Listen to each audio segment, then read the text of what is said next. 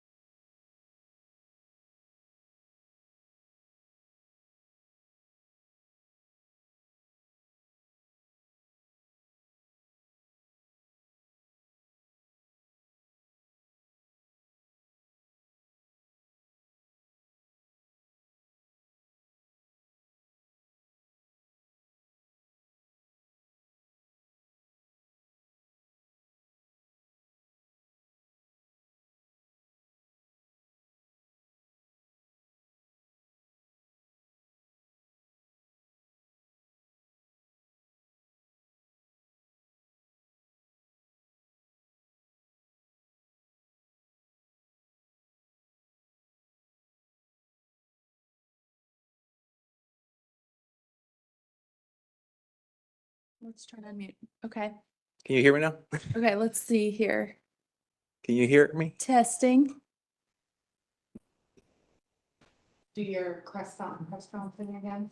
I might need to. Okay, let's see. Good thinking. Sure, digital. Okay, and correspond. Okay. This is the HDC workshop on February 11th, 2026. And we're starting with our pre-application review of 1800 Russell Avenue. The applicant is here in the room with us, and He has about 6 pages of information to share with the commission. So we'll just ask that the applicant state his name and address for the court reporter. And if you could slowly and spell your last name for the court reporter, please. And then share with the commission what you'd like to share. Okay, my name is Juan Pablo Soto. Last name is Soto is O-T-O, and I live in 1800 Russell. Been there for about 6 years. Work for the city, live in the city, been with the fire department for 23 years. My kids go to Oakland School, and my oldest just went to West Charlotte, so we're very involved in the community, very love the neighborhood, love where we're at. But as you guys know, the houses are very small, and my 3 boys are growing. There's not a lot of closet space. There's not the 3 of them share 1 room. So we've been hoping for a while, as we have saved some money, to be able to do a addition to the house. And our original plans were completely not what I'm showing you guys now. But after meeting with the nice folks here, they have guided us through what we hopefully can accomplish. So if you scroll down, I can show you a little bit. That's how the current house looks right now. We have a carport, and originally wanted to do a 2nd floor and all this stuff, but apparently that's not gonna be good. So what we're trying to accomplish is enclose that carport and extend a little bit where that wood area on there, extend a little bit that way, and then go towards the back where that fire pit is right there. Yeah. So with the use of AI, we're trying to just not spend as much money right now until we get approved. So if you scroll down, okay, so that's the plan. So the current house is what you see there. The one thing that we might wanted to do, but it's not visible, is the large window. So that window, there's a little window right now. We would just like to make it like a 6x10, just throwing out numbers out there, but it's not visible from the street. So it won't change anything from what you can see from the street. And the main thing that we are wanting to do is the carport in the area, the black part on the top. So we would like to enclose that carport and extend it anywhere between 15 to 20 feet from where current it is, and then go back that way between 10 to 15 feet. That's just, it will when the architect does the drawings and see what we can accomplish with that, we'll know. If you scroll down, that is the view from the top. That will be the addition. I marked it. The black thing is where the addition will be, and that carport area over there. And then the other thing that we're requesting is to build a shed. The request is just to make it a little bigger than the measurements that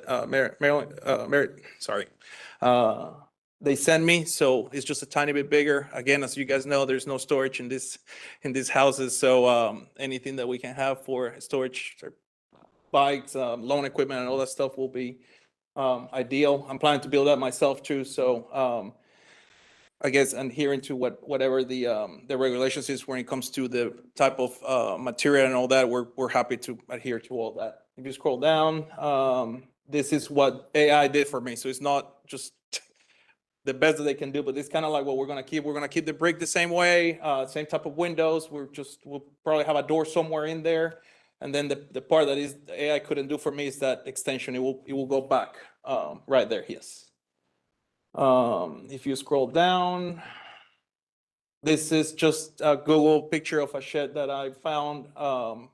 That's not the size that I want. The shed that we want is 15x20, but just to give you an idea of what I'm proposing, the color, I guess, this is just an example. It's open to whatever you guys, if you tell me it has to be pink and whatever, I'll do it. I just need a shed.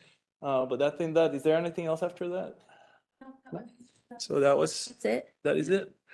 I'll also, while you're talking, I'll pull up the Google Maps too, so we can see the front of the house and the street view as well.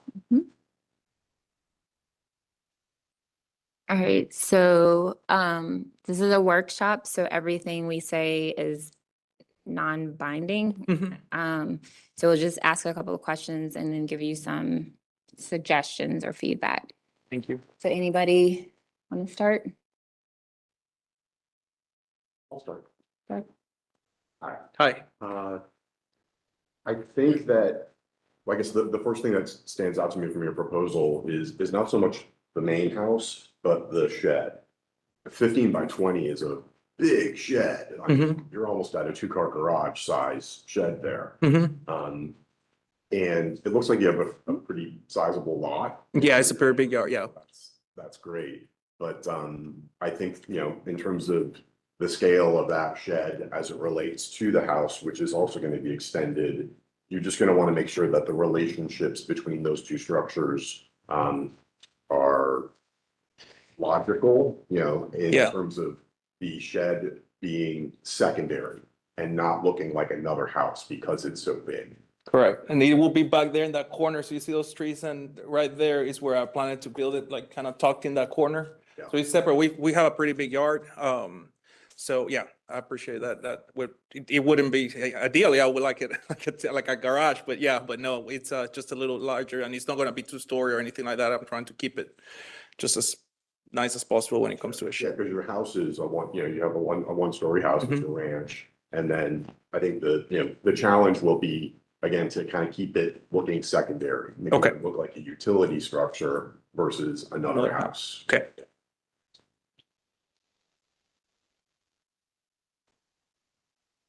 And so Chrissy, with this view, this carport is closed in and then the addition goes to the right?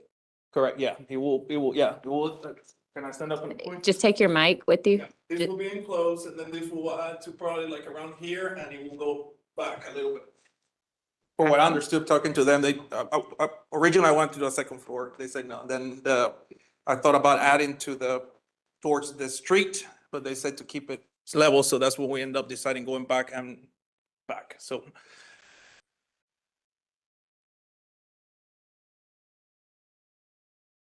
Any other comments?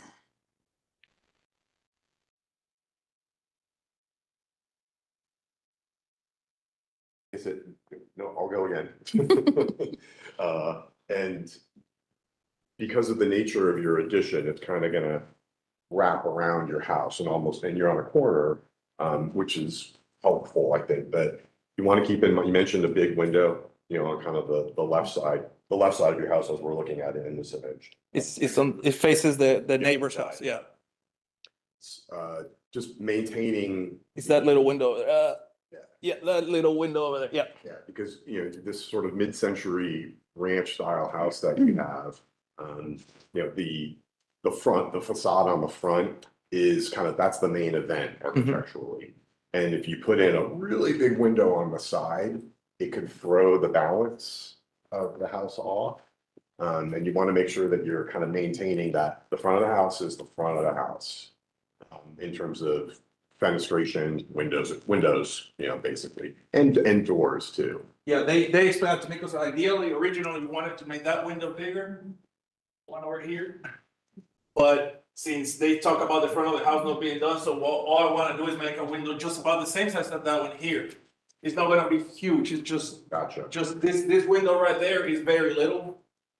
So we're trying to make our master room in there, so just to get more light, so that's what we, instead of changing this window, because that's what they told me, what you said, like the front of the house, so making that window on the side just, and again, it all comes down to money at the end. If they tell me that in that window is like 10 grand, we won't touch it, but ideally, I would like to have more light in the bedroom if that's a possibility, and that's what we chose to go to the side, so it's not affecting the front. We're not touching anything on the front. So it's adding a window to the ones that are already there, not enlarging, but adding another one. I don't know. That's the part that we have to talk, because that window, like, it probably be like replacing that window pretty much. It's just because it sits like on the, I don't know how that would look once it's there, but I just want a larger window there, so it's not necessarily adding, maybe enlarging that one, Gotcha. or taking that one off and making just a plain window that matches the front of the house. I don't know the answer to that, to be honest with you. But it will match the side. It won't be bigger than the windows that we have in the front. It's not like taking the whole thing. It's just making it adding a little bit more light. And just from my recollection, and this is to like other commissioners or Chris or staff, adding windows, because this, I know it's a corner lot, this is the interior lot, so that that's okay, is more, or, I mean, yeah, I think it's one thing, it depends what it looks like. Usually we try to avoid it on like front rooms, but you know, there may be special circumstances to the way this is situated on the lot and the visibility and all of that. Okay. So more information basically is, yeah. okay. Any other comments about, let's see here, the addition proposal?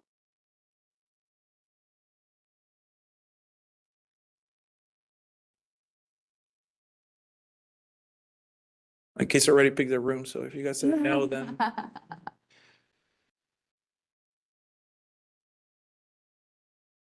Great. Well, I think that's good. Yeah. He's headed in the right direction? I was just gonna say, I think it's definitely in the right direction, and listening to these ladies is definitely the thing to do. Because they're directing you correctly. I think we just need to see more detail. It seems like you're in the right direction. I think if you just develop it further and we see more of the details of what it would look like. at this point, yeah, I want to get the architect and all that stuff. I just need, before I spend another $3,000 in an architect, I want to make sure that it's something that we can do. And that is the biggest thing, because like I said, originally wanted to go out to the front and then at the second floor. And that got scratched really quickly. So then we take this and then that got scratched real quickly. So now we're here and then it's just trying to see if this is a possibility, then we'll spend the money to move forward. I think you're getting the go-ahead. No. Okay, Am I done? yeah, Huh? yeah. Thank you so much. Thank you for your Thank time. you. Do I push this button? Yes, Give it to thank you. Thank you. Great, thank you. Okay. So let's go on to the minutes. Did anyone review the minutes? Did we have them from December? Oh, okay, no minutes. Okay, sorry. The only other staff announcement I have is, it's time for another retreat. And usually we had those in January because January usually has 5 weeks. And, the first month this year that has 5 weeks is April. So wanted to run a couple of dates by you. We have had where there's a lot of exciting things going on in our division, both with the 50th anniversary this year, with everything, we changed the logo to be and our name to be Charlotte Historic Preservation. And we talked a little bit about the trades work and heritage communities, and want to fill you in on some really exciting things that are going on with those two areas, and some funding opportunities that we've had and are working on. So how does Friday, April 17th or Friday, April 24th for everybody? And if a Fridays have worked previously. We tended to do those. It tends to be in the morning with like breakfast. So breakfast, and then it's like 3 hours, breakfast to lunch.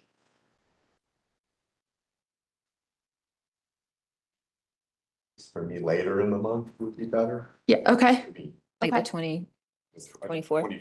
24th. The 24th is better. Okay, I could make the 17th, but not the 24th. okay. Anybody else have strong preferences? Okay. Since we are down a few members, what I'll do is I'll send a follow-up email and maybe like a doodle poll or something. And then we'll go with whatever date suits most everybody, if that sounds good. All right. Excellent. Thank you so much for that. That's all I had. Shauna, Chair Bell, do you have any other announcements or anything you'd like to address? No? No. Okay. Anybody else? Yes. Question, I didn't know if any other commissioners had received an email from our new District 6 city council member, Kimberly Owens. You did, Okay, we're probably, because I don't know if we're the only ones in 6, but you probably, I was curious. It's It was a friendly email and she was just interested in meeting to discuss the commission, what we do. Okay. I think that's something, Paige. Is that something you should send on to us and we'll help, maybe coordinate something? Okay. Both, and just you two got it. Okay, we'll ask if anyone else got it too. Okay, great. Anybody else? Update on 77, where that is, over that's Shauna, the McCrory Heights. Yeah, I'll leave that. Good. Good question. I'll leave that to Shauna. if you want to. So NCDOT put a press release out late Wednesday night saying that I'm going to try to be as objective as possible. So the press release said that they had extensive community engagement, and based on what was said, that they were recommending, I think, the elevated option. And then there was a town hall meeting Thursday for District 2, so Malcolm Graham. And that went off the rails a little bit. And so there's not clear, and so then NCDOT also said that they are still in the design phase and they are doing these community engagement centers or something like that, in order to, I guess, continue to get engagement. So that's my most politically correct way of telling you the facts. That's a great update. Thank you. Anna. Yeah.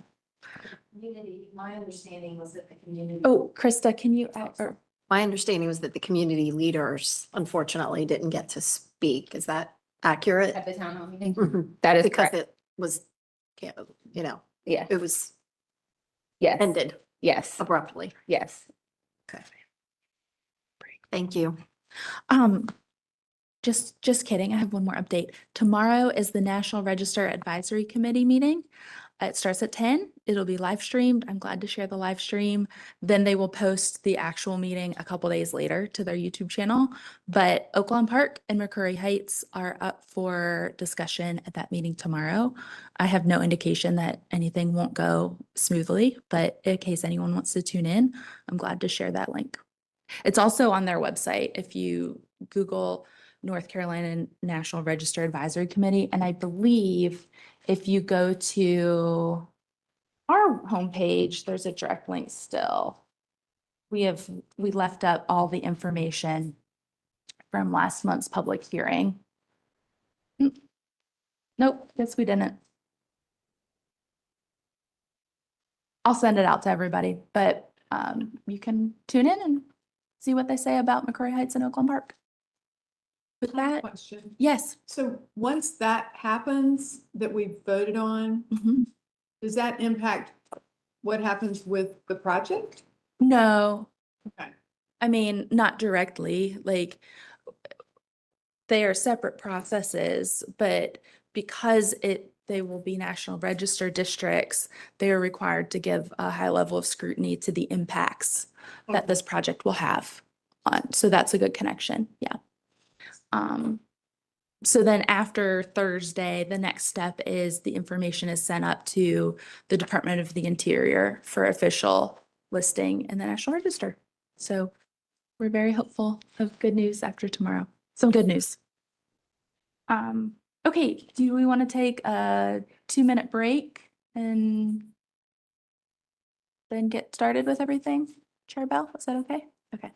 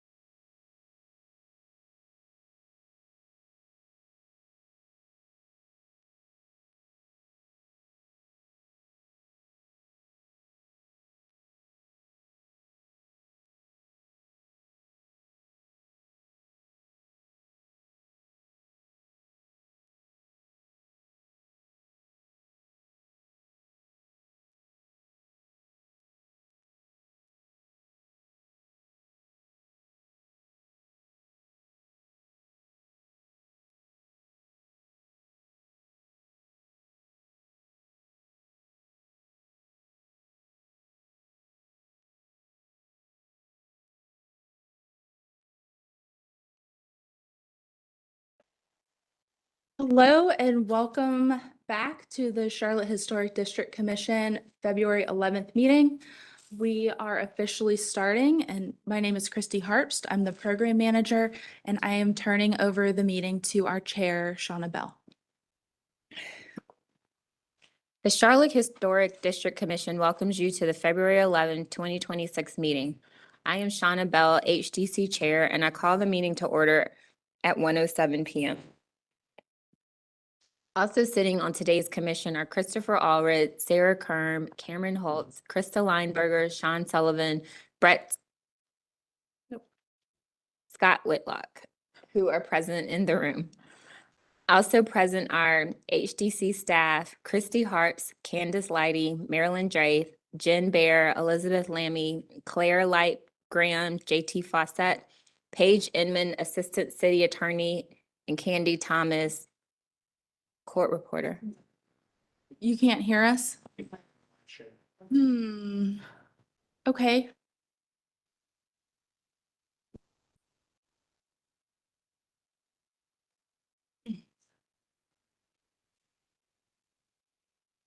Nothing changed. We're not muted.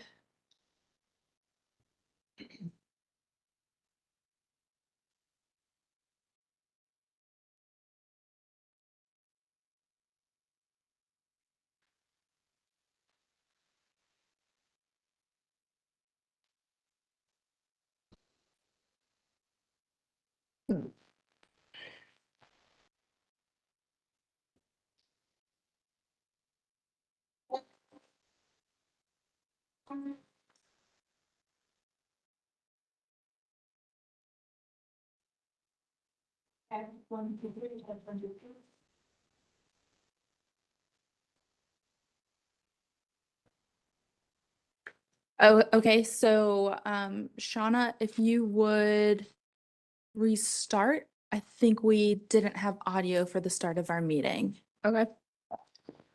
The Charlotte, My microphone's working?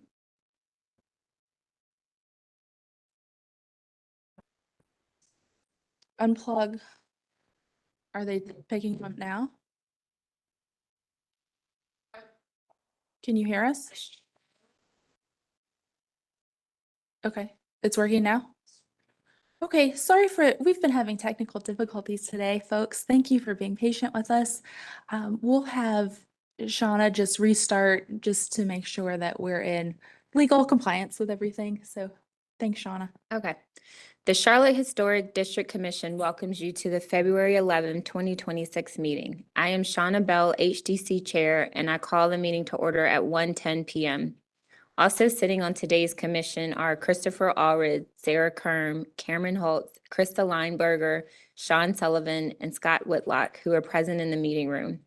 Also present are HDC staff, Christy Harps, Candace Leidy, Marilyn Draith, Jen Bear, Elizabeth Lammy, Claire Light Graham, JT Fawcett, Paige Inman, Assistant City Attorney, and Candy Thomas, the Court Reporter. I would like to start by acknowledging that this is an in-person meeting. However, the commission is permitting applicants and members of the public to participate using a remote online platform if they choose. Due to the hybrid format, I ask for your patience today as we proceed. There may be slight delays as we transition between speakers, participants, and presentations. Each of today's hearings is a quasi-judicial evidentiary hearing. That means it is like a court hearing. State law sets specific procedures and rules concerning how this commission must make its decisions. These rules are different from other types of land use decisions like rezoning cases. The commission's jurisdiction is limited. The commission must base its decision upon competent, relevant, and substantial evidence in the record. A quasi-judicial decision is not a popularity contest. It is a decision constrained by the design standards and based on the facts presented. If you will be speaking as a witness, please focus on the facts and ordinance standards, not personal preference or opinion. Witnesses must swear or affirm their testimony. While hearsay evidence is not specifically excluded, it is only given limited weight. Participants in today's evidentiary hearings were required to provide a copy of any presentation, document, exhibit, or other material that they wish to submit during the evidentiary hearing prior to today's meeting. All such materials, as well as a copy of city staff's presentations and documents, were posted online prior to this meeting and may be viewed by visiting the HDC webpage. For everyone participating remotely in today's meeting, we ask that the following guidelines be observed. Please make sure you are on camera using a video source during any testimony. Please mute your audio when you're not speaking. Use only one source of audio, computer or phone. Do not put your phone on hold. Make sure you are in a quiet area. Please turn off or silence electronic devices and do not speak over the person talking or you will be asked to leave the meeting. Please use the raise your hand tool. Please do not speak unless recognized by the chair or by staff. Because the commission is a quasi-judicial body, any speaker for or against an application must be sworn in. Any individual wishing to speak for or against an application was asked to sign up and provide any additional evidence in advance of the meeting. During the hearing, I will further open the floor to anyone who has joined the meeting today by telephone. When it is your turn to speak, please begin by stating your name and address. The review of each application consists of the presentation of the application and deliberation. The application is presented by the HDC staff. The commission will first determine if there is sufficient information to proceed with the hearing. The applicant presents their testimony for the application.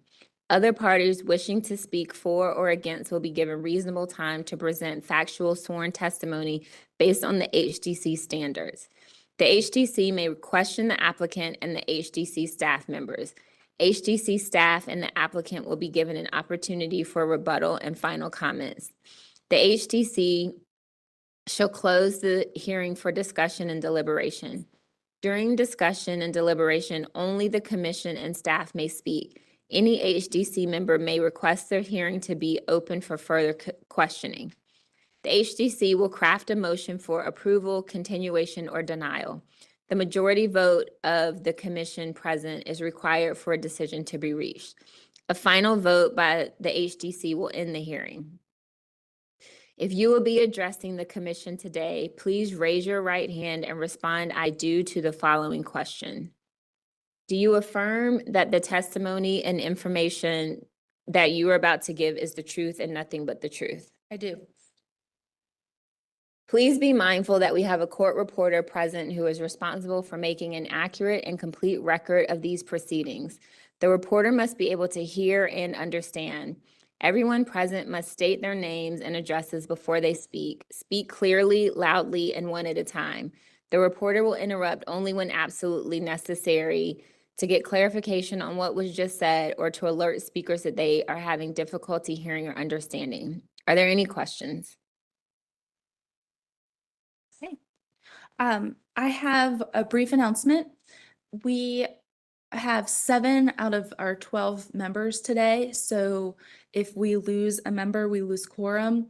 We have recusals for application item number 6 and application item number 8. So we will not have quorum for those items, and those items will not be heard today. They will be automatically placed on the March agenda.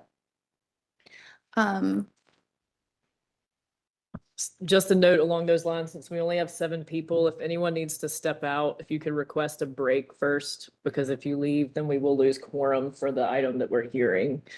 So, thank you. Okay, our first application is 716 Lexington Avenue. It is a request for some front porch changes. This application is a consent agenda item. See here. So they are asking to, first of all, these are changes to non-original elements of the front porch. The building was constructed in 1996, and the front porch had been subsequently changed since that construction. They are asking to replace steps, columns, railings, gutters, and downspouts with new items. They want to add brick front porch steps.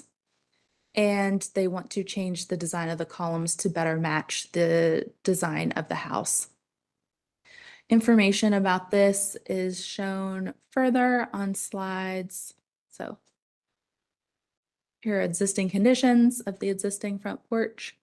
Slide 5. And the proposed changes are shown on slide 7.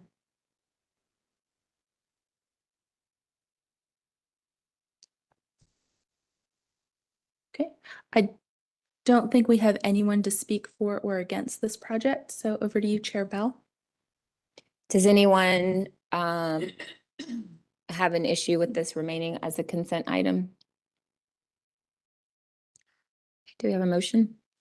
I move, I'm happy to make it.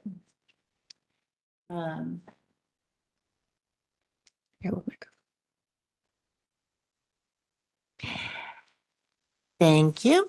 So I move that we approve this application as it is not incongruous with the district and it does meet the Secretary of Interior standards for rehabilitation, numbers 9 and 10, and the City of Charlotte design standards for porches 4.8.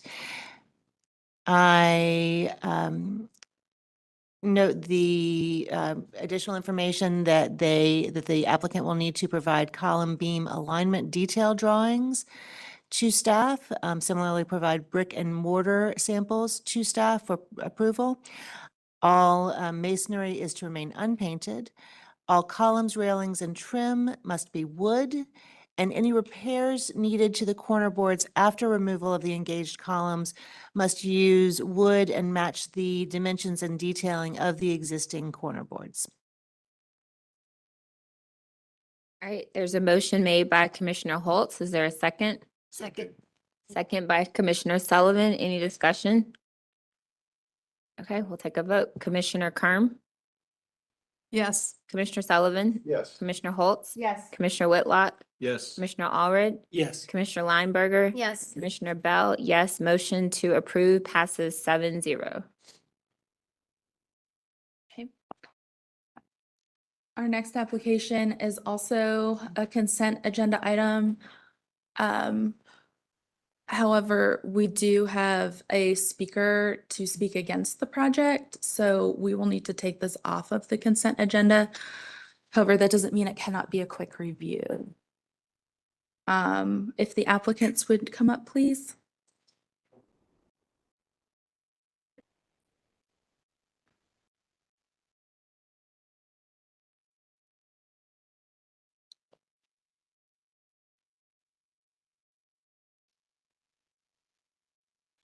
Okay, and you've been sworn in, and if you would press the button to turn it green. This project is minor changes to a site plan, courtyard elevation, and the ideal way elevation to meet other permitting and zoning requirements. So with that, it is outlined on slide 1, 4, 1, and 2. The staff is recommending approval with conditions, and the plans start on slide, let's see, 6. Is there anything you'd like to add? No, these, like you said, these were just issues that came up between land development and zoning that were in conflict with the approved plans. We fought a lot of issues and pushed back. There was a couple of issues that we had to relent on or we would not get permitted. So yeah, the one issue is just the size of the driveway. They were wanting to keep it, but they have to widen it for reasons related to the code. We're not widening it. We're leaving it exactly like it is. We like the HDC's idea to skinny it up, but we can't skinny up because Oh, we're I see. commercial property. So we're leaving it exactly like it is, 26 feet wide. Thank you for that clarification. They've also had to add a little roof facing Kenilworth Avenue as an entrance. That's the major change. Canopy. Mhm. And then there are some eave design changes just to make some alignments as well.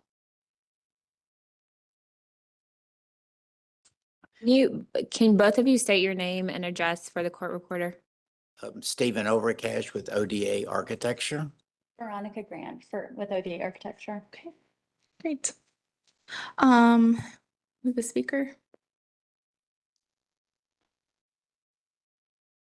Hi, Russell. Have you been s- Hello.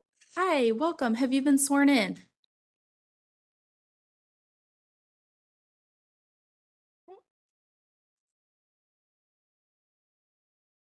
Hi, Russell. Have you been sworn in? Yes, I have. Can you hear Oh. me? Or Wonderful. Yes, we can. Okay. Would you like to share any comments you have about the proposal? Yeah. Should I state my name and address first? Or Oh, yes. Thank you. Good catch. Thank you.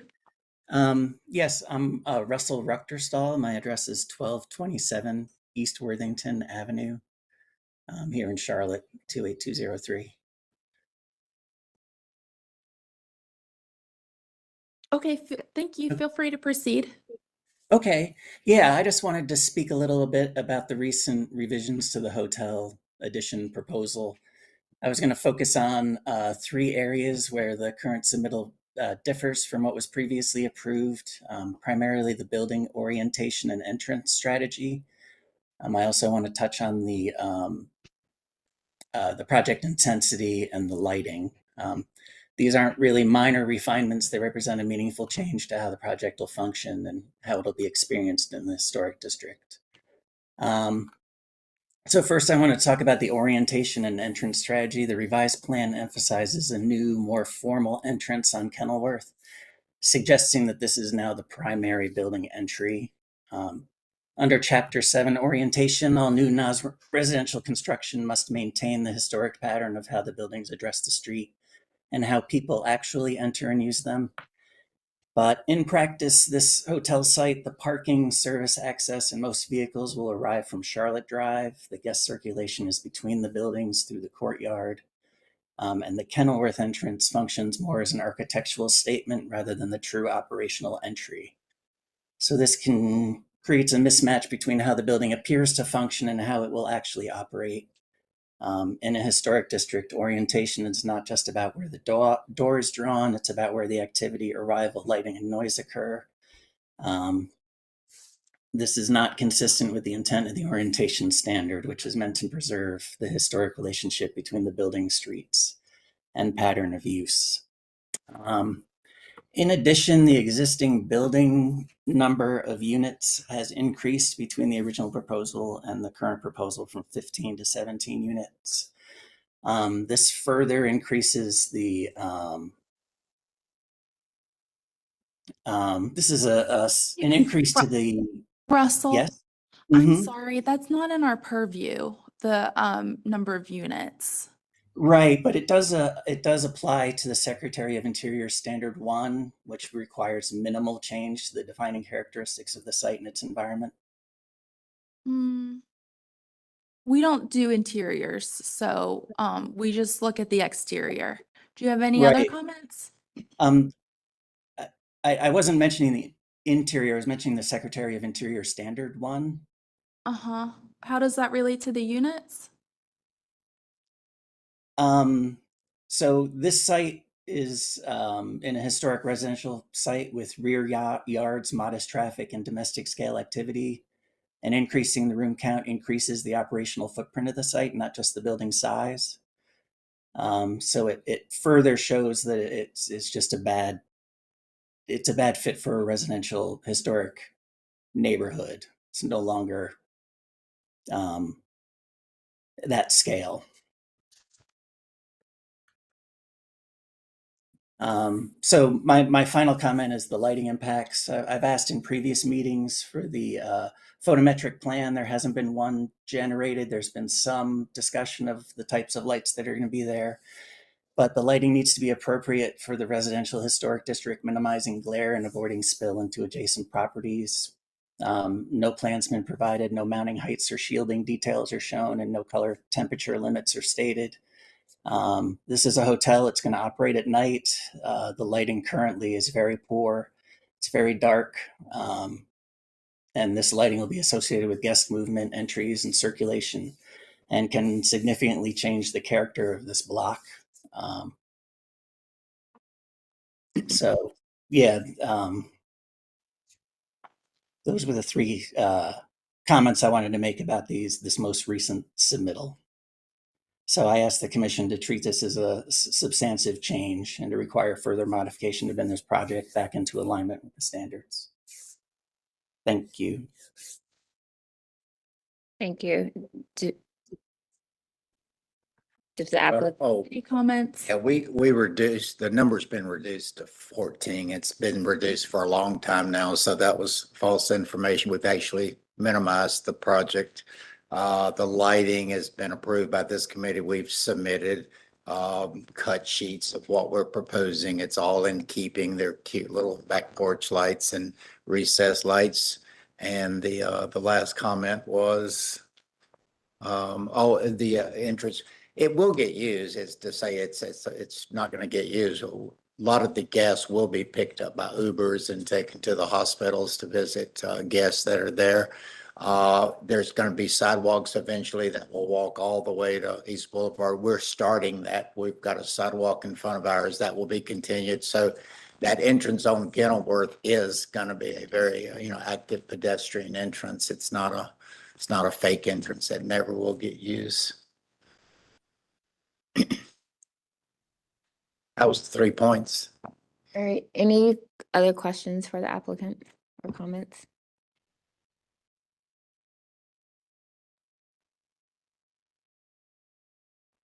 All right, we'll close for deliberation.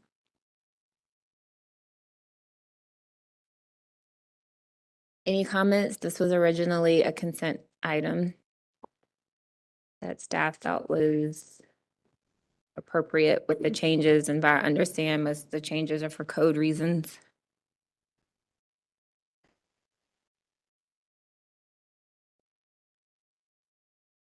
Well, having been a part of the original approval process and understanding that and these changes, I'm prepared to make a motion. Go right on ahead. I submit that we approve this this project as it's not incongruous with the district. It meets the Secretary of Interior's standards for rehabilitation, numbers 9 and 10, and the City of Charlotte design standards for new construction for non-residential buildings, Chapter 7. Per 10.4.1, the rules of procedure, staff recommends approval of the project for the meeting standards and that the item be heard as a consent agenda with permit-ready construction drawings submitted to staff for final review with the following conditions. Eave design on second-level roofs should be open to match first level, provide dimensions for new driveway width, provide pitches of second-level roofs, add note to the plans that all new masonry will be unpainted. Okay, there's a motion by Commissioner Whitlock. Is there a second? Second. Second by Commissioner Holtz. Any discussion? Okay, we'll take a vote. Commissioner Kerm, Commissioner Sullivan, Yes. Commissioner Holtz, Yes. Commissioner Whitlock, Yes. Commissioner Allred, Yes. Commissioner Lineberger. Yes. Commissioner Bell, yes. Motion to approve with conditions passes 7-0. Our next application is also on the consent agenda. It is 600 East Worthington Avenue. This application is for rear porch changes. This is, and I will scroll down to slide 4. This is a corner lot at the corner of East Worthington and Winthrop Avenue. And the changes are back here and face Winthrop. This is a previous addition was made to this house. This is a really good view. Here's the porch that we're talking about at the bottom right corner of slide 6. And here's the view from at the top right corner from the sidewalk. The lot does slope down, so there will be some visibility, but that is why it's here before the commission for review, being a corner lot. The existing conditions on the left elevation and the proposed left elevation are shown on slide 10. The rear elevation is on slide 11. And the right Winthrop Avenue facing elevation, the right elevation is on slide 12. They're proposing casement windows, and then they are also proposing to infill a little portion right here with siding and some windows. Plans are on slide 13. And I don't think we have anyone signed up to speak on this. So over to you, Chair Bell. Is there any commissioner who would like to remove this from the consent agenda? Hearing none, do we have a motion? I'll make a motion to approve the project. It's not, because it's not incongruous with the district and meets the Secretary of Interior standards for rehab numbers 9 and 10. And the City of Charlotte design standards for porches 4.8. Ask that the owner/client provide permit-ready construction drawings submitted to the staff for final review with the following conditions. The porch changes will be reversible. B, provide wall sections showing the alignment of porch, column, beam, knee wall, and window. Provide detailed drawing with dimensions and material changes for ganged windows. Provide window specifications that meet HDC standards for staff approval. All shake siding will be wood and individually applied in a pattern to match the existing building, and all trim will be wood, A through F. All right, motion made by Commissioner Carm. Is there a second? Second. Second by Commissioner Holtz. Any discussion? Take a vote. Commissioner Carm, Yes. Commissioner Sullivan, Yes. Commissioner Holtz, Yes. Commissioner Whitlock, Yes. Commissioner Allred, Yes. Commissioner Lineberger, Yes. Commissioner Bell. Yes, motion to approve with conditions passes 7-0. Okay, our next application is 1817 South Mint Street. It was continued from the November meeting. Troy Knight is the applicant. And I am turning the presentation over to Elizabeth Lammy.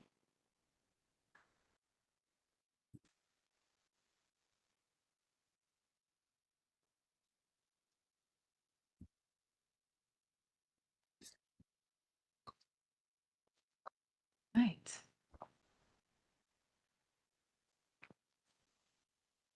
Right, here we are at 1817 South Mint. This application is continued from the November 2025 HDC meeting for context and height, setback, roof forms, elevation changes, and an updated site and tree protection plan. The revised items are provided by the applicant, starting on page 3 of the staff memo. And they also provided additional information in the agenda supplement. We have Troy there. Is Ashley online Yes, as I'm well? here. Okay. Have you all been sworn in? Yes. Okay. Yes, I just wasn't on camera. Okay. If Troy and Ashley, you can say your name and address for the court reporter and just let me know where you'd like to start. Ashley Jimenez, 419 South Mulberry Street, Statesville, North Carolina. Troy Knight, 1108 East Catawba Street, Belmont, North Carolina. And I'll let Ashley take over. Just let me know where you'd like to start. Thank you. I would like to start on our application, the presentation, where we are looking at the context, the location. Okay.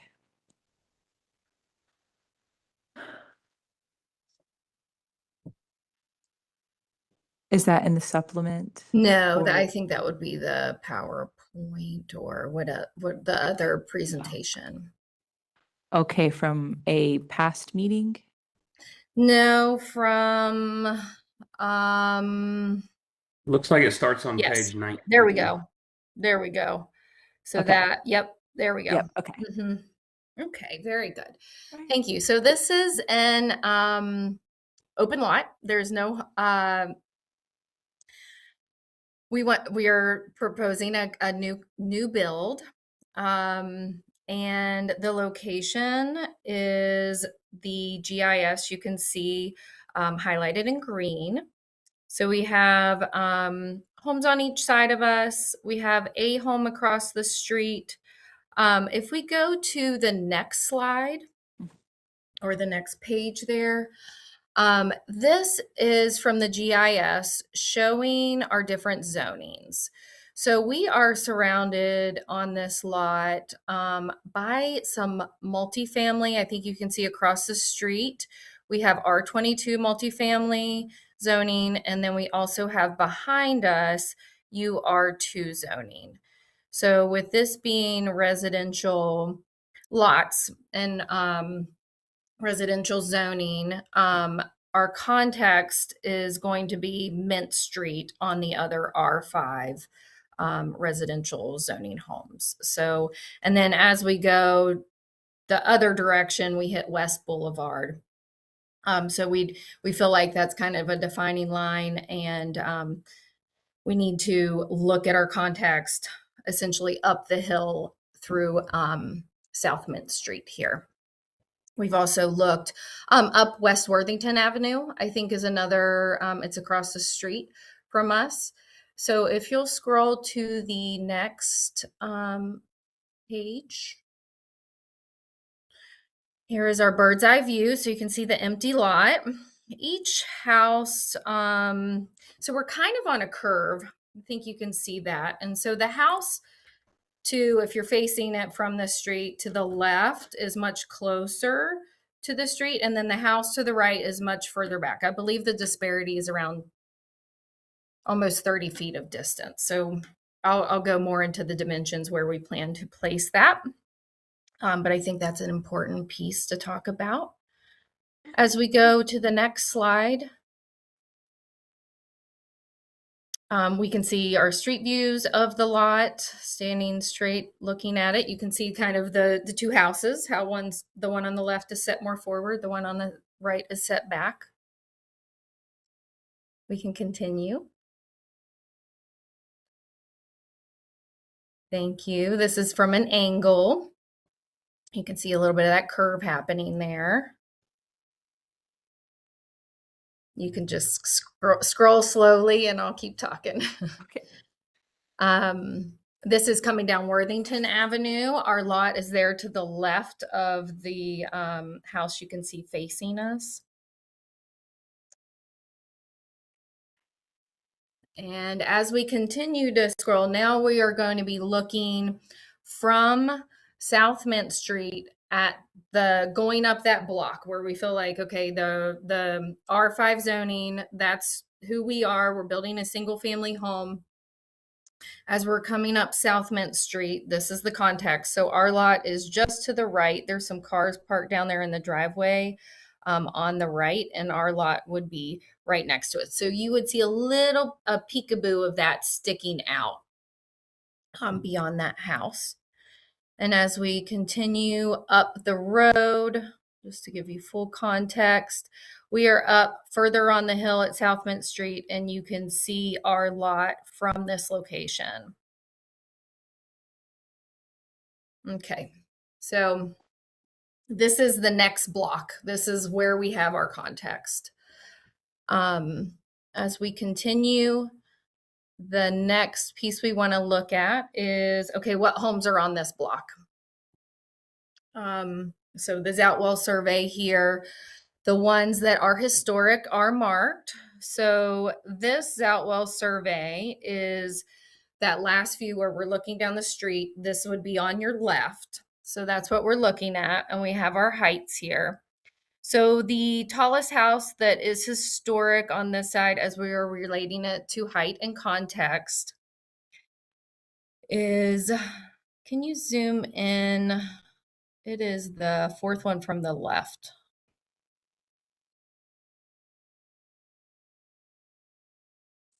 From the left. Yeah, it's got a shed dormer and then a gable.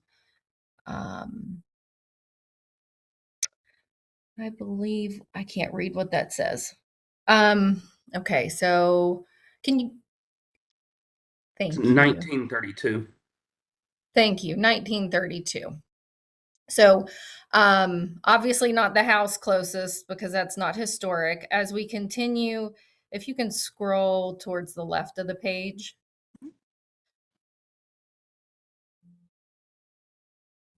Okay. Yes. 1932. Thank you. So we can see our heights there. And then if you'll scroll back up to the last view, I just want to point out that that last street view is taken in front of that house, where you can see our lot from standing in front of this home. And then if we can scroll down to the next Zoutwell survey, we'll look at the right side of this street as we're standing. And across from that is, it will be the fourth house from the right on this survey, just looking at heights based on historic homes. These were the two, kind of the top of the heights. This one is over 28 feet, I do believe. And I may be able to look at it more quickly on my presentation, my computer.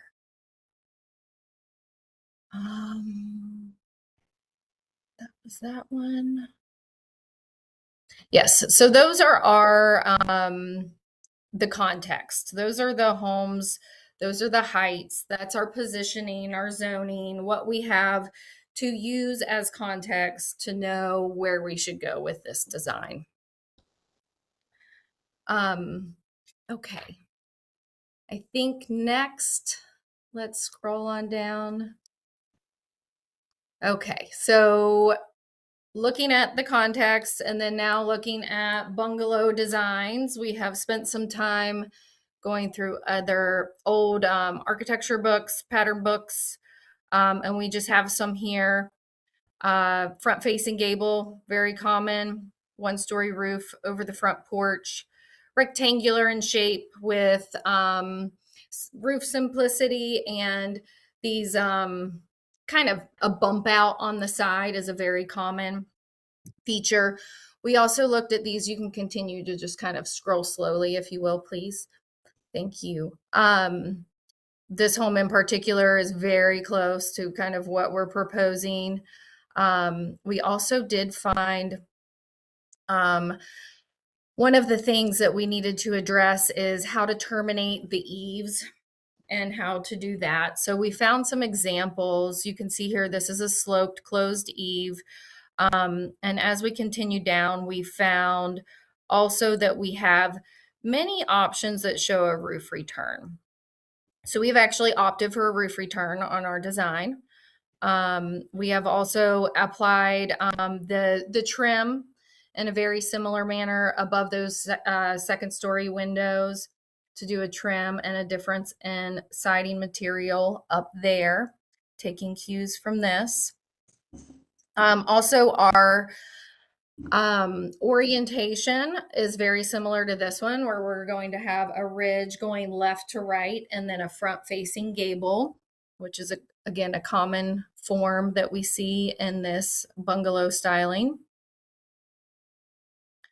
You can continue through. And then, yep, just kind of more, they're all very similar, similar patterns that we see here. Continue on. We have shed dormers similar to this, side facing gable, front facing gable. And then we even found, if you can go to the supplemental now, we did find a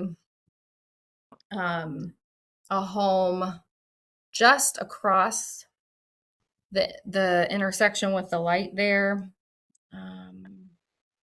It's the first page of your presentation. Just a moment. Okay.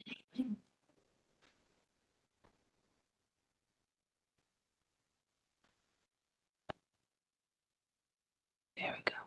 Here we go. We found this home. This is on the same street, just up the block some, 2 blocks away, looks like, with that address.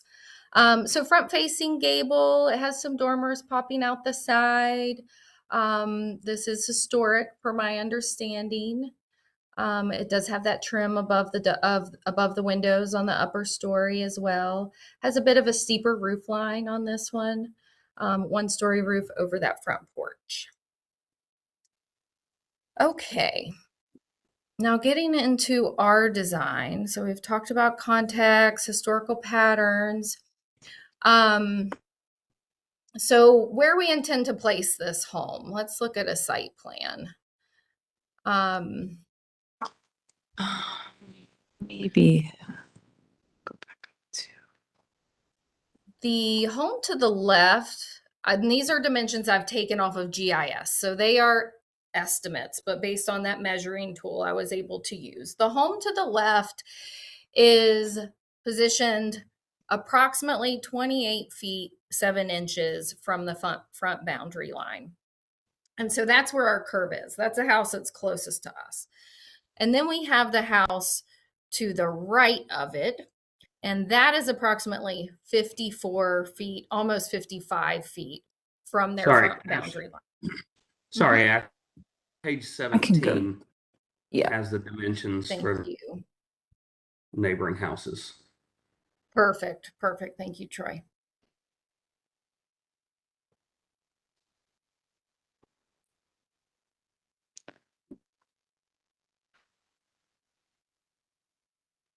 There we go. Yes. So I have dotted, or I have drawn in kind of where those foundations are located and those dimensions that I just gave. And so our home, we feel like based on that curve, based on how the other homes are positioned, it needs to be somewhere between 28 foot 7.5 feet from the front boundary and 54, almost 55 feet from the front boundary. So we are proposing that this home sits, it's 42.2 feet from the front boundary, which is kind of right in the middle.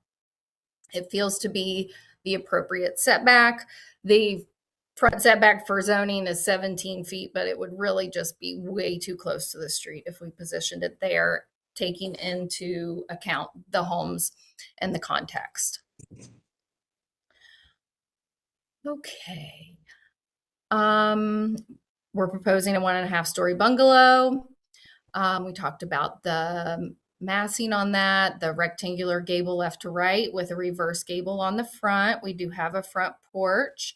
We do also have some shed dormers towards the back of the home.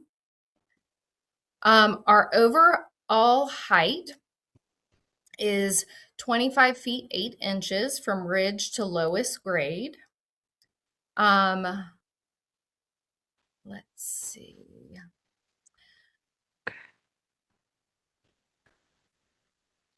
Okay.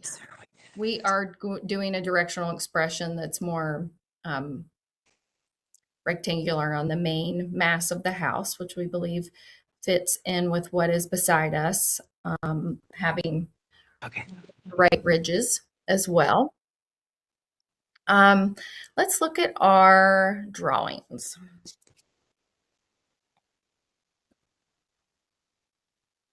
Okay, so we can see here we have our 1-story porch roof with our millwork columns sitting on brick bases. This brick will, of course, be unpainted. We have brick stairs entering the front of the home. You can see our gable roof lines. We have both renderings and elevations. We also have, of course, column detail and beam alignment detail. You can see our trim above the upper level window, our new return soffits and the detail for that, roof returns on those. Thank you. On the right side of the house, we have also applied those roof returns. One of the items that from the last meeting was to play with the or to detail out further the bay window that's there at the kitchen sink. And so we have provided that bay window detail as well as clean up some of these roof lines back here. And this is the cleanest way we were able to find that to clean those up was the roof returns. And maintaining the same overhang all the way around the house. We have our shed dormers, of course, at the back, and they are set off of the main walls below, so they meet your requirements for that. As well as we want to have minimal siding shown both below the window and above the window. So we've achieved that by adding trim detail above the window at the soffit. We have noted all pitches on these elevations. So all the roof pitches are there for you all to see. I'm happy to answer any questions in regards to those. Our foundation height will be 1 foot 8 inches of exposed brick.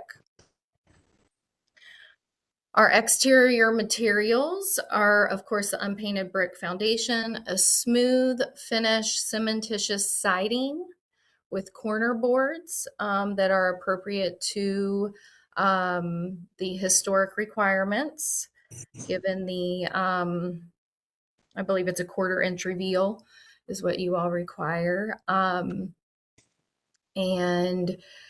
we also, above the trim at the front elevation and the side elevations in the gable and the rear, we want to transition to a wood shake siding. So that will be real wood, probably painted up there. Our front porch is a concrete porch with a brick rowlock edge, as well as our rear porch. We do not have any railing on this home, as we are less than 30 inches from grade to our porches. We do have a bracket detail in the gables, which is part of our presentation here today too. Those are always nice when we're talking about bungalow style homes. So we have proposed those.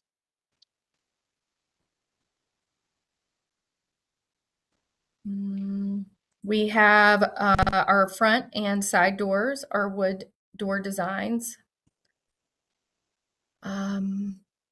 We talked about our roof detail. It'll be, and roof, of course, will be asphalt shingles. We have our window casing detail as part of this presentation as well, for the double windows to have the thicker piece of trim in between there. Here are our doors. Yep. So those would be wood, and of course in bungalow styling. We do have a big sliding glass door on the back of the home going out from the living room to the porch. We've also done another roof detail in the back here, where we have a separate roof overhang and some additional brackets there. We have in the supplemental, we actually are proposing dropping that roof just a little bit. So what we'd actually like to propose is here, where we have pulled that extra roof line down a little bit further to get away from the roof return and that roof having any sort of interaction. We have a gap now in between those.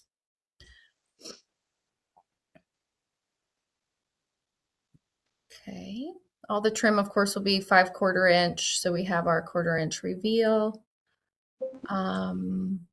Our windows are aluminum clad windows. We are proposing let's see what our grid pattern is, a 6/1 grid pattern. And we do have some windows that need to be casement windows for egress, and we will apply that same design detail to the casement window so that it appears to follow the pattern of the double hung. Okay, let's see what else we have here.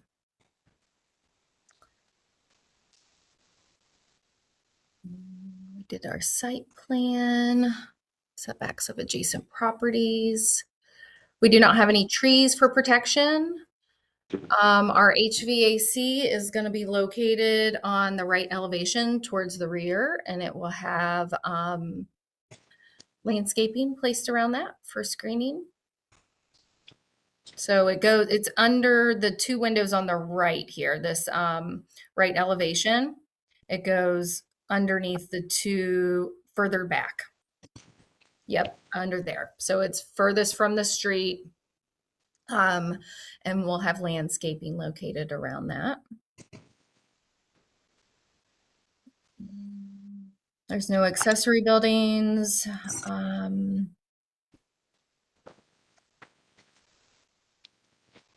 do believe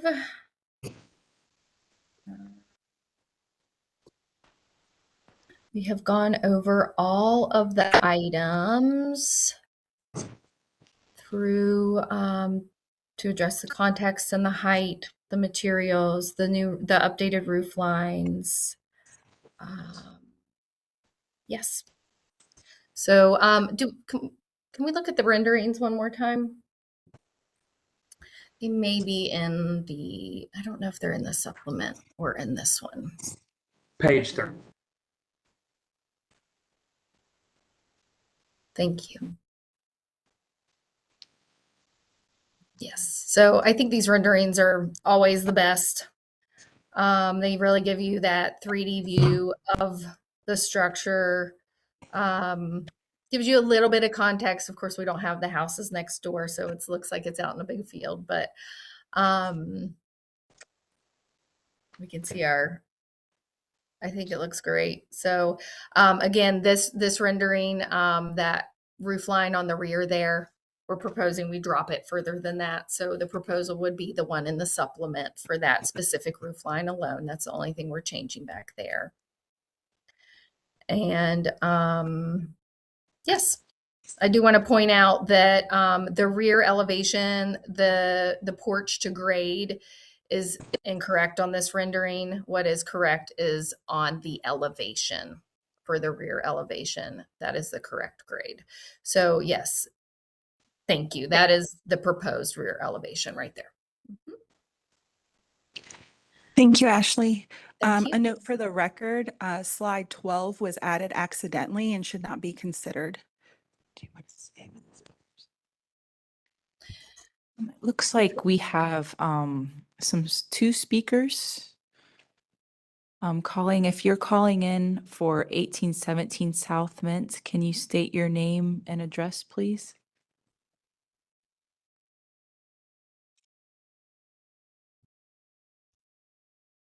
Okay, last chance to speak on behalf of 1817 South Mint. Heidi and Bill? Okay. And happy to answer any questions. Thank you. All right. Any questions from the commissioners for this applicant? I had a question actually on the fireplace, the exterior fireplace at the end of. Yes. Is the image provided in the agenda supplement, is that a rendering or is that a photograph that's been edited? It just looks a little odd. That's a photograph of the actual fireplace from an angle. Okay. And has any brick sample been provided so that we can understand what it's been made out of or what you propose to make it out of? The fireplace matches the brick for the foundation, unpainted red brick. Those were sent to staff at one point. And they were approved at that point. Is that correct? Yes.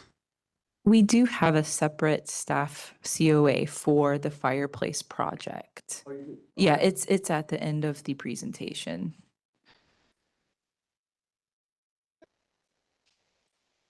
Okay, and then I think you covered this in your presentation, but I need to go over this again.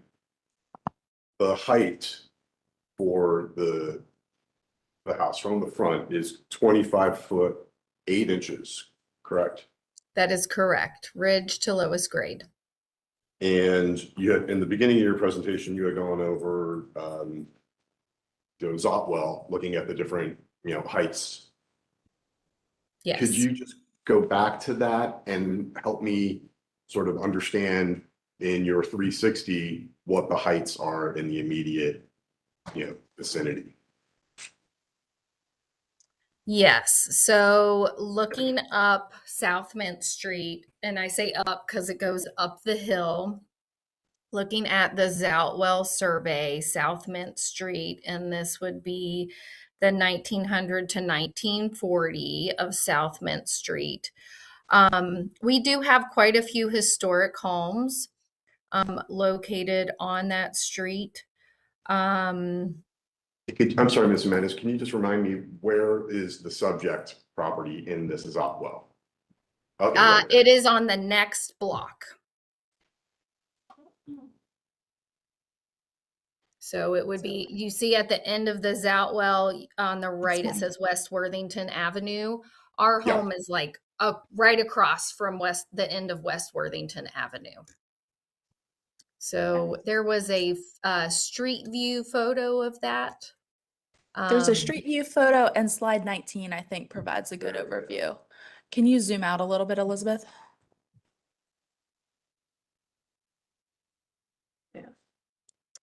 So our subject property is there in green. And then our block there has 4 homes that faces South Mint Street on our side. And there is 1 home that faces South Mint Street on the other side, but it is not a historically approved home, or it was under different conditions that it was approved. And so we don't have a whole lot on our block to look at. And then being surrounded by multifamily on 2 other sides, this is really where we have to look for our context. But what is the context of the neighboring structures? I would say they are horizontally facing the street in nature, left to right ridges. We have different heights. Let me look at the specifics. Okay.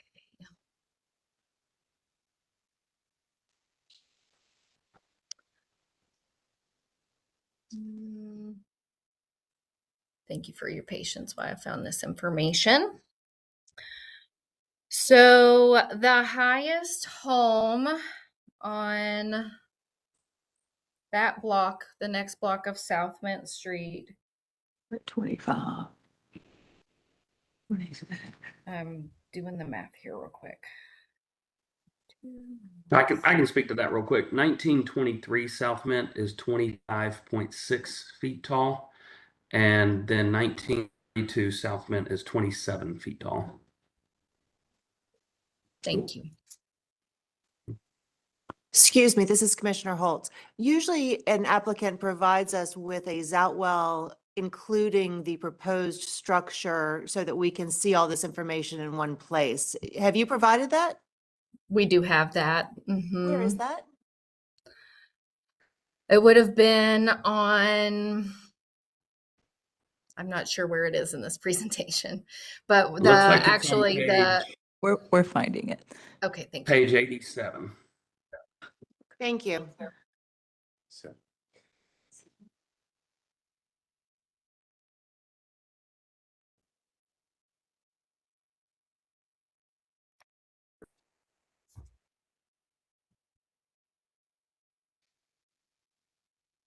So those are the only 3 homes on that block.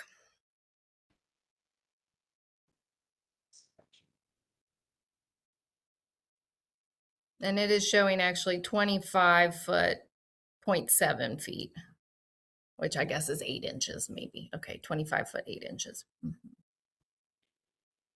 So I'm looking at slide 87, looking at the Zotwell. So the house to your left, 18, is that number 1813? Looks like Yes. 18.5. That's showing a height of 18'5". And then the house immediately to the right number 1821, shows 15'9".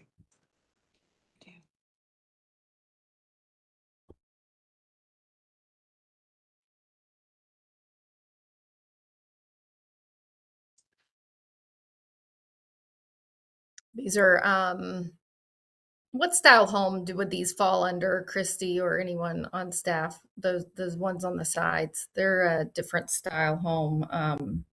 Is it American Yeah, I believe it'd be American Small. Small House? So this was continued from November, and the first item that it was continued for is context and height. The proposed single-family home is taller than the historic houses in a 360-degree view, standard 6.1 to 6.4 in scale, 6.10.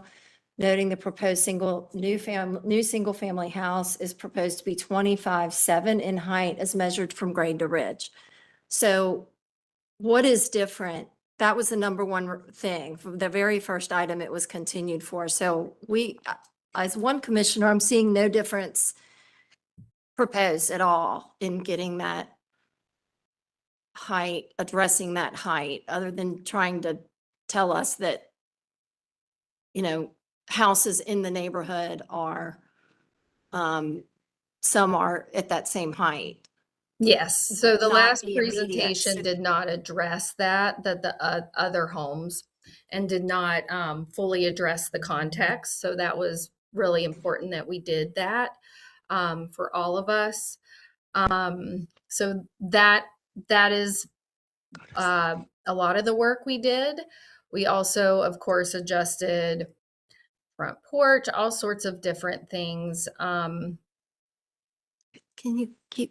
So just a friendly reminder to the commission, when this project was originally approved before now, the applicant at the time used 1932, which you can see on slide 79 as the basis for their height, which is further up the street. But that was used in the original approval for this structure. So just keep that in mind when you're looking at this as they come back through, because that was one of the reasons they got the height in the first place. And what is the existing structure again? The existing height of the, 27 feet. What's the height on and what, 1932? 1932 is 27 feet. Our structure is proposed at 25 feet 7. 20. it's approved. Got it. And then across from 1932, that home is 25 feet 7 inches. So I think the challenge for us is that what the original approval was 2310. So I think we're just not seeing that reduction in scale. So what we have applied some things. I think we all know what's happening here that I'm not allowed to say, but what we have done is we have used methods such as trim location above the upper level windows in an effort to create a stopping of the eye.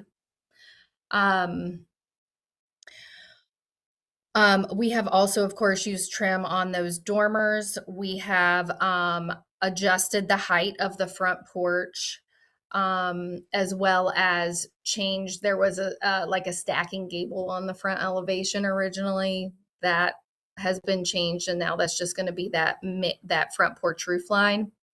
So we have made efforts to bring that down.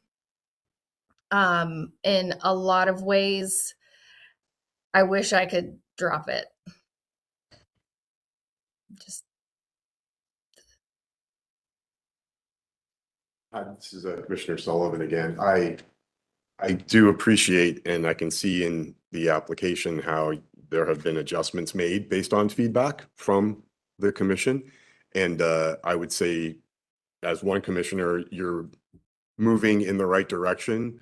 I think, in my opinion, there's some more stylistic congruence with bungalow architecture with what you're proposing now versus in the past. But that height is still, again, speaking for myself, a consideration.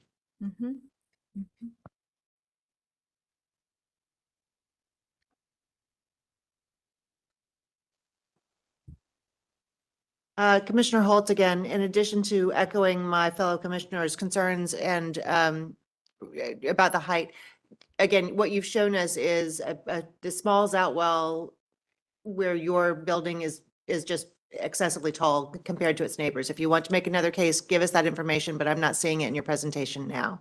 Secondly, let's move on. The massing altogether just seems large to me for the bungalow style, but I do see the ways that you've tried to bring it in, and I applaud you for that. Lastly, the doors in the back, sliding doors are not something that I have seen in this style. I was also curious about your notes or the staff notes about aluminum clad windows. I thought that was a material that was not typically present in this area. I'd love to hear your thoughts. Staff, So- would you guys like to speak to those? Sure. So we approve aluminum clad on new construction all the time. And then the sliding glass doors are in the rear where we give a little bit of latitude. It's also under a covered porch, well depth far back. So it's not as visible as it would be if it was on the thermal wall. Mhm.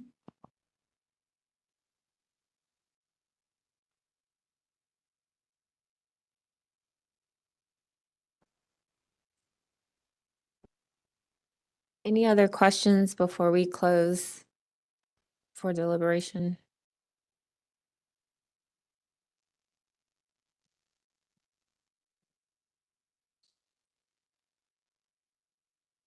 All right, we will close.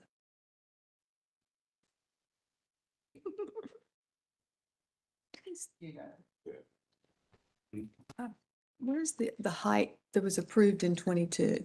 What page is If that? everyone could use their mics. I'd love to ask that. Can I ask what the height was in 2022 when Candace referenced the approval? 2310 and 3. Where did y'all find that? It's on the approved, what was previously No, I just didn't know what page. the application. Oh, sorry, 119. Okay, thank you. Just remembering though that we're not comparing, we're just considering whether this would be approved with the knowledge that, you know, originally that 1932 was considered part of the context.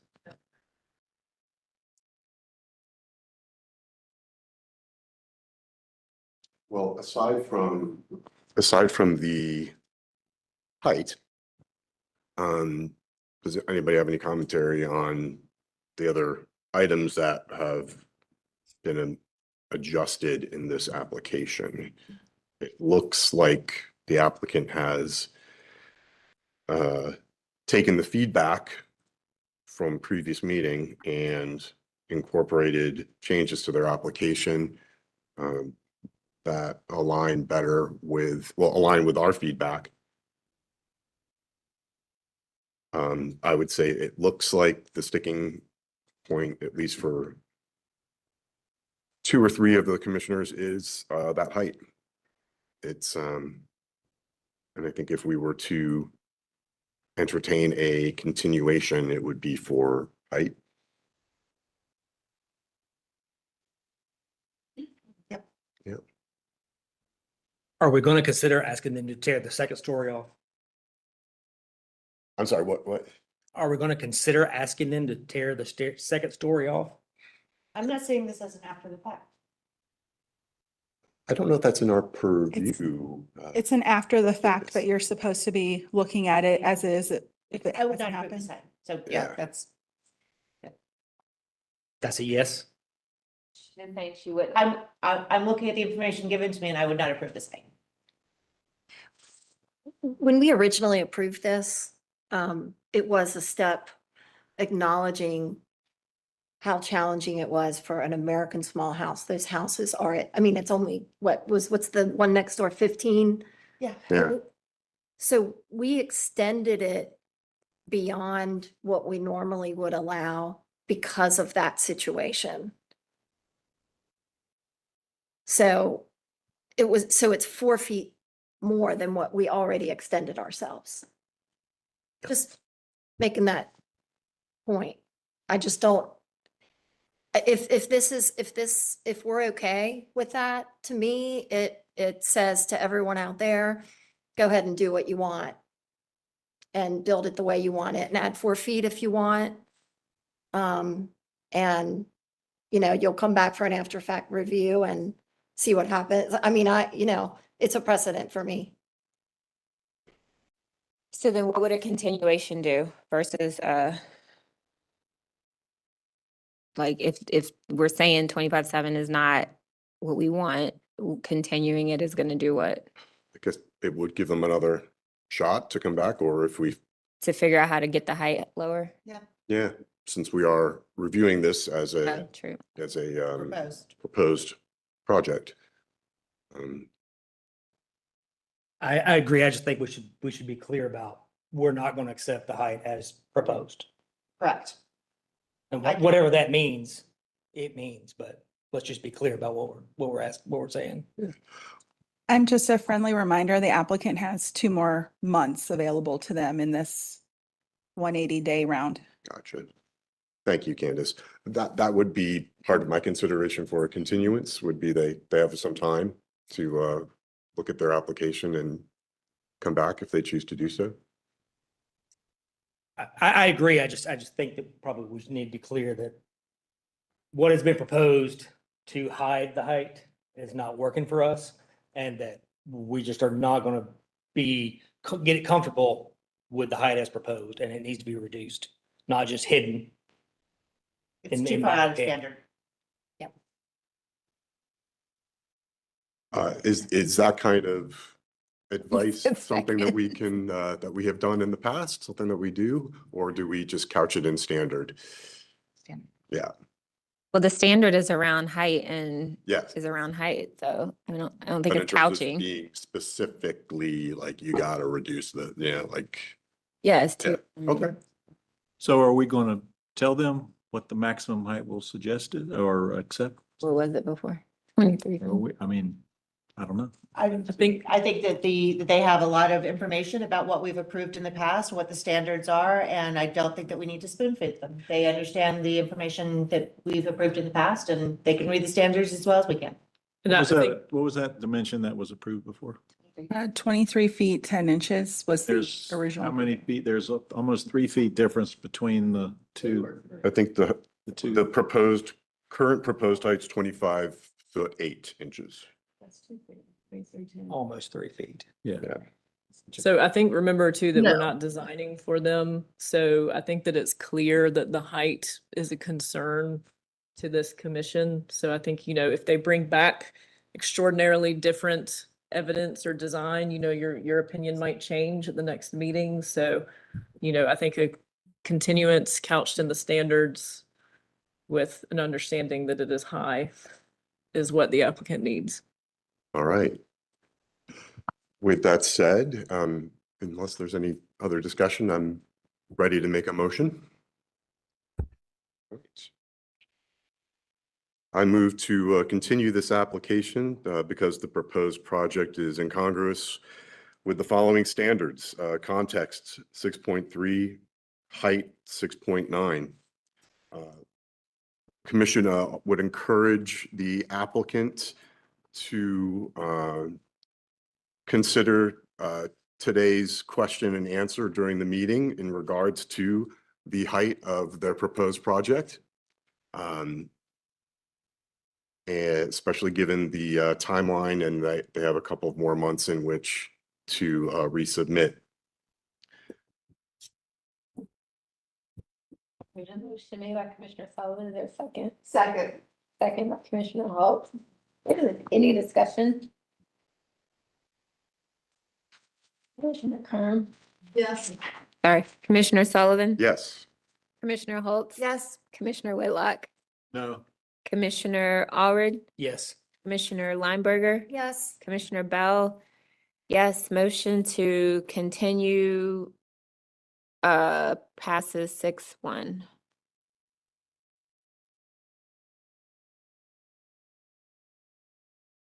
Thank you. Our next application is 300 through 308 East Worthington. And I believe the applicants are in the room. Hi, Tim. Okay. This application is for new construction of a commercial structure to include retail and basement level parking. The applicant provided site plans on slide 7 through, oops, it's very large. 7 through 9. Context photos on 10 through 12. A Zotwell survey on slide 13, and then some floor plans on 14 through 16. Elevation starts on slide 17 through 20. Context photos on 21 through 23. I'm sorry, 24, and then details on slide 25 through 29. And a nice 3D rendering on slide 30. If you would state your name and address for the court reporter, and we will let me know where you'd like to get started. My name's Tim Finan. My address is 1950 Abbott Street, 28203. There's also a supplemental too that There has is indeed. additional renderings that we were able to finish before then. And that is on slide 6 of the supplement, 7. Yeah. 6 and 7 of the supplement. Okay. I think we've been in here before. We went through the kind of preliminary meeting with you guys, which was nice. Got some good feedback from everyone. So this project's exciting for us. It's right on the edge of the district. So it kind of creates a gateway between the Lilia Hall building. So if you see in this, directly across the street is the Lilia Hall building. Probably. That's probably a good way to see it. Yeah. So that section right there kind of shows the whole street of Cleveland Avenue.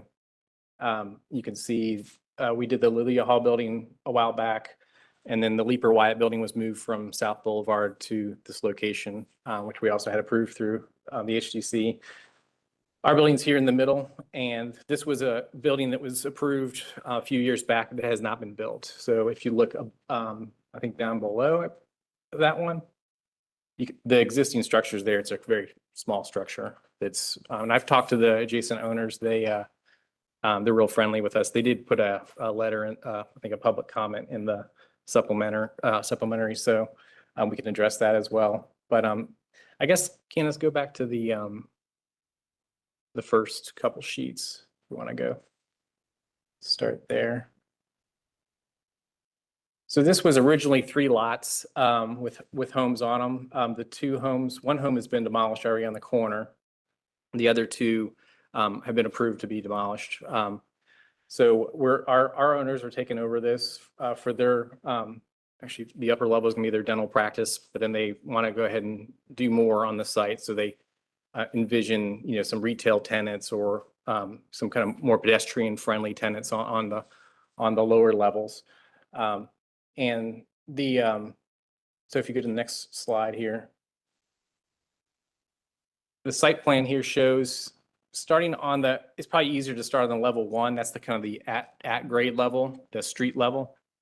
You can see how the building has a larger piece that's on the corner. And then it steps down to a smaller piece and steps back a little bit. And that piece is a 1-story portion. So we have the 2-story down to 1-story to deal with the scale from the corner down to the more residential scale. So we don't overpower the residential side. There's also a required landscape yard buffer here, 25-foot landscape buffer that's required by the city of Charlotte.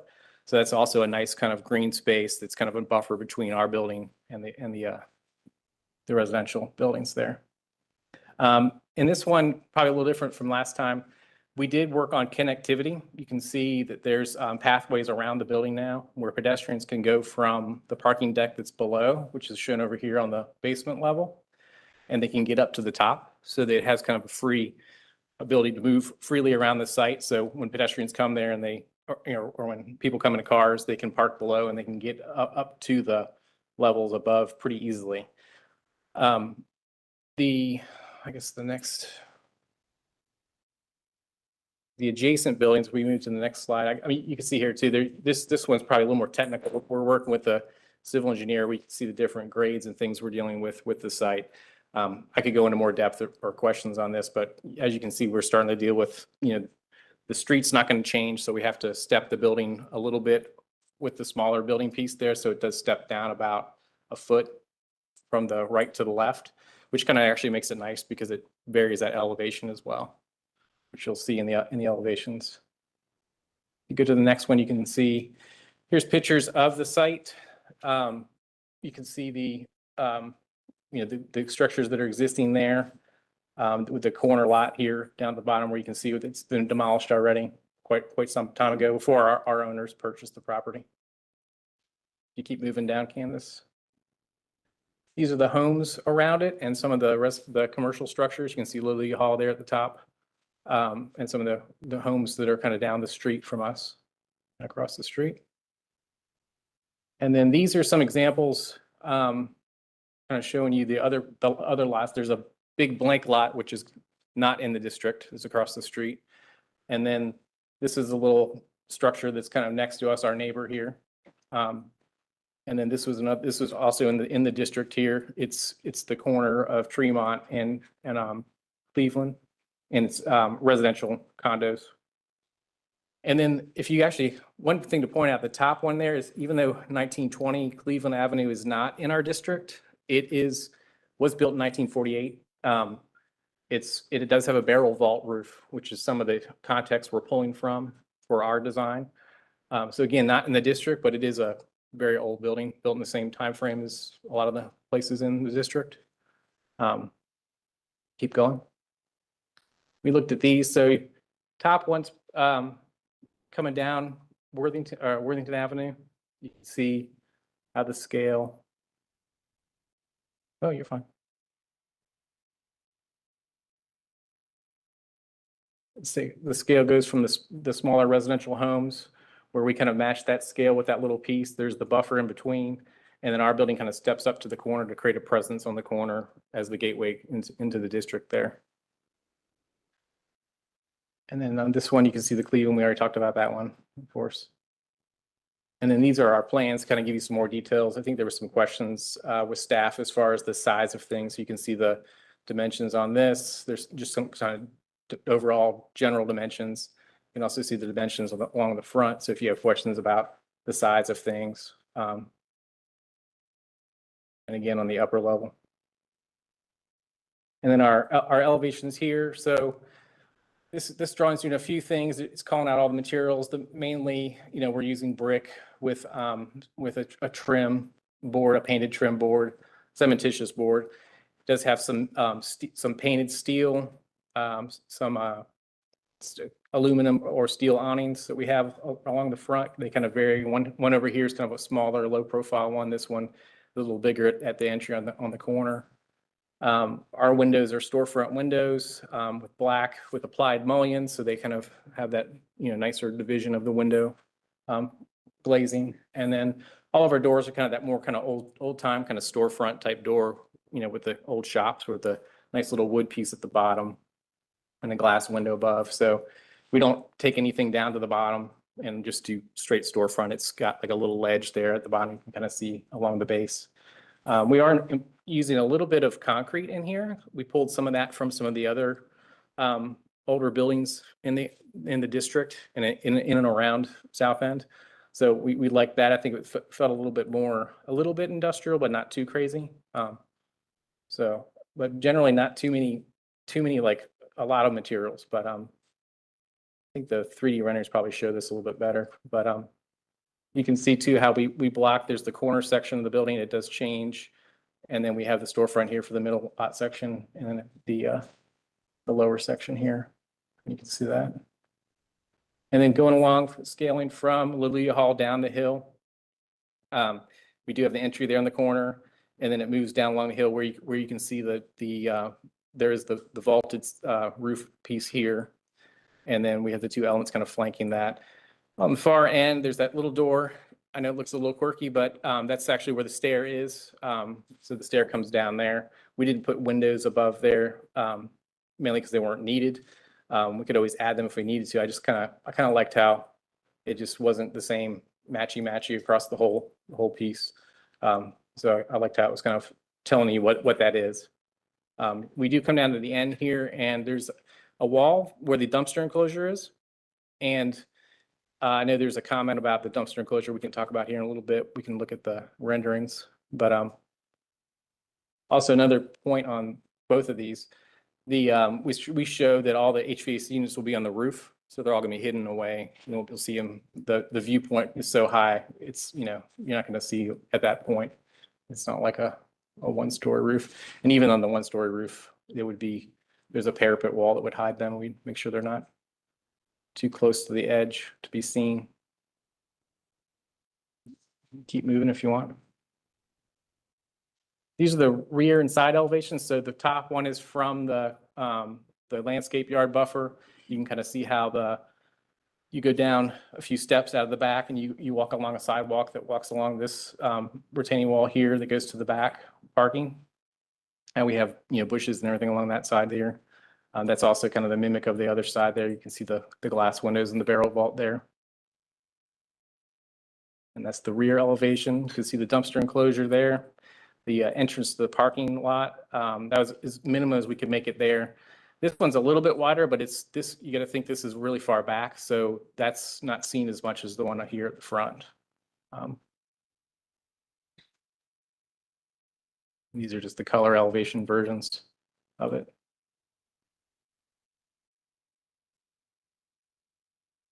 Some of this just shows some of the materials and things that we're looking at. You have the brick, which we actually brought a physical sample here. And the rest of it's dark bronze and kind of darker paints. But a lot of this is pulled from other older buildings in the area, in and around the area in South End and Plaza Midwood and other places like that. Dilworth itself doesn't have a ton of these type of buildings, but the adjacent places do. These are some other buildings that's the Leeper Wyatt building we moved. This is one that was approved on East Boulevard earlier last year. That hasn't been built yet, and neither is that. So this precedence, this is important. So we pulled some of the arches that we have on ours from some of the other precedent in the district. Lilia Hall across the street actually has these same kind of arched windows. But the church on East Boulevard, that little kind of patio area out there where they have the Greek festival every year, that has that kind of arched balcony type piece. Just kind of providing those examples for that. Again, more balconies, more arches. This was a project we had approved probably about 10 years ago. And that was one that was in the Wilmore Historic District right after it got commissioned to be in the district. And that was an old radiator building that we turned into a high-end helmet company. So then we have the details here. I think some of that was requested last time to show how the upper balcony was done, how the windows everything's kind of placed together. It all kind of flows from the bottom to the top. You can see the scale difference between the bigger windows at the bottom to the top. And we have all the materials and dimensions called out on everything. Okay, move it. We also did details of the patio areas so you could get a better idea of what's going on there. This is where the building steps. At this mark right about here, this is the 1 foot lower than that part. So we do have a low concrete retaining wall, which is similar to the Leaper Wyatt's one across the street, they have the same kind of little wall. Actually, they have a bigger wall than ours, but this is I think it's a low, no bigger than 2 foot tall wall. There. And more details showing the patio in the front of that building. And then all of our window details showing the mullions being applied to the exterior of the storefront and the brick detailing we have on the project. And this last one's the section through the balcony at the top. So you can see how that works. The balcony at the top's about an 8-foot depth to give it a nice depth there. And then you can kind of see how the detailing of the arches come down and what the rails look like. And then go to the. So this one was probably important to show you. We did show the dumpster here. There was a comment on this supplemental from the adjacent owners that it's not a good location. I probably agree with that. After, they pointed out that it does face their front door. So I think we could, as part of coming back to us, if that's where it goes, we could move this back further onto the site so that it's not as up front and in your face.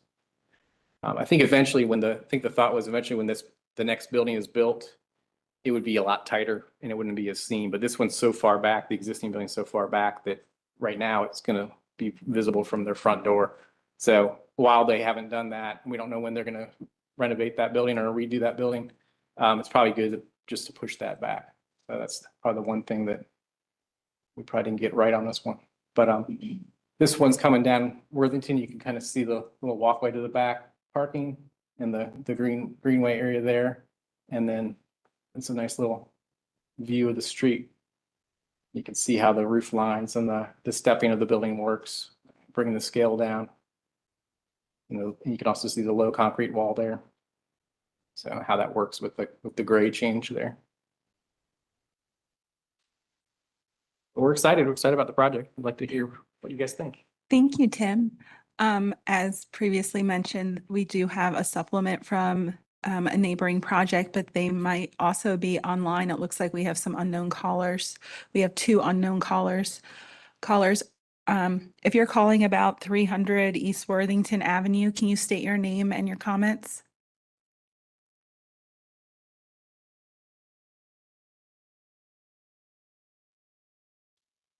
Okay. I think Jennifer and Scott said they couldn't make it today. Okay.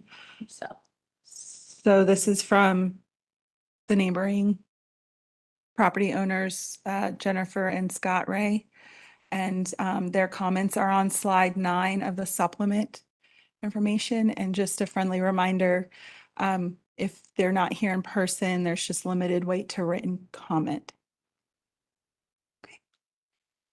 Okay, it looks like we can turn it over to Chair Bell. Okay. I had a couple of questions. So the commercial building that you showed that had the barrel roof, or the building that you showed that had the barrel vault roof, was that commercial?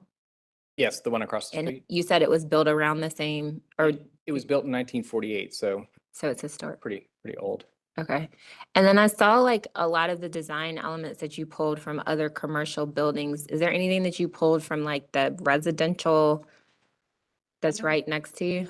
The building in nature is kind of more commercial. I think we probably more pulled from like the Lilia Hall building, the Leaper Wyatt building, which of course was moved there. But and then also kind of East Boulevard has more of these types of buildings than that Worthington Street does. I believe up the street there's a few more, but I think the district ends pretty soon right after the residential on the right side going up. So not right, like nothing directly from the residential per se, but kind of more leaning towards the commercial examples that are in the district. Okay. And also South End. I think South End and Dilworth kind of blend together in some ways, at least the older stuff does.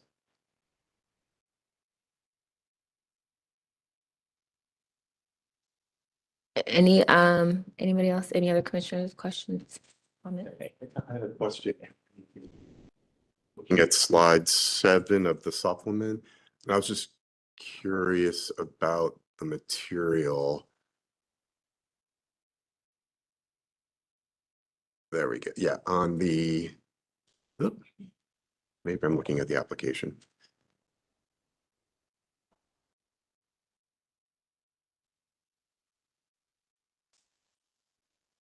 I am looking at the application, sorry.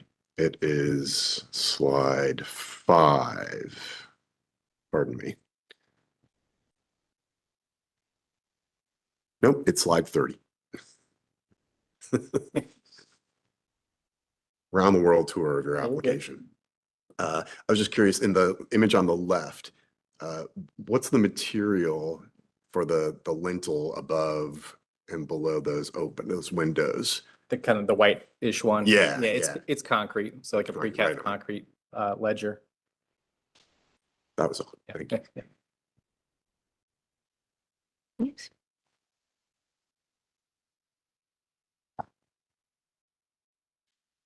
Any other comments, questions? Can you just revisit the dumpster area again? Yeah, sure. And which neighbor was saying something about it? The one that wrote the letter, I wanted to make sure I addressed it because we've been in conversation with them and trying to keep them involved, of course, because they're our direct neighbor. So their comment was that it's very close to their front door. So when the doors would open on that they would be able to see it. So if you go to the site plan, Yeah. Candace, you could that's probably the best way to see it because our civil engineer put like the image behind it, the GIS image behind it. Probably, yeah, that's probably, so you see trash enclosure right there. It's right up north of the stair. Uh-huh. So if their front door is like right there. Okay. So you come out and see the front door or trash enclosure, and if someone leaves them open, of course you'd see the trash there. Our owner's actually not really that concerned about trash because they are a dental office, but I told them that they need to be concerned because there's going to be like restaurants and things there that need, bigger trash areas. So my thought was, and I totally think we could do it, is put it there in the middle and probably swap the tree out to the other side. So probably go in that location. I don't want to get too far over this way, mainly because there is a grading thing here. So to get the dumpsters up to the street where someone could get to them would be kind of a logistical thing. But if we had to put it over there, we could, if this just needs to be even further, but it would be past the front wall of their front door if we put it back there. And in the future, whenever they build their building up, which is what they had approved, it would be halfway down their building, if not more. So I think they actually had a garage door entrance on one of their plans, but they told me that they're not sure what they're doing with the site. So, but even though they've had things approved. Thank you. Yeah, no problem.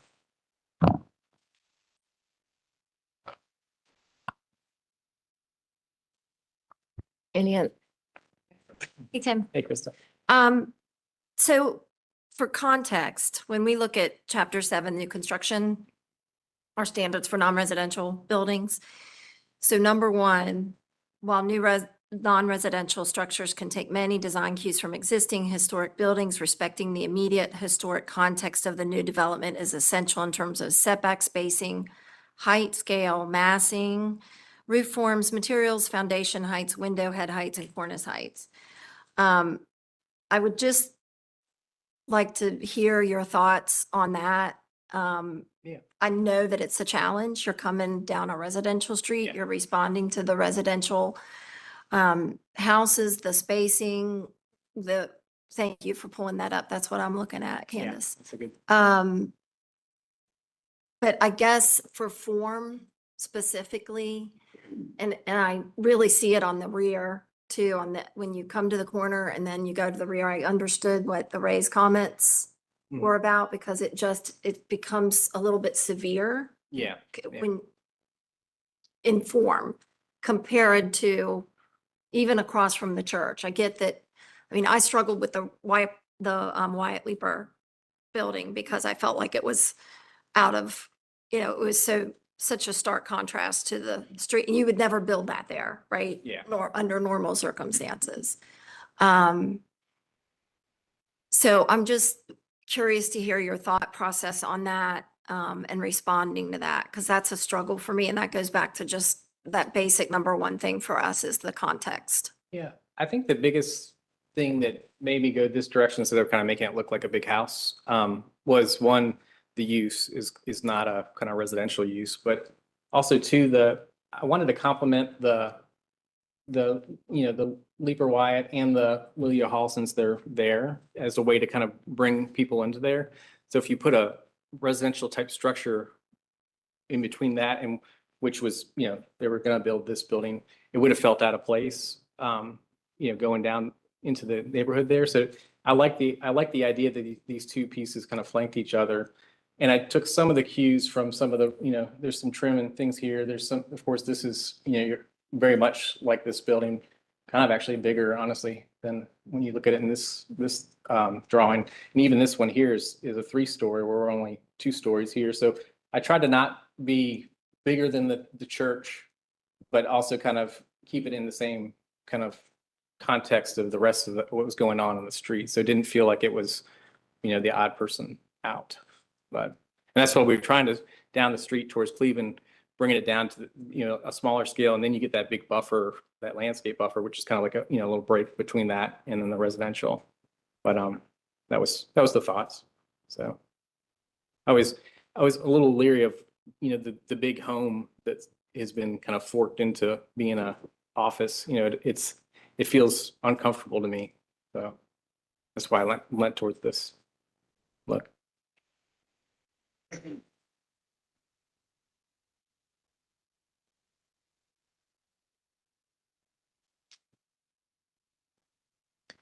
Any other questions before we close? A quick one. Can you just give me a sense of how, I think your point about the landscaping as a barrier does make a difference.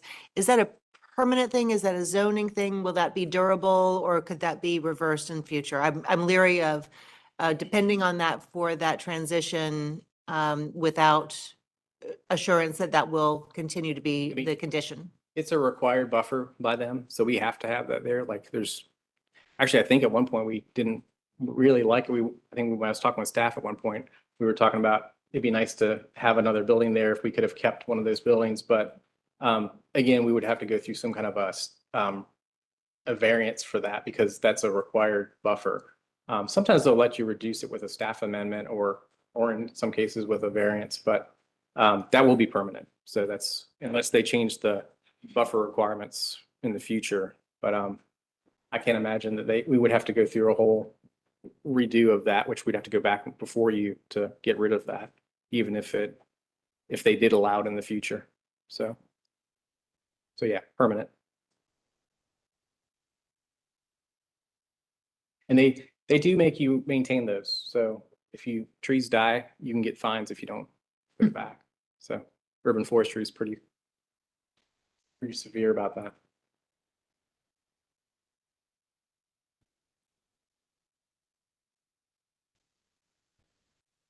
All right, if nothing else, we will close for deliberation. So Commissioner Lineberg, it sounded like you had some context concerns. I'd like to hear what others' thoughts are on that. If there's it's a challenging problem. And I appreciate the step back, on the Worthington side, the lower level, responds to the houses and height, the setback for those respond to that and respect the setback that was already there. And then it comes forward and gets taller as it hits the corner. Those are all positive things for sure. And it is that gateway. Right. It's just when you look at those, I mean, I went back and forth on, really reading through, does this really meet that? Or could it be more? Could it meet these standards? Could it be a better match to the standards than what we have? So I'm curious what others think. And just so I'm clear what you're talking about, it's this smaller piece that's closest to the residential, right? Going down the street, yeah. Well, just the overall form too. Yeah, That it, but the, yeah, the piece right by the planter, yeah, yeah. yeah. And, Yeah. and as it wraps around to the back, Mhm. how that's, I mean, that's a really severe elevation on the Cleveland, backside. I know that that's the entrance to the garage. Yeah, I mean, that was my struggle too, which was the question about like the context of the houses.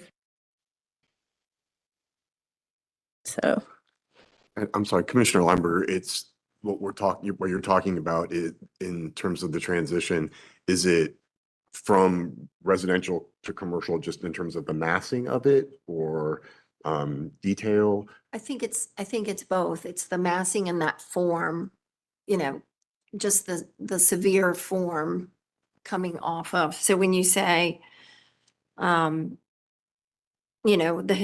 immediate historic context, height, scale, massing, roof forms, foundation heights, window head heights. And then transition areas from single family to denser development areas that by zoning allow more variety of uses. The historic context surrounding the site should be respected in terms of height, massing, roof forms, materials, modulated facades. So it's just weighing that, our interpretation of that. Thank you. You're welcome.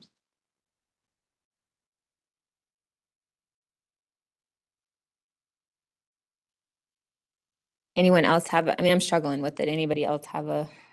I mean, I think contextually, just based on some of what's around it, I mean, the Leeper White building is now there, and so you have to look at something like that. And while it may seem odd or something because there are other houses around there, it's sort of, you have to look at what's there now. The church is there. It's a different style, but it's still a pretty big presence.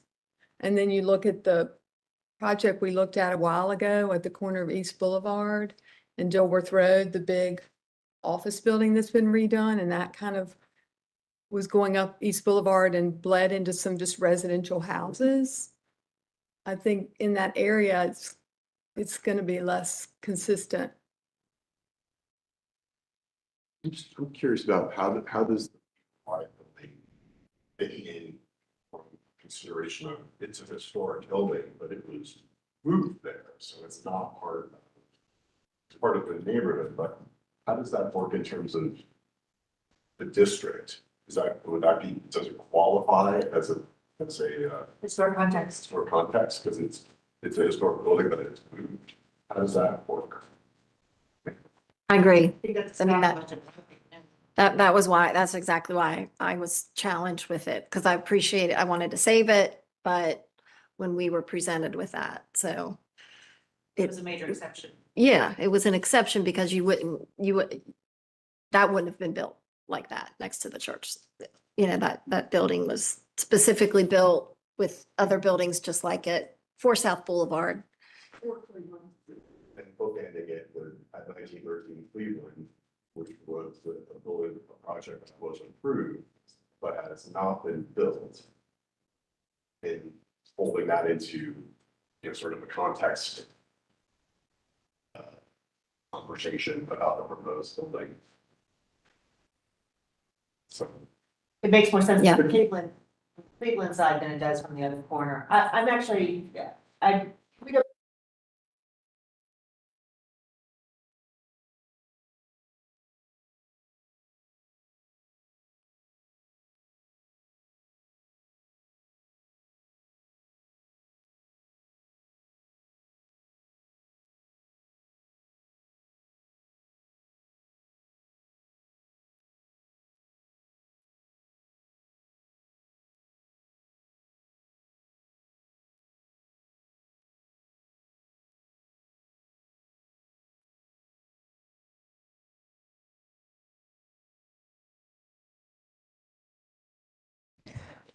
All right, so there's the context piece that we will have to contend with. Is there anything else that needs to be discussed?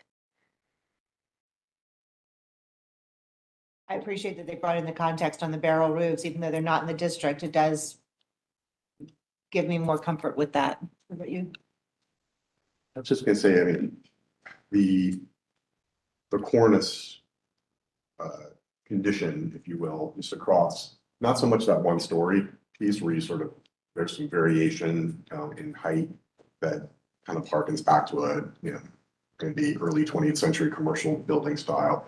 But this two-story bit, as it wraps around the corner and then where you have this kind of tower in the middle, it seems in terms of context to be a little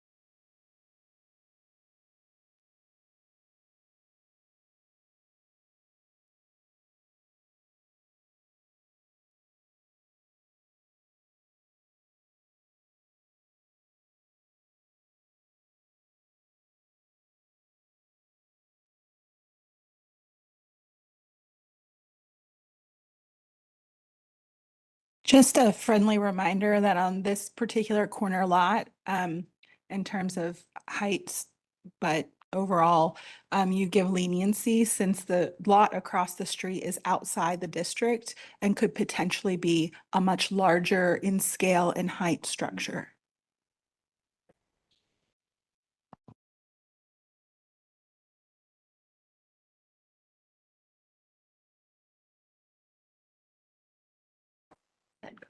Yeah, I mean, I think to kind of reiterate what you mentioned, the tower on the right that's facing the parking lot, much simpler. But on the other, sorry, on the left image, the back stairwell, other side, yeah. The simplicity of the top of that tower, I think, is more in line with what the overall feel of the architecture looks like. What I would call the hat on the corner seems a little out of place, and I think that's what you're responding to. And I think that is worth a restudy. In regarding to go backwards, I guess, the context of the one-story piece, I mean, I think that the scale of it, in my mind, seems appropriate for the adjacency of the residential property.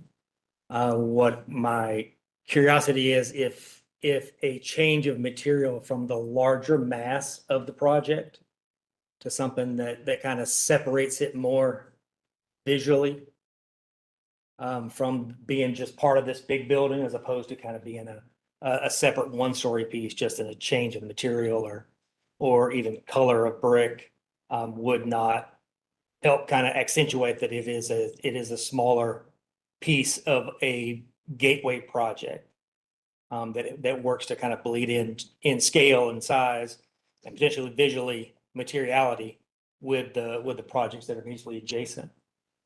I just think that the fact that it's the same brick, it just makes it seem like it's the whole piece is one piece, which it is. It's just kind of overwhelming. It's adding scale to that piece of the project that is not necessarily there in height and massing. Motion? No. Who, me?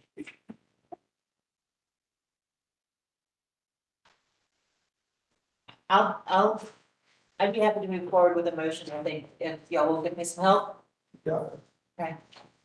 I move that we continue this project application. And ask that the applicant restudy the materials used on the one-story portion of the building, the finishing elements across the two-story building and the tower, and the placement of the dumpster enclosure. Um, and provide any other material details or,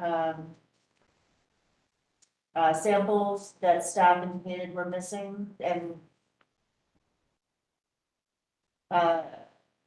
yes, that's consistent with the, overall, so do I need to do standards if we're doing a continuation? Absolutely. Standard 7.3 for context and 7.7 for complexity of form. 7.9 for scale. 7.12 for roof form, 7.13 for cornices and trim, and 7.16 for material. Would you also add the site appurtenances and the dumpster location? The site appurtenances, it's private sites for the dumpster location that requires it to be screened from the public view. Mhm.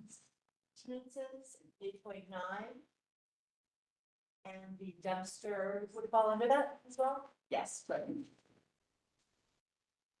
May I offer an amendment? The dumpster location or orientation. Accepted. All right, motion made by Commissioner Holtz. There's a second. Second. Second by Commissioner Sullivan. Any discussion? Commissioner Kerm? Commissioner Sullivan? Yes. Commissioner Holtz? Yes. Commissioner Whitlock? Yes. Commissioner Allred? Yes. Commissioner Lineberger? Yes. Commissioner Bell? Yes. Motion to continue passes 7-0. Thank you. We take a. Yes. Yes. Yes. Yes. All right. Seconded. Be back at 3:15. How's that sound? 12 minutes? 3:15? Okay. Thank you.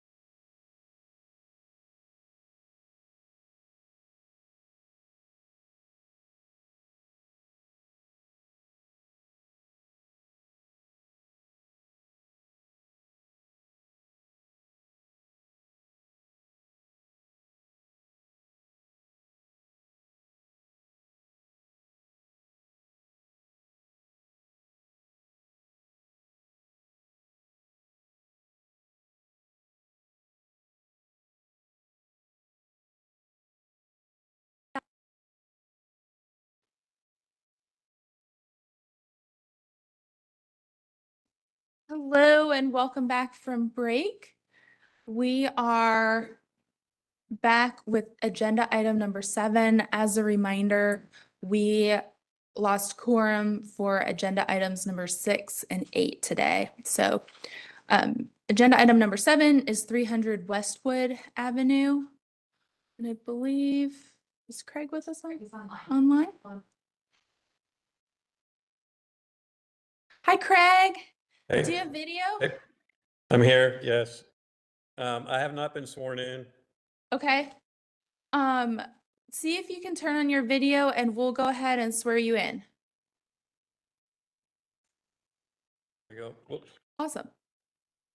Okay, if anybody is new online or in the room, please rate, and we'll be addressing the commission today. Please raise your right hand and respond, "I do," to the following question. Do you affirm that the testimony and information that you're about to give is the truth and nothing but the truth? I do. Thank you. Thanks, Craig. This application is 300 Westwood Avenue. It's a corner lot at the corner of Westwood and Southwood, as shown here on the map on slide 4. There are some existing structures in the rear yard, but the applicant is asking to remove the structure, both structures, and add a new accessory dwelling unit in the back left corner. And so the applicant has provided some photos of the existing house. Here's the front of the house. And then here is the side of the house along Southwood. The backyard as seen from Southwood. There's the roof of that one structure that's kind of was in the middle of the site plan. And then this is taking from that structure looking towards the front of the house. So this is the right side of the house. And here are those two structures.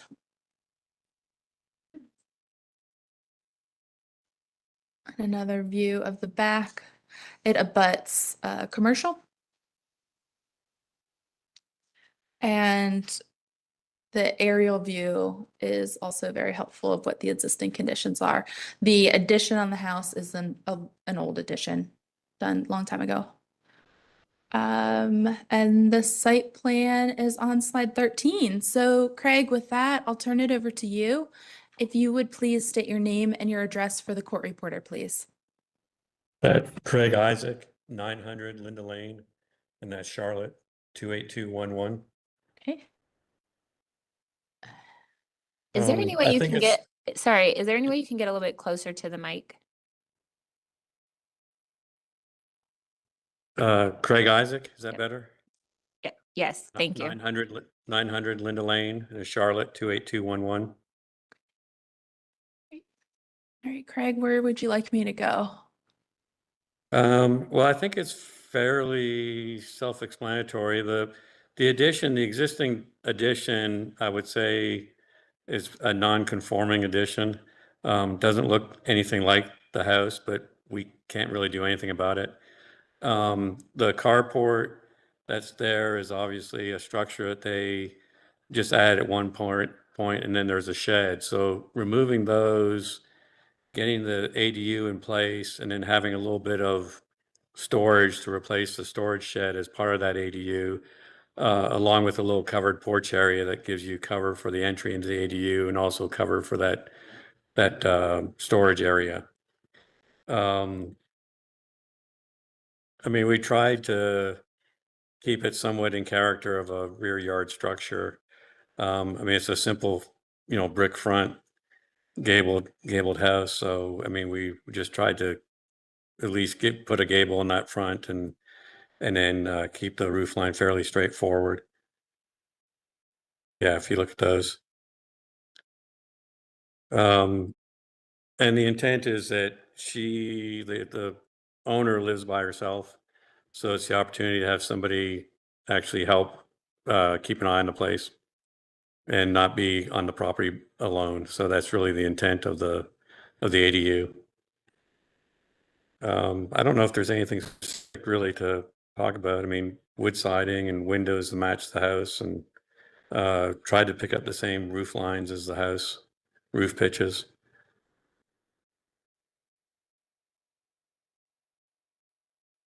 I think that's it. Let's just open for questions. Okay, thank you. Any initial questions for the applicant? I think we have a caller. Oh, sorry. It's okay. To Bill and Heidi. Okay. Hi, Bill and Heidi. Can you just let us know which application you're listening in for?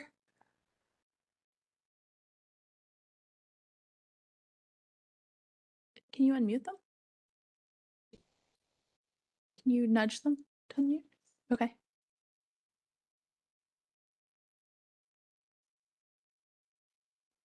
All right. Well, never mind.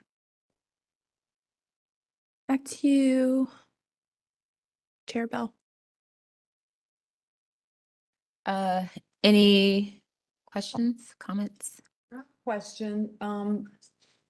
Hey, Craig, can you just say, what is the height of the primary residence versus the height of the ADU? It's a good question. I'm not sure that I've got the height, but this is definitely lower than the main residence. The main residence has a little steeper roof and it's going to be wide, a little wider. The main roof is wider than what we have. Hey, Craig, I got you. Yes, you got it. All right. So 21.7. Yeah. Okay. And 80 is 18. 18. Yeah.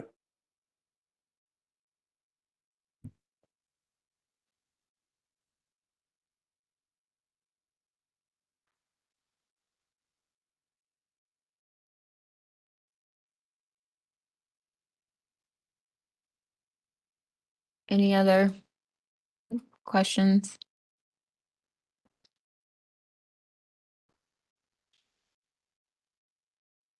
Can you discuss the choice to not provide trim around the windows in the horizontal siding? Not provide trim. We should have trim on the windows. Should have flat casing. Looks like there's a brick showing- mold, that's- but not trim.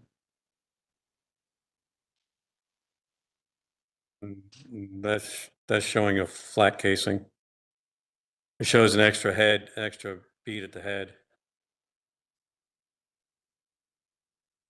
I mean, there should be, I assume there should be a 3-inch trim, a flat trim, or expanded brick mold that's a 3.5 inch. Yeah, that section there, and that storage section should show the one option is basically expanding a brick mold trim.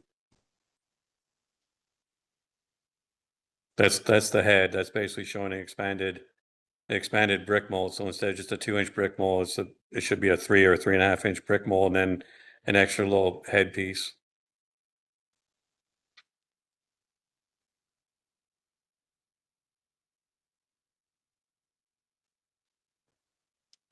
But the house is brick, so obviously it's got a standard brick mold. The addition really is non-conforming, so I wouldn't try to copy anything from the addition. But whatever we feel is appropriate for the casing around the windows.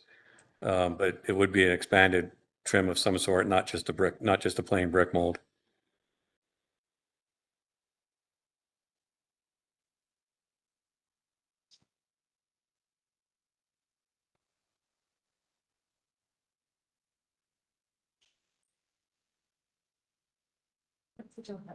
Long flat.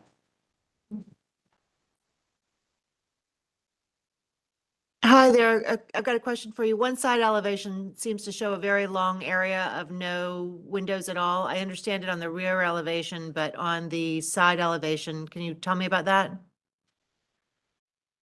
Well, that's basically utility side. So you've got the back of the bed and the kitchen and then the storage room. So, and also it's right up against the side property line. So, if we already have windows in the bedroom, obviously. But if we need to add a window in the storage room, we can. It's just not ideal to have a window right there. Okay, I But understand what the program. we have done that in the past, just to keep from having a long blank wall, even though it is sitting right on the property line. Sometimes we give a little bit of consideration when it backs up to commercial. Okay, Right. And it, so. thanks. So that's, I mean, the rear is backing up and we have the window for the bedroom there and we don't have it on the side. In all honesty, if we wanted to swap that window on the opposite corner and rotate the bed, we really could, if we felt like that was a necessity.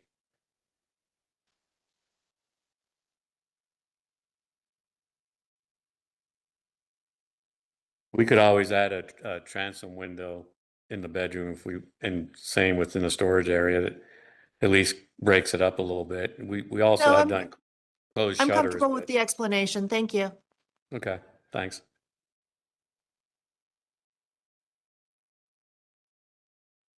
The permeable.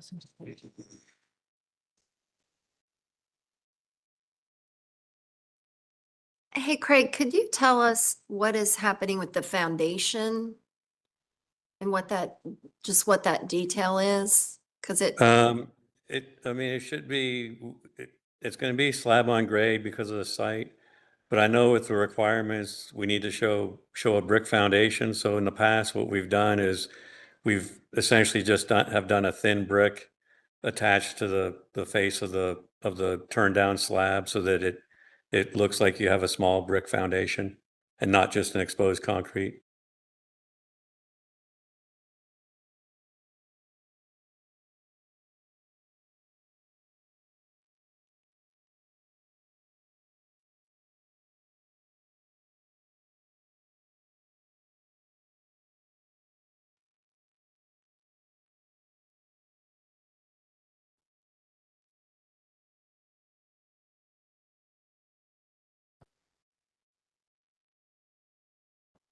Any other questions or comments before we close?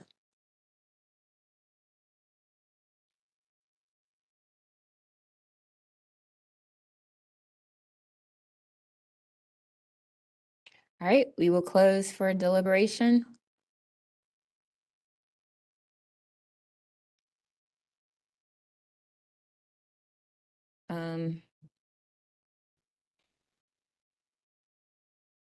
Seems like they're headed in the right direction. It feels secondary to the house.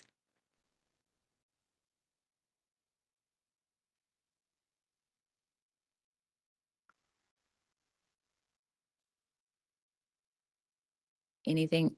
Oh, good. Are you comfortable with the answers on the window trim? I would like to see some more detail on it. I mean, I see the detail showing the expanded head, but the side trim and the base trim, I don't understand that. It Okay. doesn't look like it's looked like it's just a brick mold. Not.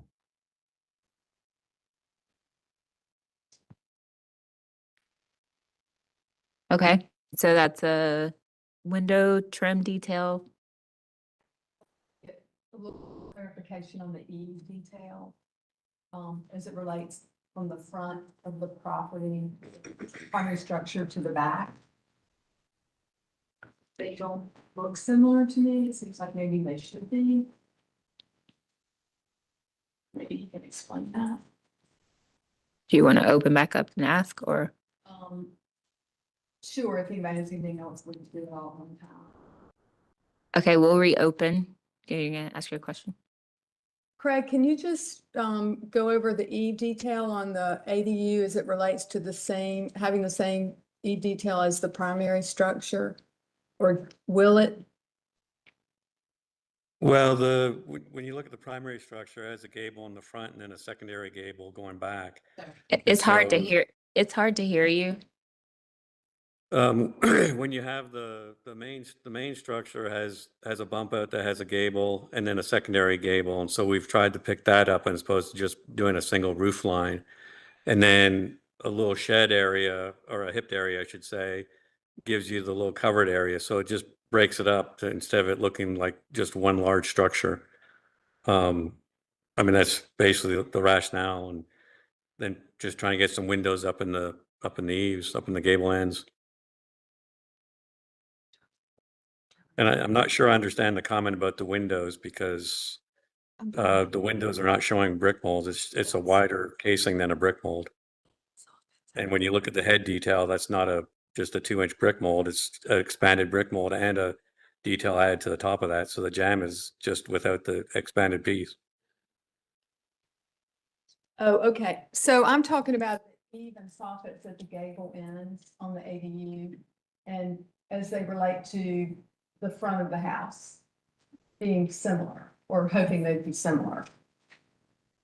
Oh, yeah, we can match the front of the house. You're talking about the, whatever we want to call them, the dog ears or the soft detail. We can make that match the existing.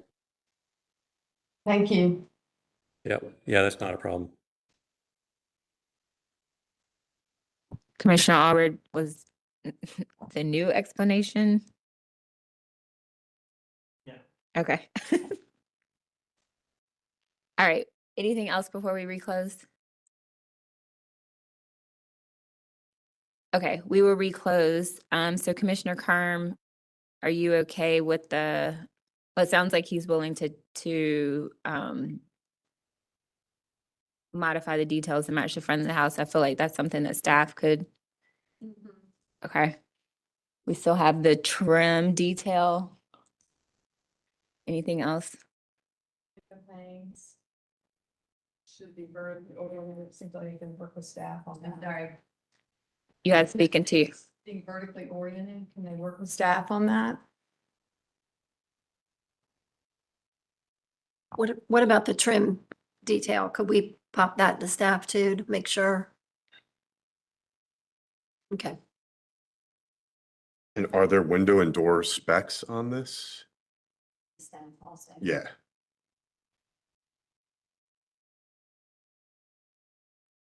All right. Sounds like the making of a motion. Any comment on the window in the bedroom? Are you talking about the side view with the Interior side?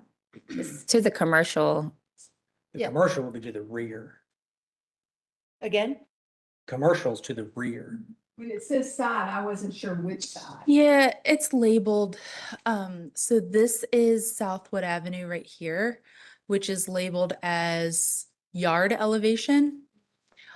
Side elevation is actually this elevation right here, which faces the commercial. And then rear elevation faces the property owner to the left, the residential property owner to the left. Yeah. So the side elevation faces the commercial. And that's what he was saying with the window. Yeah. How do you feel about it? And my thought was that I don't like the way it looks, but given that it's facing a commercial property, I'm willing to make an exception for that. I think that's a reasonable exception. But the what's labeled as the side elevation is what faces the commercial. Yes. Which window are you talking about? Oh, we were talking about the Rear what's called the rear elevation. You're talking about the two small windows on what's called the rear elevation. If I could, I could. Yeah, we're closed. The rear and the side We're are. closed. We're closed. Before we reopen, because he has something to say, is there something? Is there another comment you wanted to make? You're talking about the fenestration on what's called the rear elevation, correct? I thought that's what we're discussing, yes. I think when Commissioner Holtz asked, she asked about the side elevation. Yeah. And that's when the comment was made about commercial. But you are asking about the rear elevation. I was talking. Oh, about what was okay. brought up, yeah. Okay, got you. So are you fine with the fenestration on the? Yes. Okay. All right. So it sounds like the things that we need could be done with staff. Unless there's anything else I'm missing. Okay. Anyone have a motion?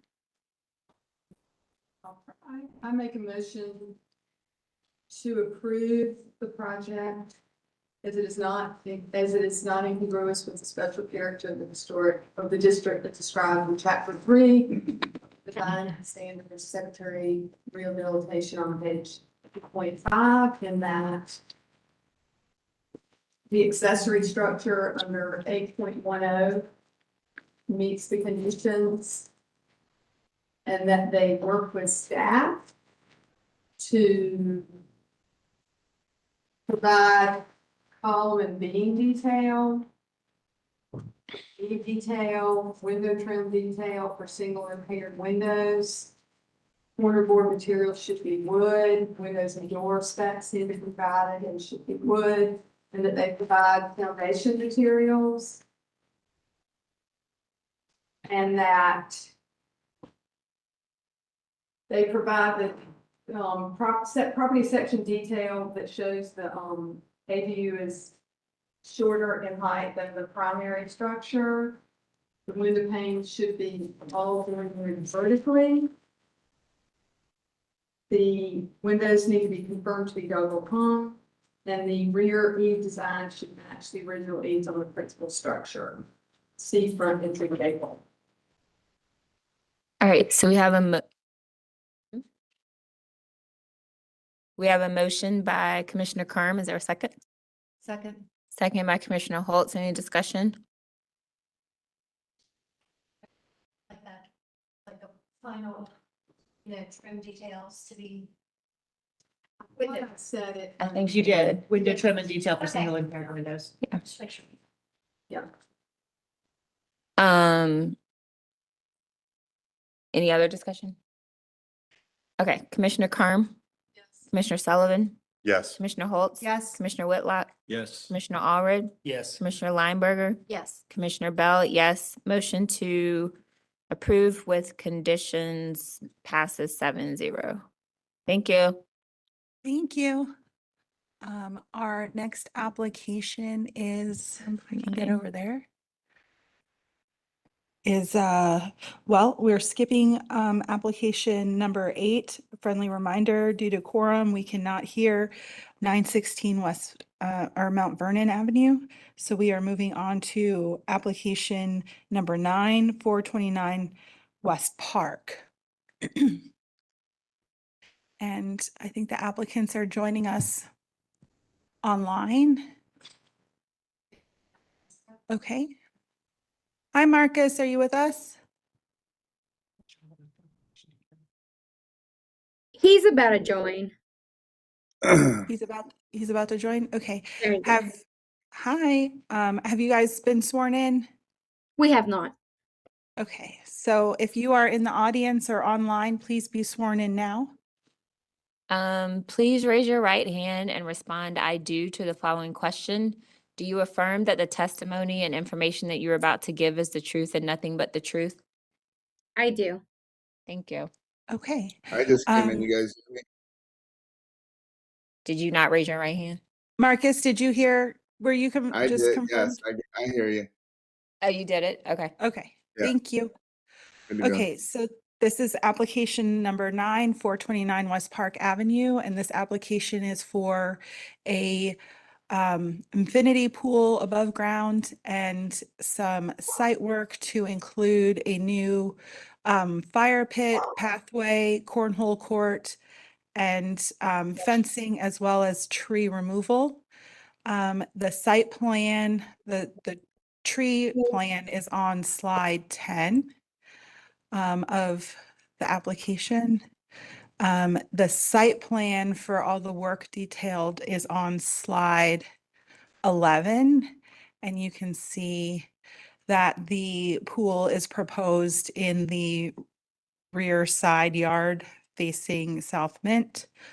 There is a proposed pathway from the front into the side yard and rear that leads to the proposed new brick patio with fire pit. This deck in the front side yard is existing and was previously approved by the commission several years ago. as well as this, what was a bocce court, and now they would like to use it as a cornhole court. There are renderings on slide 12 of the proposed pool that also includes retaining walls that act as planting beds as well. And let's see, existing conditions and proposed are on slides 15, 14, and 15. I'm sorry. Marcus and Jessica, if you can both state your name and address for the court reporter and let me know what slide you'd like to start on. Marcus Edwards, this is 429 West Park Ave, Charlotte. You guys let me know. I'm not sure where you want me to start. I mean, everything's right there in front of you. Do you guys have any issues with what we got going on? Well, let's get Jessica's name and address for the record as well. Jessica Ramirez, address 429 West Park, Charlotte, North Carolina 28205. Thank you. So at this time, you can present your case to the commission and they'll ask you questions before going into closed session and discussing your project. So is there anything else you would like to state about your project? No, I mean, everything's right there, what we want to do. Okay. Do we have any callers? Okay, unknown callers, if you're calling in about 429 West Park Avenue, can you state your name? Oh, okay. Bill and Heidi. Okay. Bill, would you like to make a statement regarding 429 West Park Avenue? Hi, sorry. Yes, I was just trying to navigate the muting and unmuting and everything. Sorry about that. Yeah, I guess maybe the discussion will shed some light on it. We live here in the neighborhood, and we're just I guess curious about the ongoing use of the property, and if the just what the residential or rental, or if that's just in any context on that would be great. Otherwise, I'm looking through the materials, so no other questions. Thank you. Sure. So Bill, we do not, this commission does not get into the use of the project. So it's merely aesthetics of the proposed. Just Yeah, for your understand. information. Okay, thank you. Yep, just really trying to learn more about the whole process today. So thanks. Thank you. Chair Bell. All right. Any questions? My concern is that there seemed to be some information missing. I'm looking at the staff comments and the I'm not seeing that those issues have been addressed. Can you tell me if you've provided any of the if you've responded to any of the staff notes requesting more information, for example, about the labeled site plans with site features? Or a restudy of the in-ground pool?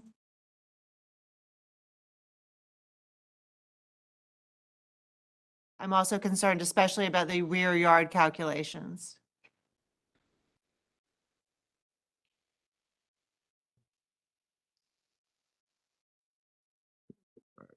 Study.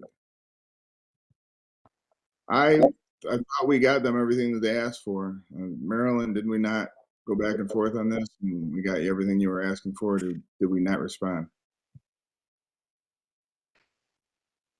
So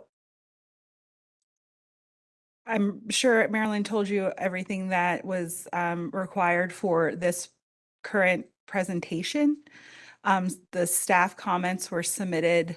I believe this project was not heard at the January meeting, so the staff comments would have been put out for the January meeting and then again this month for this meeting, all of which are online and sent by email to all our applicants.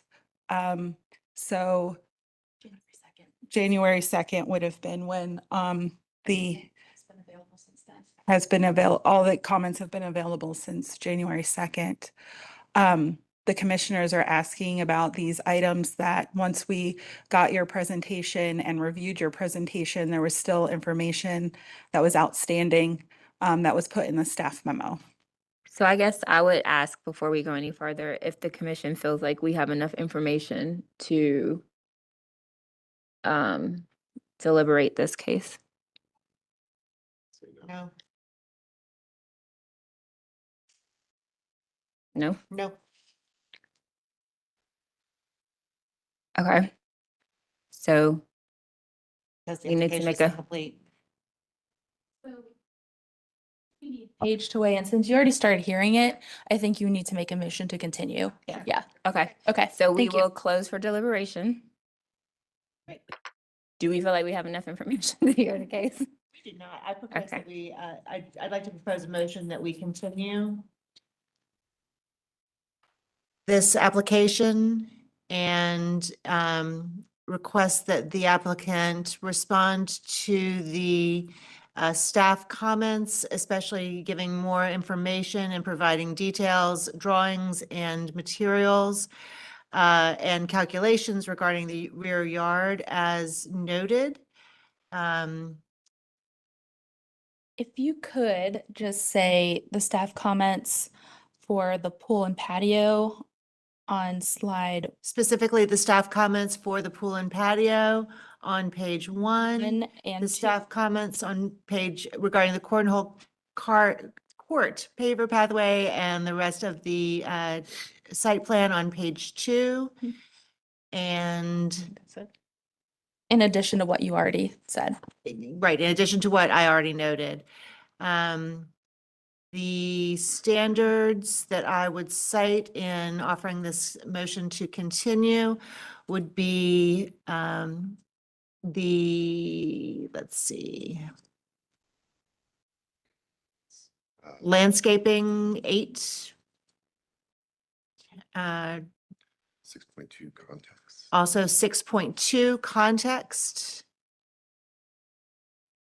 8.6 fences and walls. Really almost all of 8, from 0.1 to 0.12, especially 8.6.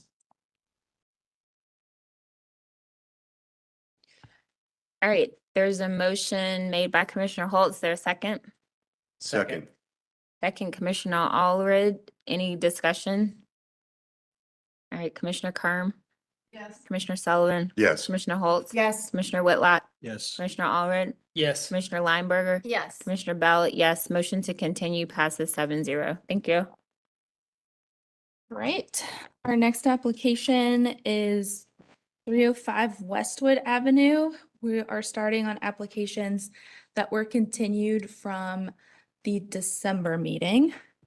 And I believe the applicant may be joining us online.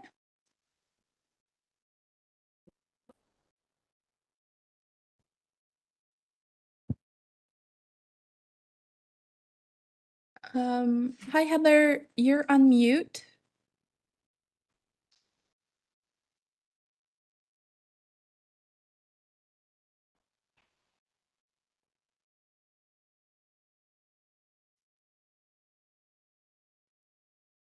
Heather.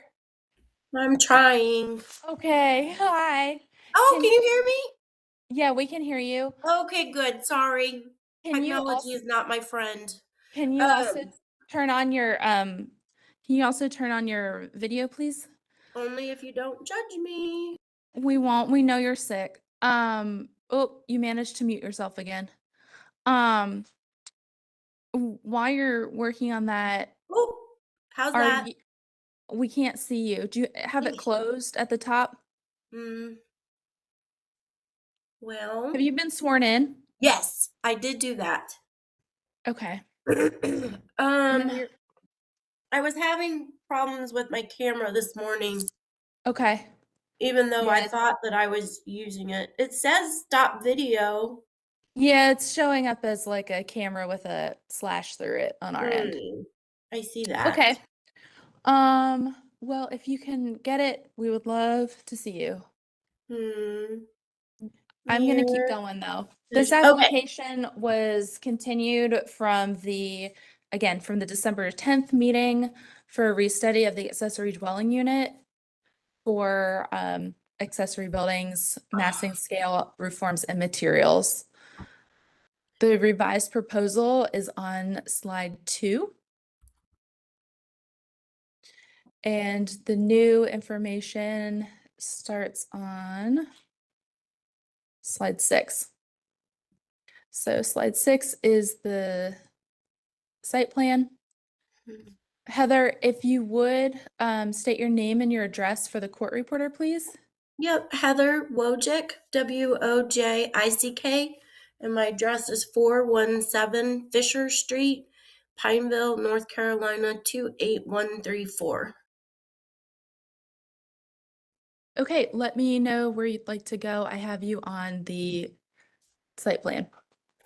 The site plan's fine. I was just gonna kind of walk through what we got continued for, and the majority of the conversation that Commissioner Taylor kind of focused on was that I heard was roof massing, which leads us to our new construction for residential buildings and massing with scale, roof form, and materials. And then also just general accessory buildings in 8.10 number 3. And when I read those revisions or those notes, and I referenced back, the majority of the things that stood out was the secondary nature of the ADU and the overall mass of that building in comparison to the main structure. So my primary goal was to change roof forms that would allow for the massing to be reduced. When I made a note about or I referenced back to what the staff said had been revised, and I'm not sure why it says that the height increased, but we added more dimensions to it. So the height in itself didn't change, but because the grade changes on all 4 sides of the structure, I think that's why it appears that it changed. It goes in between 20 feet tall and 21 feet 2 inches tall, depending on which elevation you're on. So again, the shortest is 20 feet, and that's at the garage door side. And the tallest is 21 feet 2 inches. And I'll be honest, I don't remember if that's on the left back or if it's on the side that faces towards the house. It's the most, but part of it hasn't changed the previous presentation. The footprint, we did actually make the footprint 6 inches bigger because we had the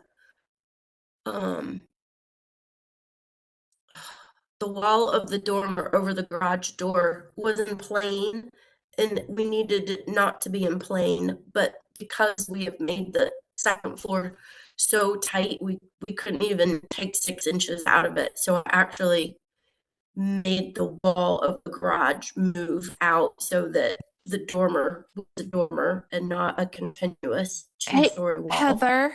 Yep. Turn off, since your camera's not working, turn off your video.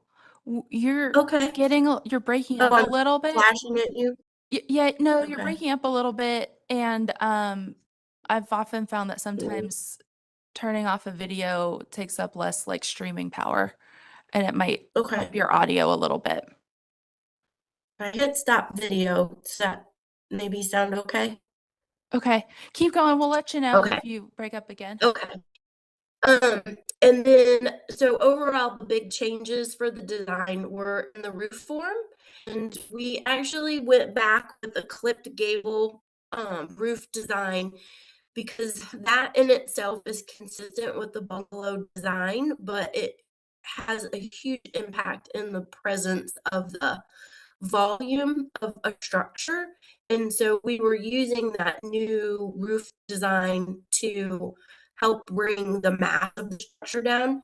We also changed the dormer. So instead of it having an 8-foot wall, dormers having 8-foot tall walls, we've made those 6 feet tall. Again, that is strictly to impact the massing of the structure in itself. And when we made those dormer walls shorter, it overall impacted the vertical wall heights. And so we changed the windows in those areas to be smaller. Again, I think that changes the presentation of the fenestration, but in itself, becomes more is appropriate with the change of the wall height itself. The other element that we looked at to reduce the massing was the overhangs. So we originally matched the original house to have a 1 foot 6 inch soffit overhang, and we reduced that back to 1 foot. It is typical in general for historic homes, secondary structures, outbuildings to have a little bit of a different architectural design just because it is a secondary structure. Heather, and we it just lost helps- you. I'm so sorry. You're breaking up. To start with, the eave sizing being, it's typical on accessory structures. Yeah, it's not inconsistent for accessory structures to have smaller details and to be less detailed in themselves. So we used that change in depth again to help with the massing of the overall structure. And then the dormer overhangs are also a little bit smaller, just to make them proportionate, with the main roof line.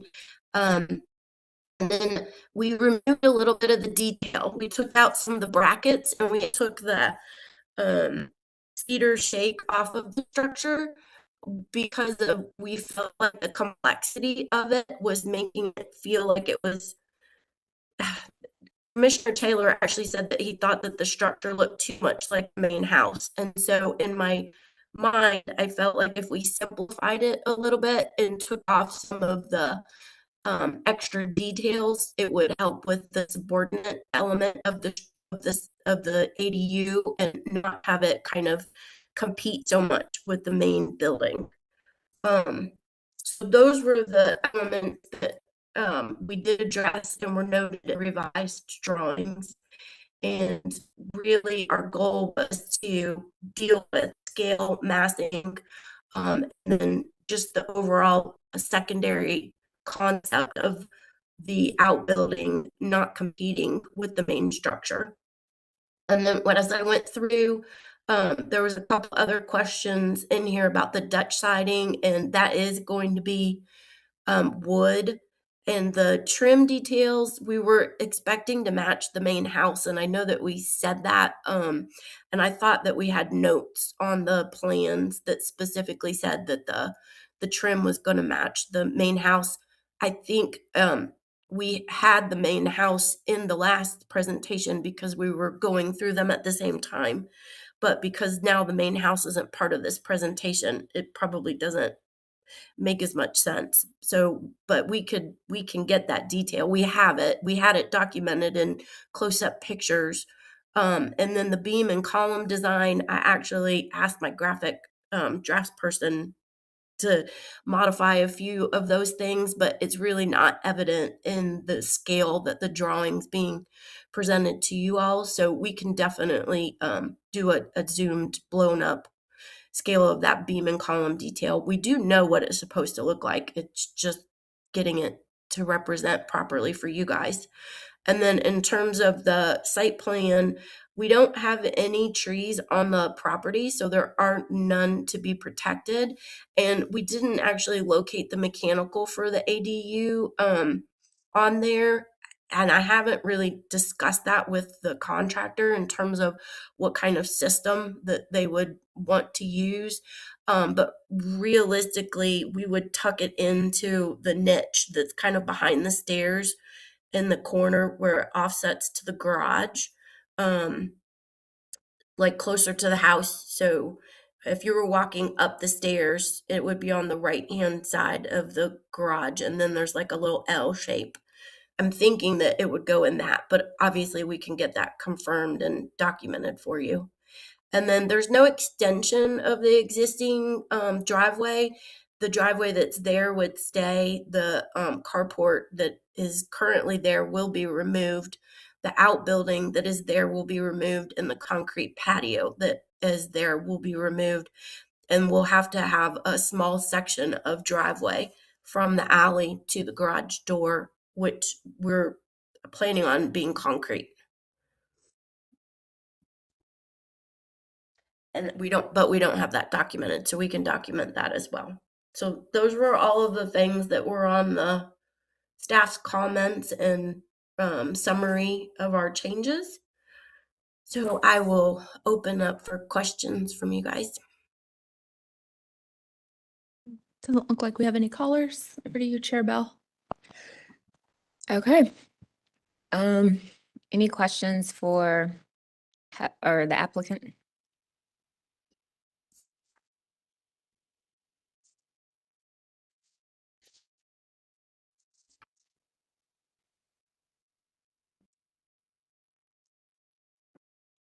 So Heather, just so I'm clear, you said that the height hasn't increased, but the grade changed?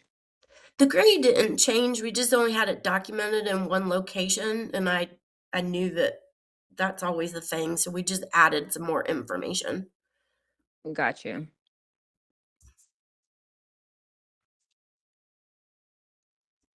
I think on three sides of the elevation, there's dimensions now, and there was only one before.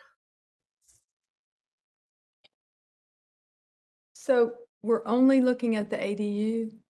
Did I hear her say that? Yeah, Not the house? the house was approved, not the ADU was continued. Okay. We left that sheet in just as the comparison for the ADU to the house, but the house was approved.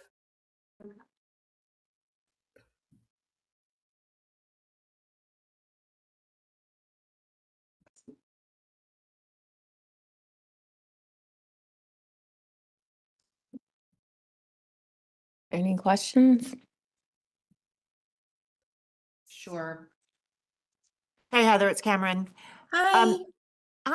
I'm seeing that I think that the way you changed the roof does help with the appearance of the massing, but again, it doesn't actually help with the just heft that I'm seeing overall. It's still quite tall and quite large, and I'm wondering how it doesn't seem like you took the base guidance as much as I would have expected. Can you walk me through any changes that you made to that basic condition that I might not be seeing? Well, the shed roofs are actually supposed to be what made the biggest impact in mass. And Christy did make a note that it would have been helpful for us to do side by sides so that you could see what the structure was and then now what it is. And I didn't even think about doing that until it was too late. But the shed roofs in themselves are really the element that's supposed to make the biggest impact in the mass. And then the gable at the roof line that extends closest to the house really reduces the amount of volume of space. So do we have the perspectives? I think that the perspectives are in this package. Yeah, that's the first one there. Yeah. So the No, one provided. yeah, it would be those guys. Yeah. So it's it's perspective in itself is great in that you can see far away, but it also doesn't necessarily there's a benefit to the elevations and there's a benefit to the perspectives, but the whole idea was that the shed dormer heights being lower would substantially minimize the massing of the structure.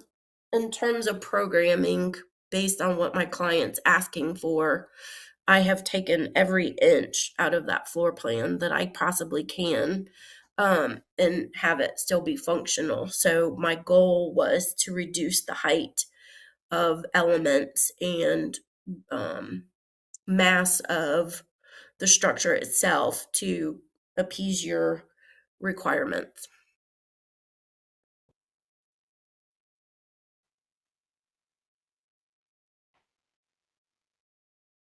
I'm disappointed to hear that it didn't make that much of a difference because I felt like it did.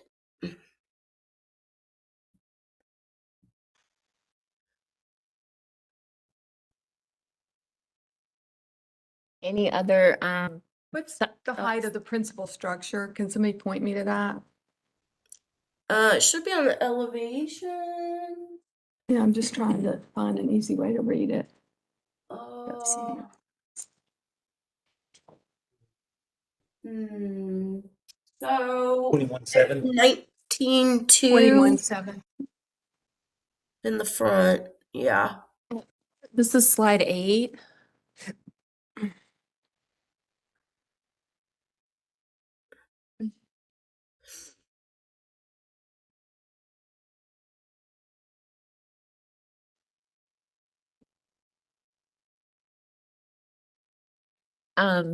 any other commissioner thoughts on the massing or the change or not change of the massing? I think overall, Your mic's not on. the massing still seems too large for the site relative to the house. We're still open, right? Yeah, we're still open. Hey Heather, it's Sean, Commissioner Hi. Sullivan. I see how the clipped gable kind of reduces the visual impact of the ADU. But kind of echoing some of the comments you've already heard, you know, it appears the original structure is it 1 story? Is the front of that building finished is. space? Yes. The attic ceiling is 7 feet tall. Okay. So anything that we're trying to do as a second floor is going to be taller than the main Gotcha. structure or the Yeah, historic building. I mean, for me, and just, you know, looking at the standards, like I'm looking at 810, number 3, and it's just, you know, any new outbuilding must be clearly secondary, height, footprint, scale, massing to the main structure on the site. And just when I look at the ADU and I look at the principal structure, there's you know, there's a big difference, and that's what I'm personally struggling with.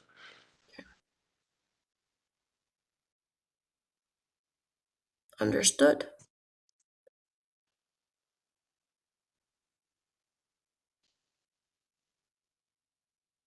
Any other questions or comments?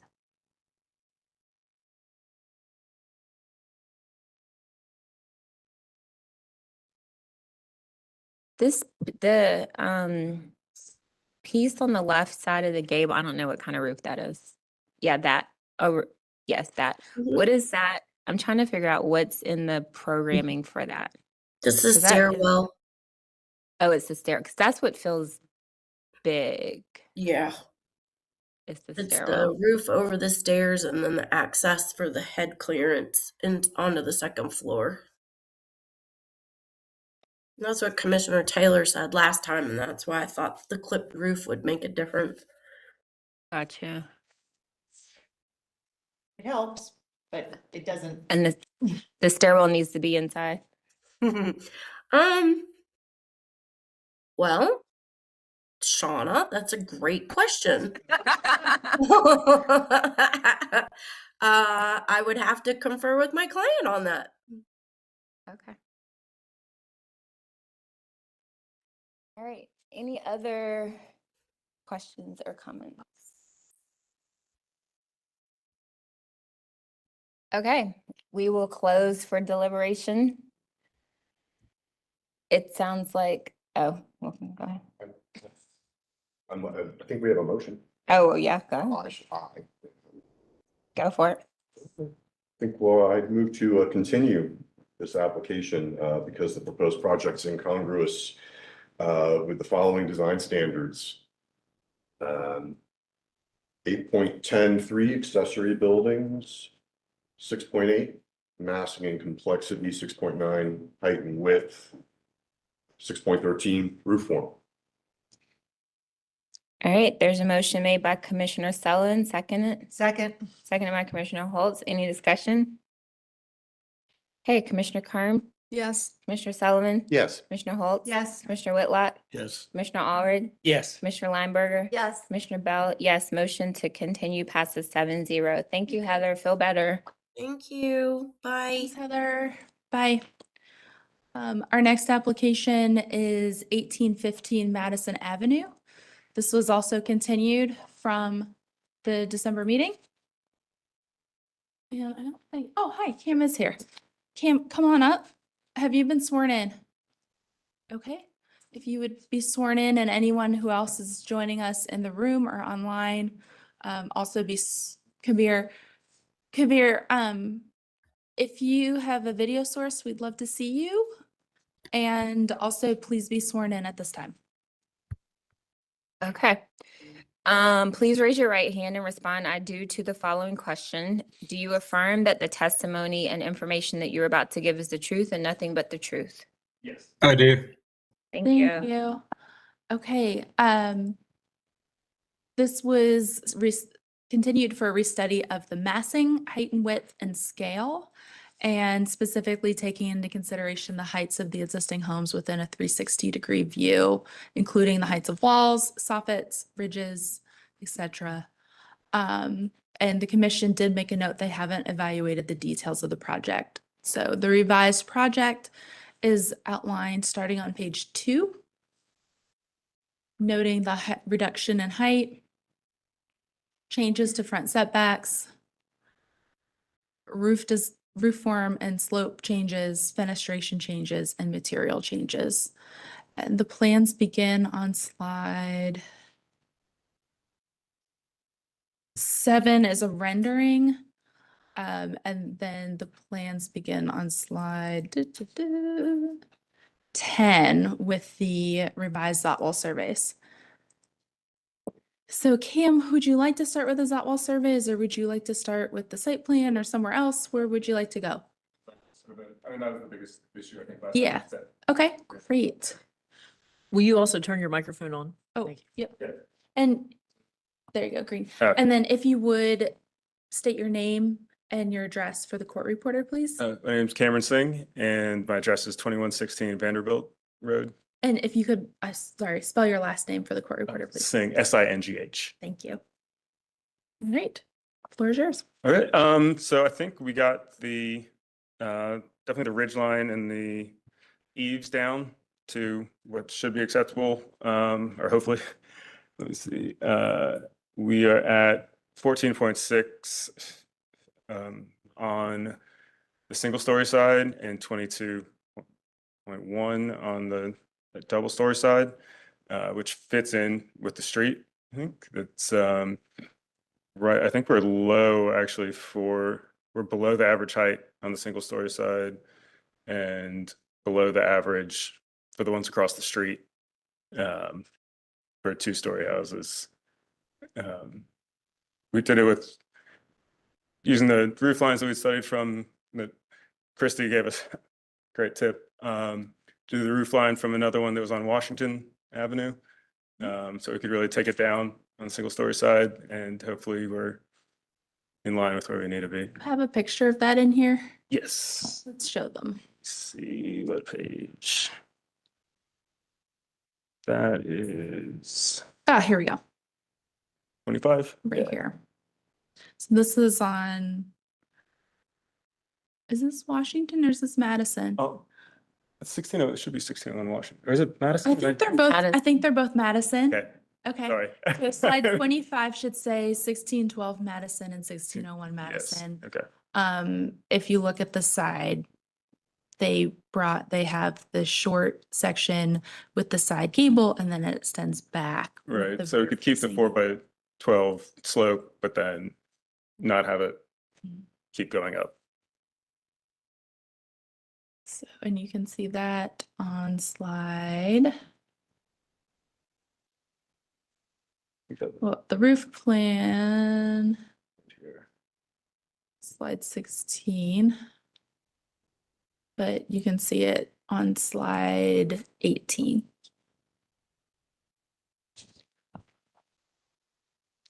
And What else do you want to share? hmm? What else do you want to share? I was just saying what the, if that works, or if, I mean, Do you want to talk about your other changes, like the material change? yeah, we added the materials like the, we did the Nichihad, was it the Savannah, premium smooth. What else? We did change the windows to be sliders. That's what all the neighbors had. We counted the bricks, so it should be in line with the about sizing that they have. We have them, I think they should be all lined up height wise, so it shouldn't be an issue. We added a couple on the going down on the kind of the addition looking part that we did. We added a couple windows there so that we had them going the whole way across. We added a deck on the back, and we actually also added the slope. We got the topography survey a bit too late to get it exactly where we need it before we could submit. So I'm coming back next month anyway. But the basic wooden deck on the back, it does slope down right past where the house will be built, and it's heavily wooded.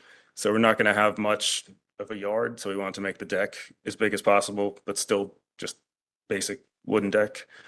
Let's see. We added brick all around the foundation, the whole house. We have examples of the brick that we're going to use, which is just standard wire cut red brick and standard gray mortar. If we need to change the mortar, just please let me know, and we're open to any of it.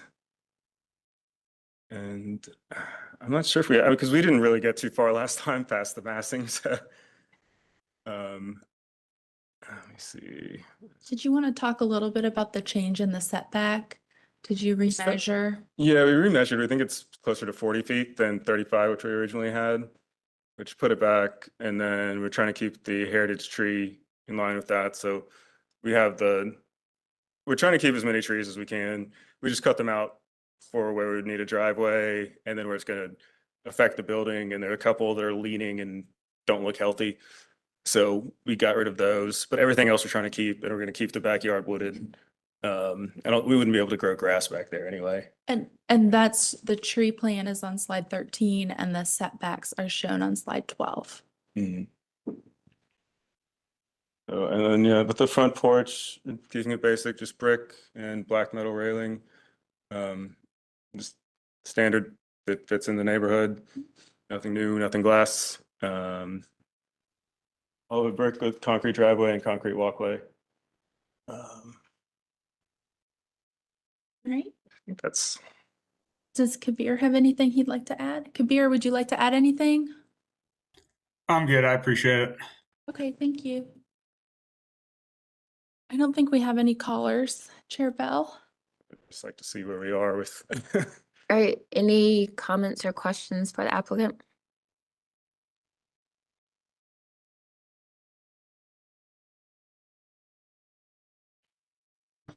Yeah, did you see the staff comments and the questions, the things that were missing? It's quite a list. Yes, we haven't got to all that yet. I'm pretty sure we're gonna have to come back next month. Mm-hmm. And I just wanted to get past, I mean, I really needed to see if we could even do this house that we've started. Because we weren't sure. There are a couple questions about whether we could do a split level, because it is generally flat. I put some examples of other houses in the neighborhood that are split level that are on flat lots. And then, so instead of investing more into this, without even knowing if we could proceed further kind of wanted to figure out if it was, Through some of your questions for the applicant? Well, I mean, there are a lot of them, but I mean, I think that from what I see and based on the 360-degree, the ridge seems like you've made that work. So, yeah, okay, ridge great. height. Thank you. So I think, yeah, I mean, there was quite a bit. It was, I mean, I don't know that I need to go through these, You know, we talked about the setbacks. Yeah. It's the accurate setback is at 35 to 40. And you said you remeasured the. Yeah, that was, yes. Um, I think. Not fair. I mean, I think when we have the survey done for exactly where we're gonna place it, and we'll put the footings, so we know where to place the footings. It would be within a foot or two, or does that? Match what's on either side of you. Yes, exactly. That's what I was getting to. Yes. Oh, I think 100%. my And mic goes and from up where and it's stuff, being, but where yeah. it is, it's a couple feet here and there, isn't gonna affect any of the trees or any of the plant or Yep. anything. You're gonna match what's on either side. Yes. Okay. Yes. And if the additional things that, you know, were noted were, you know, just a little more detail about like setback to the front stoop and the front thermal wall are typically, you know, asked for. Foundation heights. I think the big question that was carried over from the last meeting that was talked about a lot is the topography and the grading, especially on sheets A004 and A005, as compared to the Zotwall survey that shows the front elevation as being below grade. That was a big point that the commission made last month. So maybe Cam, you want to, you know, talk through that. And so that Okay. shows up here where pavement edge is shown kind of midway on the house, right here. But you're digging, so I think maybe explain to the commission. But it Oh. slopes down there based on the topography. So I think it's about 690, almost 696 Okay, where the street is. And then by the time you get to where the house is, it's, I think, about 693. okay. So that's what that is. And that's what we're measuring from. Does We're it- planning on just leveling it there in the front, and then for the back, just have it naturally go without doing as little grading as possible. And just having because it's a raised foundation. And it'll be covered in brick as much as we have to. So I didn't So understand that. here, I think, Cam, correct me if I'm wrong. Let's start here. If we were to carry this line out to the road, It it should- slopes up. Yes. So that's why this About a couple appears feet. to be sitting below the road line because of the topography of I the have the- site. And so maybe what you guys need is a complete site section from the front, from the street to the rear that shows that kind of gradual increase. It's an easy add. Okay. Yeah. So what it is, it just brings out the drawing to the off rail. street. Okay. Mhm. And then it carries it back to your rear property line. Okay. Okay? Yeah, we got the topography survey back after we had to submit. So Yes. that's Do we have? we have, Let's I did see. supplement that. There's also, Yes. just the GIS one is very similar to what that's on page 8. We lost the supplement. Let me get that back. Just on page 8, it's really pretty much the same thing. Okay. So it's where the front of the house would be, it's around 693 going to between 694 and 693 down to 692, kind of at the back of where we'd be building, and then it drops. Right here is what you're saying. Yes. So having to kind of, Okay. What other questions does the commission have for Cam? I think the staff comments are a pretty good framework from which to operate, to come back after the continuance and just literally going down that checklist. Okay. Just really utilize staff and then you can come in here and be ready to go. Okay, so pretty much, but otherwise, and then let's see, I mean, I did like a rendering on the first page, I just wanted to make, I'd like to have pretty much a framework where we have and make sure that that's all right, and then add every little detail so that next time we're good, we're in accordance with this fits in with the neighborhood and is what we're looking for. If I need to go in any kind of different direction or any ideas, I mean, that would just be extremely helpful to me. Yeah, so I think that we'll deliberate and then make a motion, and then from that, you will know how to proceed. Okay. Yep. Any other questions, comments? All right, we will close for deliberation. I saw someone over here drafting a motion. Any other comments about, I mean, clearly there's like all the stuff on the more details on the staff page, the topography. Anything else? Just that section, that site section, it looks like really awful lot. Section, okay. If I remember last time, I don't remember if it was Commissioner Sullivan or Commissioner Allred that said that it was pretending to be a split level or something like that. Is it? That sounds like a commissioner already. What are your thoughts now? I think from what I could see, it seems more in line with the expectation for a split level. Yeah. We lowered the, am I allowed to talk now? We're closed. I'm sorry. Okay. Any other questions or comments? What's your impression, Commissioner Bell, since this is your community and you know this street better than us? I think so across the street, there are split levels and then I think a 2-story. Yeah. So it fits across the street. I don't know those neighbors. This lot has been empty forever. And so like now there's going to be something. So I haven't heard anything. I don't actually know the people who live on the other side. But context wise, you think? Context is a lot better than what was last month or whatever it was, November, December. Yeah. And then definitely than what we saw like earlier in the year. I think it was a different applicant. So yeah, I think it's going in the right direction. Yeah, agree. Curious, do we know what's going on the corner? Was it Mulberry? Oh. Those are two, that lot used to be one house and it was bought and split. And then the houses, 2 big houses were built on it facing Mulberry Street. So it used to face Madison. Yes. They're one of those that have the permit. Right. Yeah. Thank you.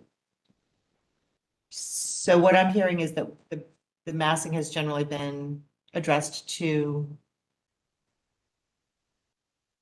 Better. Is it to our satisfaction or is it close in the right direction, but not quite there yet?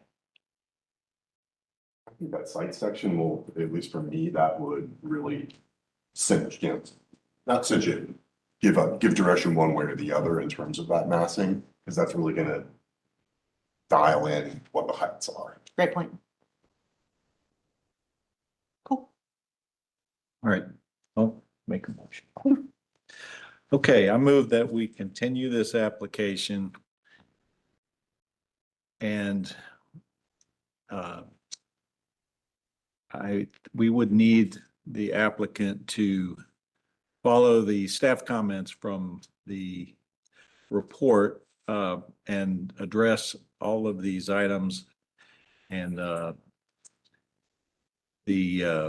using the new construction for residential buildings, chapter 6.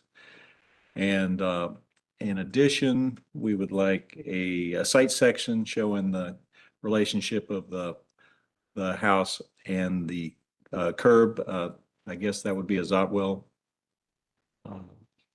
exercise.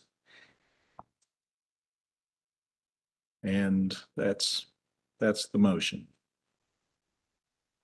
Any standard? 6A, 6-9, 6-10. Yeah, the whole chapter. Okay, motion made by Commissioner Whitlock. Is there a second? Second. Seconded by Commissioner Holtz. Any discussion? Okay, Commissioner Carm, Yes. Commissioner Sullivan, Yes. Commissioner Holtz. Yes. Commissioner Whitlock, Yes. Commissioner Allred, Yes. Commissioner Lineberger, Yes. Commissioner Bell. Yes, motion to continue passes 7-0. Thank you. Thank you. Our next application is 1414 The Plaza. This is our last continuance from the December meeting. And the applicant is here with us in the room. Hi, David. Good afternoon. I know you've been sworn in. Yes.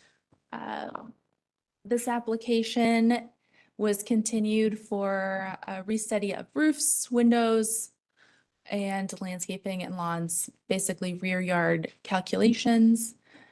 The revised project summary starts on slide 2, continues on slide 3.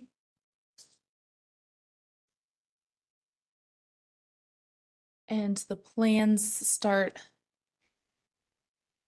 there are some comments addressed on slide 8, and then the revised plans start on slide 9. David, if you would state your name and your address and spell your last name for the court reporter, please. Sure. David Coxon, Coxson. Address is 508 Larkin Place, Charlotte. Great, thanks. Where would you like to start? I think we can start with the garage, which is page 9 here. Yep. So just to summarize, the comments were specifically targeted about the roof material for the new ADU, the new garage, and the rear pavilion addition. And it was pretty clear that the conversation about the garage was, look, it's visible from the public way. It's subordinate to the main principal structure, but it's, you know, it's more prominent of a structure than the addition, pavilion addition in the rear.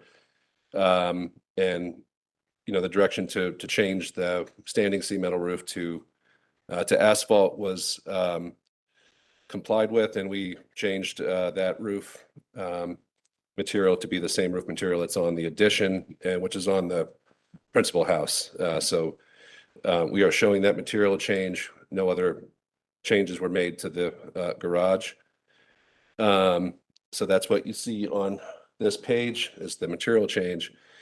The pavilion roof, the discussion was, if you guys can remember back to December, which seems like a long time ago now, but the pavilion discussion was, it's a subordinate structure. It's a single-story structure that and we discussed that there was some precedence in the neighborhood.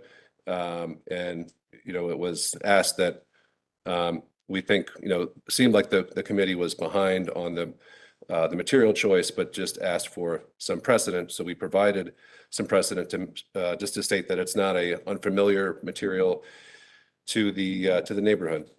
So we provided a couple of examples of that on pages 5 and 6. These are rear additions, as our pavilion addition is, which is, you know, behind and steps in and is behind the previous addition of the house.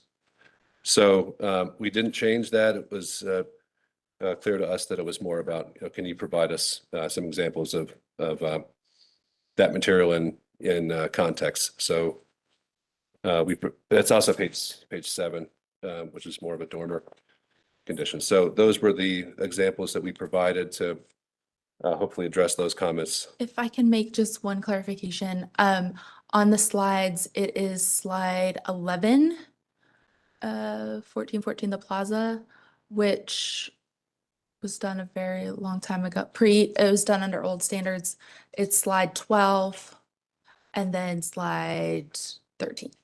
Yep. Yeah, and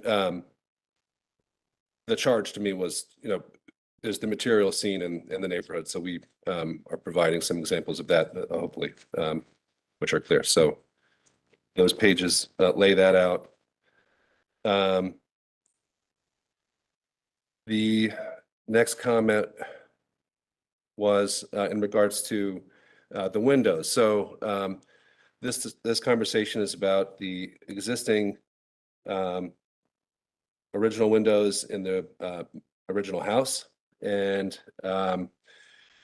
we were asked to get some additional information, some photo documentation of the windows. And, the windows are, this is a real client driver here. They are having a really tough time with these windows and living in place with windows that are old, that have different conditions from each window. Some are better than others. The pulleys are broken on a lot of them.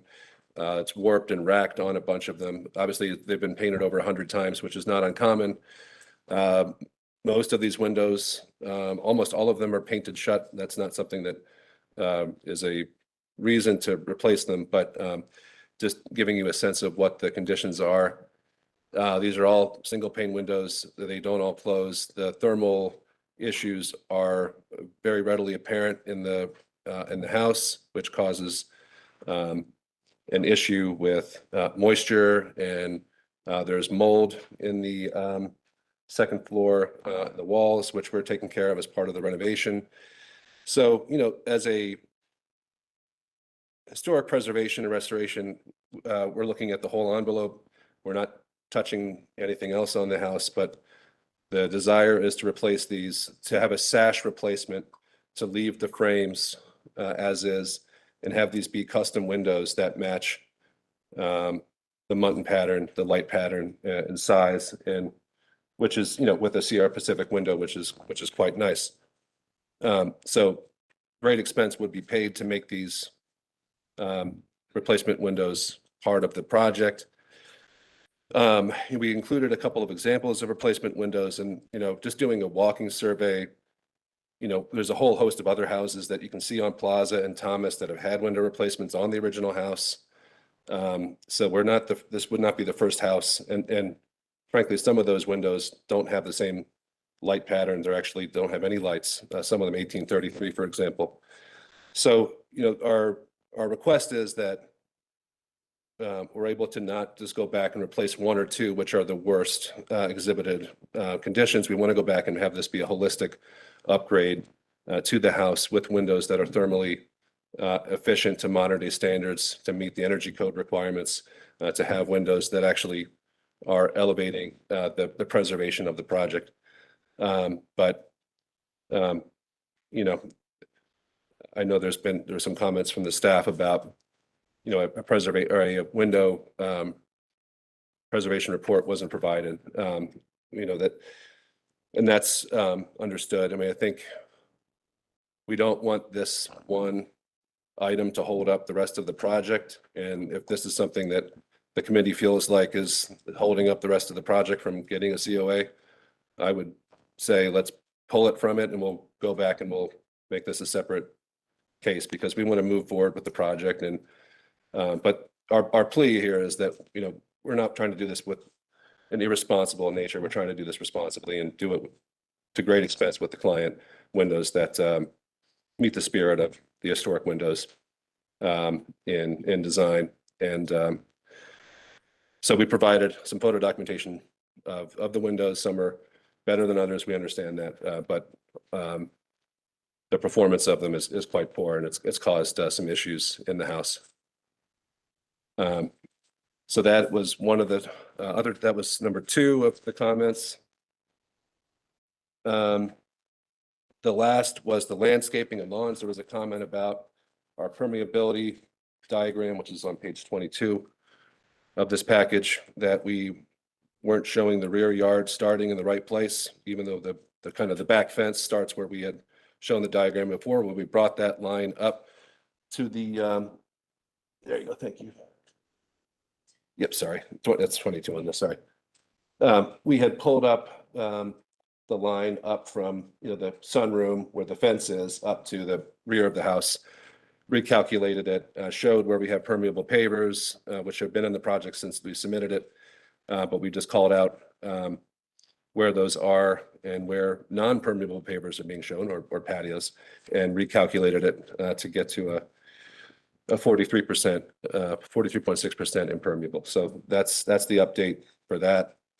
And those were the comments that we hope we addressed. Hey, we don't have any callers. And everyone in the room is for a different application. So over to you, Chair Bell. All right. I guess I would just say that personally, I don't think the windows meet the standard for replacement, but it's just my opinion. We'll hear what other people have to say. Any other questions or comments for the applicant? I would say that similarly, I have a house of a similar vintage and the windows can be frustrating. But I would ask, have you consulted a professional about repair and those kinds of things? We have, yeah. We're working with a builder who has a window contractor who's been brought on board and who's provided us some information on the window sash replacement direction. They didn't go through and do a whole survey of the house. They've been through the house. They didn't go provide a report, but certainly noted that a lot of repair was needed on a good majority of the windows. So did they note that, sorry? No, just because that is the Secretary of Interior standards, that Understood. things are repaired if at all possible. Right. You're saying? I was just saying they noted that a lot of repair. Did they note that anything couldn't be repaired? No, I think anything can be repaired, right? There's the Dutchman repair. There's all sorts of ways to repair these to great expense, but you still are dealing with single pane windows. So, I think anything can be repaired, but I think some of them required more of a Dutchman repair, replacing wood with new wood, which in our opinion, we were providing all new wood windows that are energy efficient, that are the same light pattern and Munton style as the existing, but which meet the modern day energy code requirements. Yeah. Mile. Oh, go ahead. I live in a 1932 house, so I feel the pain of the colors and pain and storm windows. And staff is great about providing a list of vendors who have actually met pretty recently, who are doing, I'm in the Villa Historic District, and they've done a lot of work, done beautiful work for some of the houses on the most beautiful streets. Yeah. Full restoration of them. Yeah. No, I understand it completely. It's something that's certainly a big driver for my clients, and they're really very adamant about it. So I have to, make the best effort here to provide what they want. And also, as a person that's worked on preservation projects, knowing that the envelope is, has been kind of compromised here is something we also want to address and make sure that we're doing our best to address those issues. But and then just going through the neighborhood, I know it is in the historic district, but there's a number of windows that have been replaced, just one or two doors down and down the line. So it's for them, they see this and it's something that they are really pretty upset about, that this is something that's holding up the approval. So I have to share that, but we have a list of addresses that have exhibited, replacements and not great replacements, so. Can staff give some perspective? Absolutely. So once upon a time, years ago, window replacement was permitted, and the commission really thoughtfully reevaluated their design standards to bring them into compliance with the Secretary of Interior standards and best practices for preservation. So you may see that from case to case throughout Plaza Midwood and Dilworth. I would encourage you and your clients to look at our energy efficiency section of our design standards. There are ways to achieve the same rate of energy efficiency with these historic windows as with replacements.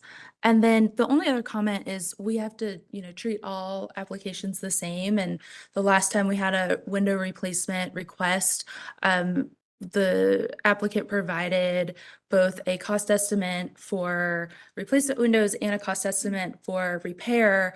And the cost estimate for repair was a good $5,000 to $8,000 cheaper than the replacement windows. So, and they also provided a very intensive documentation of issues that just aren't seen on these windows. So, it's not just,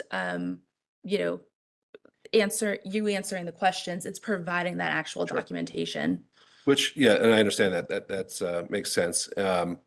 Which is why I would say, let us pull this out of the submission. We'll submit it separately when we have time to go. We have a contractor who is on the team now. We can go do this report and have the specialist come look at it and have that be a separate application, and just pull it out for today, because we would really like to, be able to move forward on the other items. So we want to meet all the spirit of meet the letter of the requirements here and the preservation requirements. So, yeah, if you'd be willing to do that, we would be happy to come back with more documentation under a separate application. Okay. Any questions about the oh, go ahead. Well, I was just gonna add to that. I was just gonna say, the standards have to be they have to be really, really bad Sure, shape. yeah. So I just want to warn you, if we do pull that out and it's a Right. separate application, Yep. I mean, we've seen people repair windows that are really in bad shape. Yeah. So, And that may be the direction that we take. Yeah. so just want to tell you, so you're prepared, but you can tell your clients that you have certainly gone to bat for them. Yeah. You have done whatever you possibly can do. And then on our side, we're definitely beholden to these standards. Understood. Yeah. No, I can And we appreciate it. empathize. I also have an old house, Yeah. so we get it. I We do so too. understand. I have a very old house. I don't live in an historic district, but just replaced my windows with triple pane windows, and it has made a world of difference. Much happier. But we're in an historic district, and I totally appreciate that. Okay. Um, Any questions about the roof material?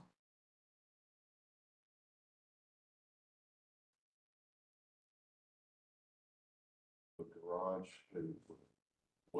that was standing seam, that's been, Yeah, amended to the asphalt shingle. Yeah. and then precedents. Well, so what was asked was for the standing seam selection for the pavilion. We had talked about it in December, and it seemed like majority of the folks, and the motion was, in my opinion, we're okay with this from an appearance perspective, but you're talking about there's examples of this in the neighborhood. Could you show what those examples are? So we show that there's a few examples of secondary subordinate structures to the main house that are a standing seam metal roof. And we want that to really stand out separately from the main house from the previous addition that was done in 2018, which is at the same principal height. We're trying to make this feel like something that is elevated, but in architecturally, but that is differentiated at the same time from the main house. And I understand the garage, being visible from the public way and more of a primary form that we're, happy to do that in asphalt, but would like to elevate the pavilion. That's on which slide? The things- So I think the commission said at the last meeting they were okay with it on the pavilion. You just weren't okay with it on the garage. So if you're showing it changed to asphalt, then I think Yeah. that meets the standards then, right? I think Okay. it was just asked to provide some precedence. I just wanted to make Oh, sure. really prepared. Yeah, Yeah. that's good. Okay, thanks. Um,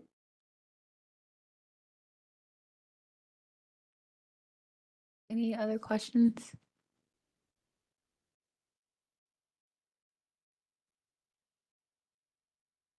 before we close? All right, we will go ahead and close for deliberation. So it sounds like windows are being pulled. Would it be Would it- advantageous in any way to continue? the windows? I think you deny it since they want it pulled. You just, so you're making an official motion and it's on the record. And then you can do what you would like to do with the rest of the application. Yeah. So how are we feeling about the material now? It's fine. So material and then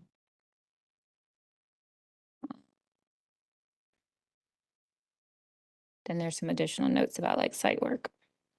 It's details that I think The staff staff can to work probably with. Yep. manage.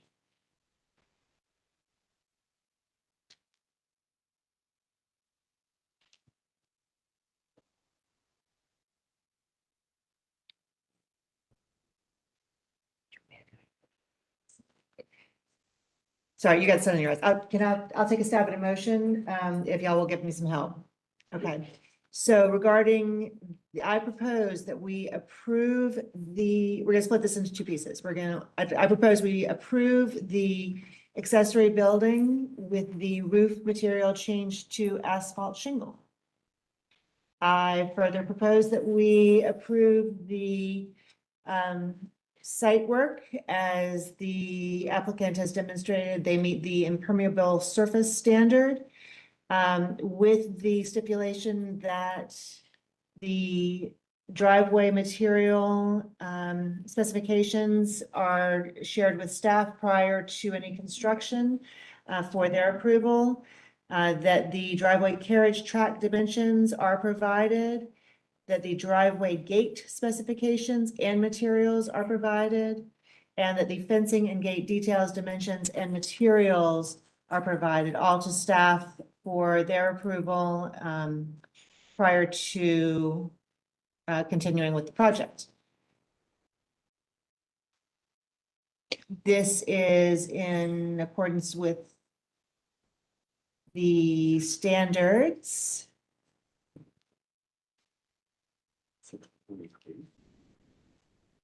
6.8 massing and complexity. 6.13 roof form and materials. 6.5 through 6.6, the site standards. And 8.9 site appurtenances. 8.7. 8.10 accessory building. 8.4. And 8.4 Number 7. landscaping. Oh, Let's just do all of standard 8 landscaping. Okay. All right, motion made by Commissioner Holtz. There's second. Second. Second by Commissioner Sullivan. Any discussion? Commissioner Kerm? Yes. Commissioner Sullivan? Yes. Commissioner Holtz? Yes. Commissioner Whitlock? Yes. Commissioner Allred? Yes. Commissioner Lineberger? Yes. Commissioner Bell? Yes. Motion to approve with conditions passes 7-0. Okay. I also move that we deny the application for window replacement. Because that is incongruous with the Secretary of Design Interior's standards. 6.15. 6.15 doors and windows. No. Hey, Secretary of Interior Standards, 2.5. 2.5, Yeah, and it's 1 through 7, 1 through 7. I guess, essentially. And then 4.14. it would be Windows 4.12 to 4.14. 4.12 to 4.14 windows. Okay, motion. And the reasoning is because you don't have documentation to show the deterioration. Because the applicant has not provided documentation of the deteriorated condition of the windows such that we could make an exception to the standard of retaining those important architectural elements. And that they haven't had an evaluation by a window restoration expert. And we're lacking an opinion from a window restoration expert regarding that condition. Thank you. Okay, Motion made by Commissioner Holt, seconded, Second. seconded by Commissioner Sullivan. Discussion? Commissioner Kerm? Yeah. Commissioner Sullivan? Yes. Commissioner Holt? Yes.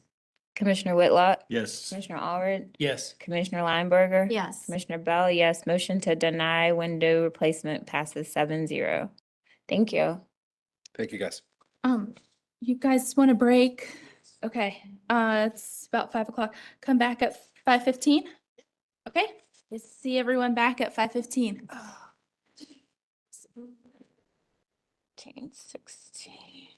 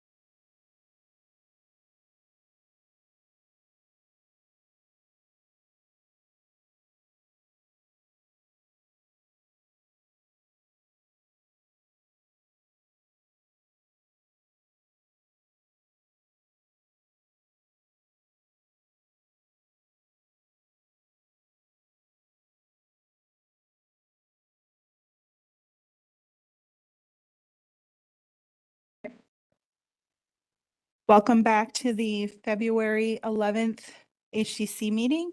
We are now on case number 13, 224 through 236 West Kingston Avenue. This project was continued from the January 14th meeting, and the applicants are in the room. You've all been sworn in. Okay, so we have one applicant that needs to be sworn in, so we'll go ahead and do that. Please raise your right hand and say I do to the following statement. Do you affirm that the testimony and information that you're about to give is the truth and nothing but the truth? I do. Thank you. Awesome. Okay, again, this was 224 through 236 West Kingston Avenue, continued from January for the items listed on slide 1 of the staff memo. The applicant has provided updated information, and starting on page 4 with the proposed summary and staff comments. The application includes an updated site plan on slide 19, which includes the redesign of building C 1.1. And we can go down to slide 22, shows it in the Zotwell survey. Hold on one second. Sorry, guys. Slide 25 shows it in an elevation on the streetscape, as well as in slide 35 as front elevation. The applicants also provided updated details on slides 37 through 41. And I'm going to hand it over to the applicant to state their names and addresses for the court reporter, and then you guys let me know what slide you'd like to start on. William Hagan, 301 East Chino. Eric Weiner, Intech Group, 2459 Wilkinson Boulevard, Charlotte, 28208. Angie Lauer, ALB Design, 901 Berry Hill Road. Okay, I'm going to start on page, I think, A21.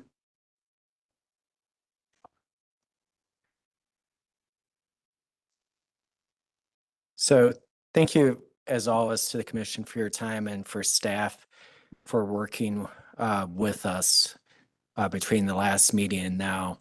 So obviously we took great care in addressing the items that was continued for as well. And as part of that, we also met with staff before resubmitting to discuss things and go through things.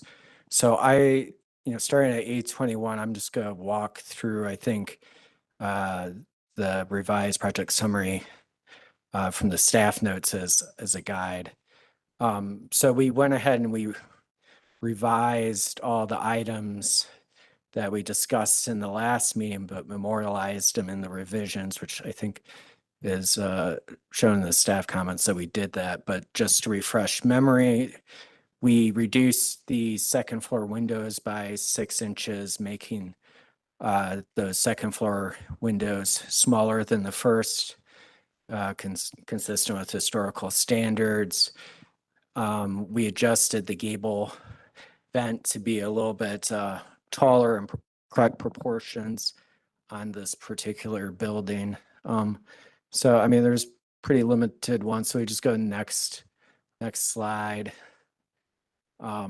This building had similar revisions again with those windows and then the vent detail. Next slide. And then on this, what's this B? I'm sorry. This is B1. B1. So same thing with the windows. And then we showed the additional detail in those bigger brackets that we discussed in that bay window. Staff did ask for the detail on that as well, as a comment this time, which we've provided in the supplement. So that is now in the on the detail sheet in the supplement where we're giving more detail on it. Bring the supplement back up 1 second. Oh, here it is. So you can see it's at the top left there where we've added that additional detail with dimensions and additional notes.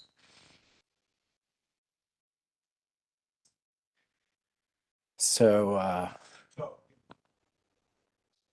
sorry. So next slide. So same thing on this building, the bay detail window comments and those smaller windows. Next slide. Again, the same comments apply. The smaller windows and the bay window. Next slide. Okay, so this is where we get to, well, starting with the main building, which is C1. It's the same comments on the windows, and then the bay window, which is on the one side, or no, not the bay window. But then we do have building C1.1, which was a larger point of conversation, which we, sorry, I cut out there, which we took to heart from the last meeting about how that C1 sat on the site, if there's a better way to restudy it then address that.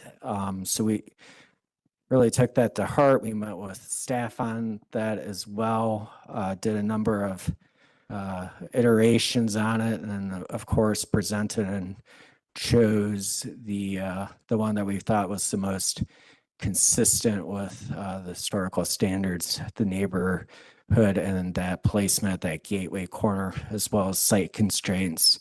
So I do know in the staff revised comments, there was a note if we could potentially make that C1.1 building a little bit wider. Unfortunately, with the way the math works with the 5-foot setback as required by zoning, and then the sidewalk that we are required to have to the back buildings, the setback, and then the consistent spacing as well that we have between the buildings, keeping the historical context of the spacing, that gives us kind of our footprint we have left to play with. But I think if you look at the elevation, if we can go back to the elevation, I think we studied that really carefully and how that best relates and the best way to do that. And you can see that we went to a balcony that goes across the front of it linearly, as well as the roof, how that is addressed. And if we go up a few pages, I'm sorry, I don't remember the page offhand, that has the simplified massing street view. I think it's actually more than a couple. I'm sorry. Keep going. Keep going. No, keep going. There you go. So you can see how that reads in the simplified with that balcony and so forth, with a horizontal balance to it. So, like I said, we took great care to study that building from all angles, how it fits on that corner. Continuing on with the comments, I think we need to go back to Candace C1.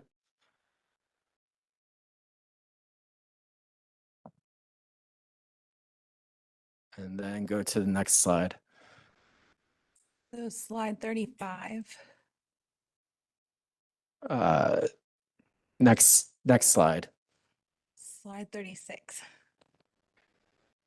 So this is, again, the 6-inch smaller windows, as well as the change to the bay window with the more detail in the brackets.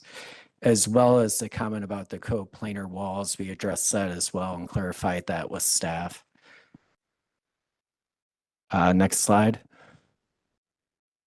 Okay, so we've added some bracket detail. Next slide.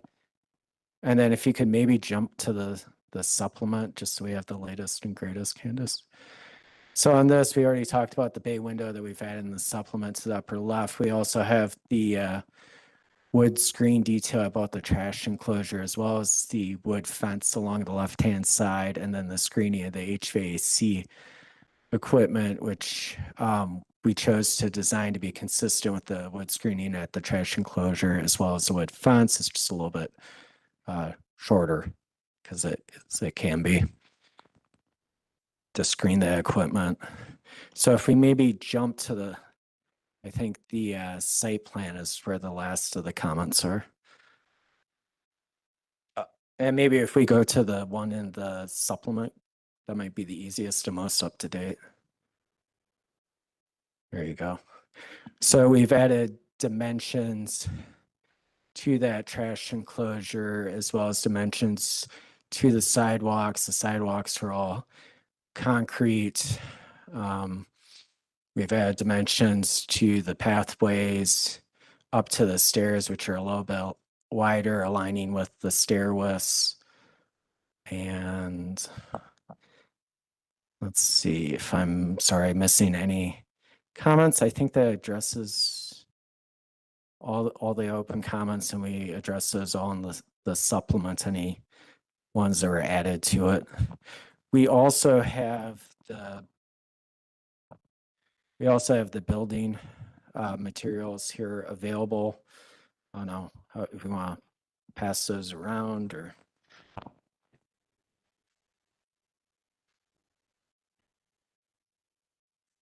That's some order.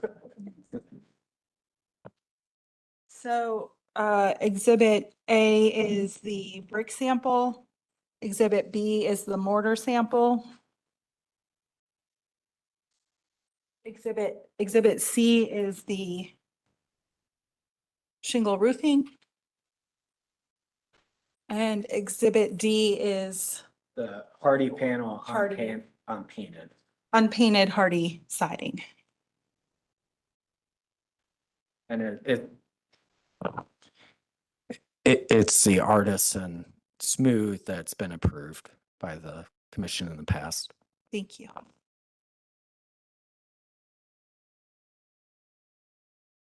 Did you have any other comments while they're taking a look at?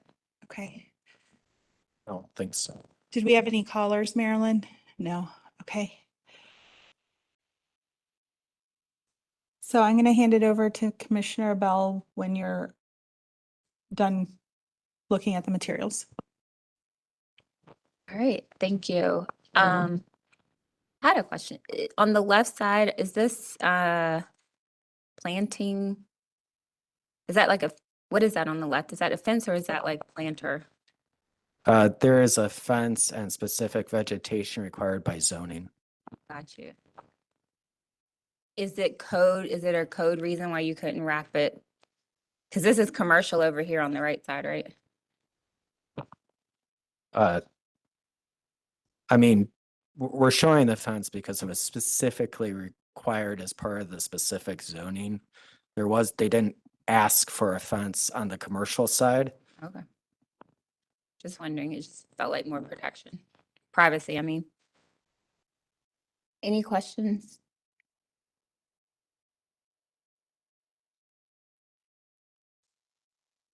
And you're requesting a 6-foot fence all the way down to the front, past the front thermal wall on the left side of the site, correct? Correct. That's the residential side, right? Correct. Oh, so that's usually step down, right? Correct. Okay. And isn't it supposed to not come forward of the thermal wall? Correct. According to the standards, okay, so that's okay. Okay. I think we'd be happy to, if we can make address it as a comment that needs to be even or whatever the standard is, I think we could take that back to zoning to say there's a conflict. Is zoning requiring you to have it 6 feet? Because we trump that. And We've worked it out with them before. yeah, Yeah, we could, so if we could, if there's a way to address it in the I think that comments that so we that can we can work take with it back staff to zoning. for the fencing. Any other? So the C 1.1, is there any like precedence of a building like that in the historic district?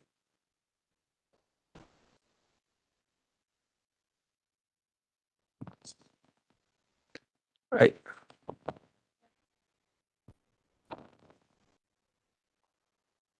The commission requested a restudy of that building to be brought forward. At the last meeting. So if you, Candace, if you want to show the site plan. Yeah. No, the other site plan from last meeting.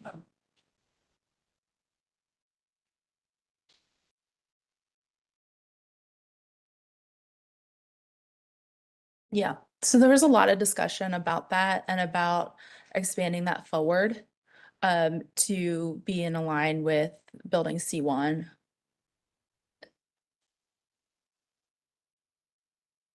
And I believe, it also related to the commission keeping its, no, correct me if I'm wrong, Eric and Angie, but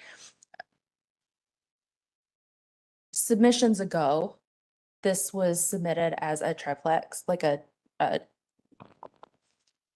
Connected triplex. yeah, a connected triplex, and the commission was like, I don't know about that. And so they tried this, and then you're like, well, that's not working either, so can you bring it out? I think you would be willing to consider a connected triplex, but I think this is the direction the commission gave last month.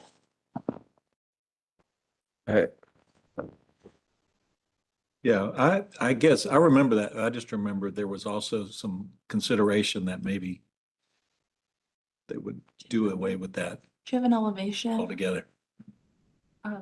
Last time. It just seems like a baby duplex. So if I may, Scott, I know.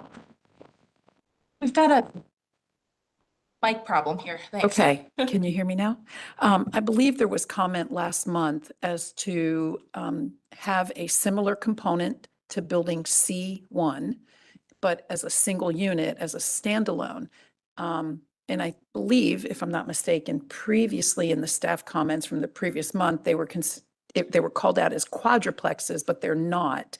They were duplexes, so it's an up and down. So this is a single family home that is 2-story. And yes, there are other 2-story historic structures. One of them is on Wilmore Drive that is a historic 2-story structure. I want to say 1560 something Wilmore Drive as a 2-story historic structure. It is a single family versus this is considered multifamily, but it's going to still be a single family and a multifamily development.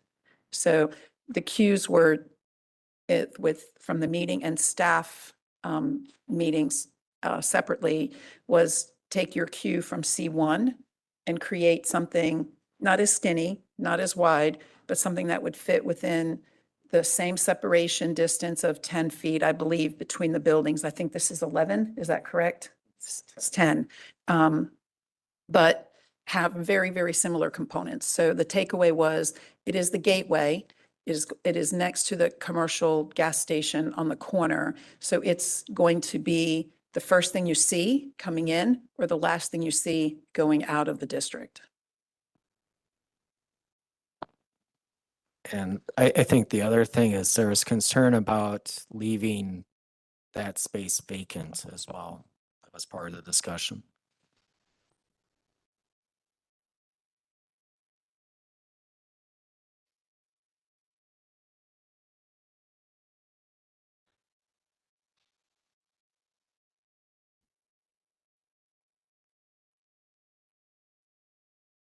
It's one story.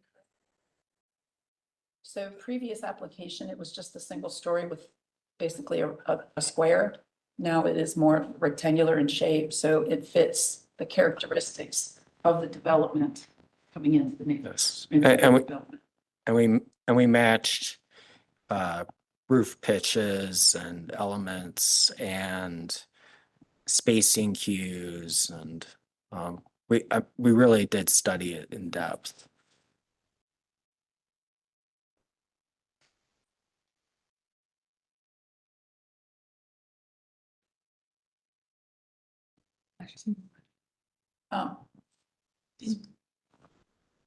Also too, if it got closer than the 10 feet, I believe there is a rated separation distance that has to be met between the two buildings. Is that, if you can talk about that? There is, but it also, to go less than that would be inconsistent with the spacing of the historical property. So that, for your sake, probably trumps that anyways. Just remind us again, you said to make it wider, you get into, The setback as well as the required sidewalk that's required to the back buildings for fire code. gotcha. Okay. Any other questions? How many total units are there? With that one, I believe we're back to being told 15. What, I didn't hear you. What'd you say? 15. Gotcha. Thank you. Okay, if there's nothing else, we will close for deliberation. Looking back through the reasons that this was continued, it looked like they did the things we asked with the second floor windows being smaller, looking at the vents. In the gables, did something with the C1.1 building. And I think Commissioner Allred, you wanted more information about the enclosure, right? That is correct. Does this work for you? I have concerns about the enclosure details provided. Okay.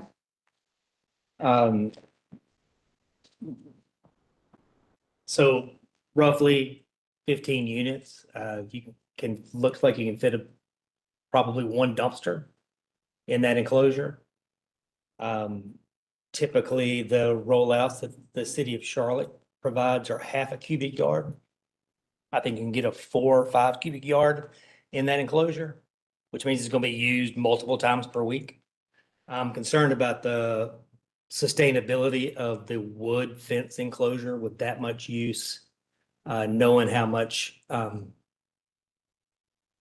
pain dumpster enclosures go through with waste management. So I think that needs some further consideration on the enclosure type.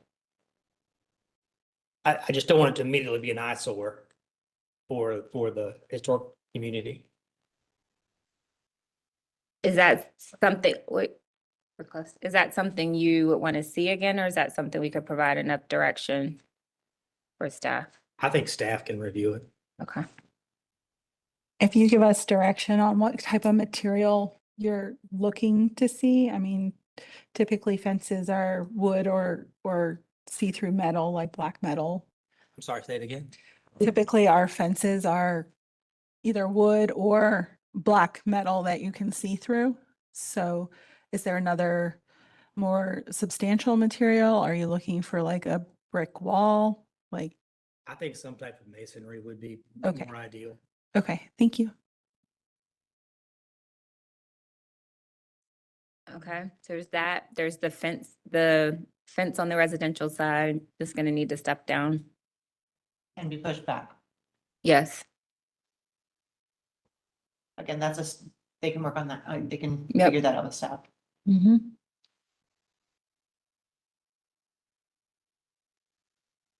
I would like to just bring something up from the past, since I wasn't here, but I listened.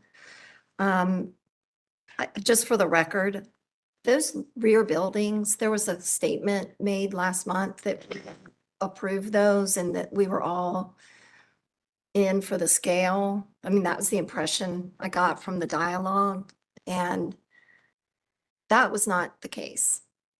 I don't know if anyone else has any recollection of that, but I think the ship has sailed now. But I think it's unfortunate because that was never, we fought that density on a previous application. That was why it was denied.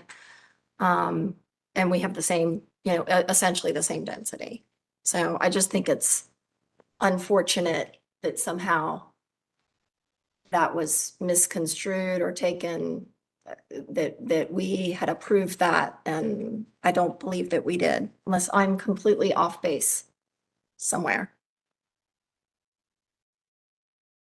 Approve the back buildings, you mean? I think the commission was pretty friendly to the site, other than the items that were for continuance. And just as a friendly reminder, when we go into our discussion and motion, it should be based on the items that the project was continued for. Right, as I said, I know the ship has sailed.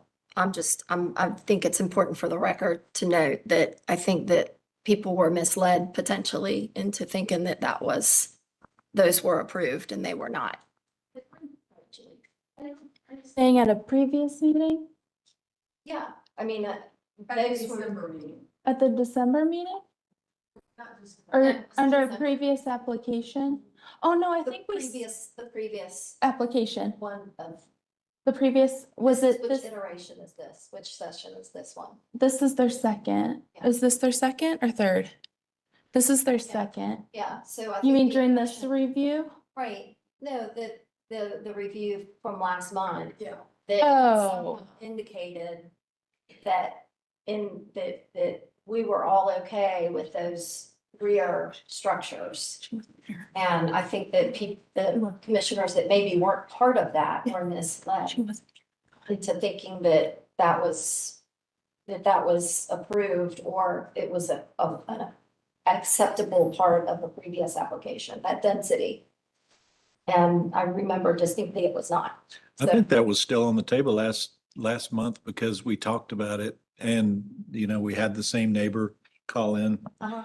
and, it was, I think we kind of went around and I think there was a pretty good consensus with the group that was here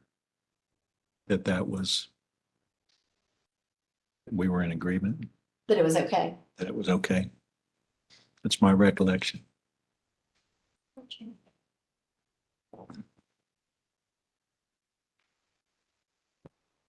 Okay.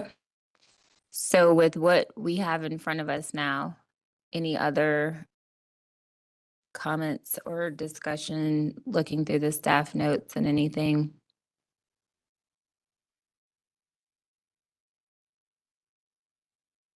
Is there anything in the staff notes that we would want to see again?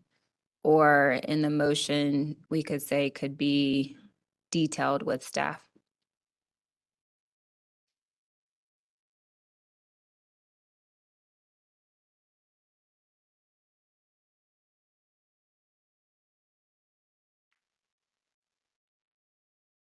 The dimensions of the fencing and the dumpster and the Yeah. materials of the dumpster enclosure. I mean, other than that? Yeah, is there anything else, like there's other notes in here, is there anything else that's in here that we need to discuss? Or can just be put in the motion? So there's like bump out details. Right. I guess that's it, bump out details, and then, That's all I say. yeah. 3D images of buildings and overall site.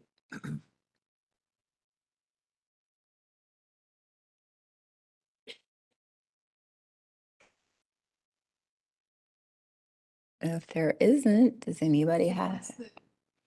The small buildings that Scott brought up. What are people's thoughts on that? The one that was in the back and then we brought it to the front. C11, yeah. C1. And where along the way did we decide there needed to be something there?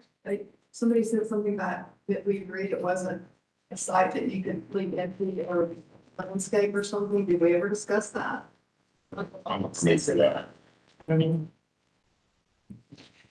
So if I could be of some help, at the January meeting, we discussed that the one-story connected unit sat too far back from the front thermal wall of the other buildings and the setbacks.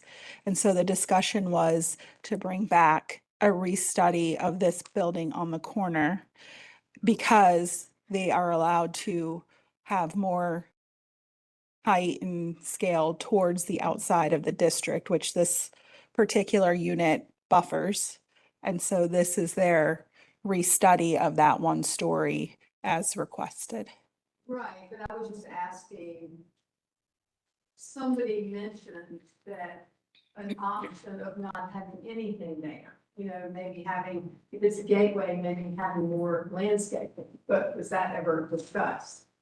Somebody in this group just said that we agree that something should be there because you didn't want a vacant lot. didn't want a vacant lot. You may not.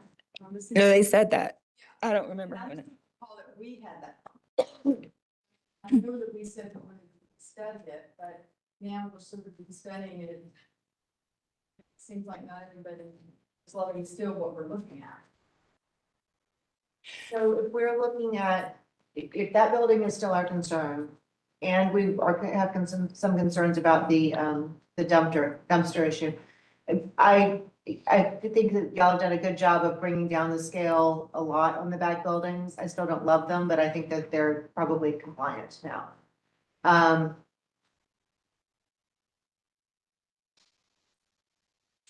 Would Commissioner Lineberger be interested in a proposal that maybe would approve the massing of the buildings without C 1.1 of the other buildings? Leaving that back line intact, or are you opposed to that? back line? It's the same issue that we had before, which is this is not a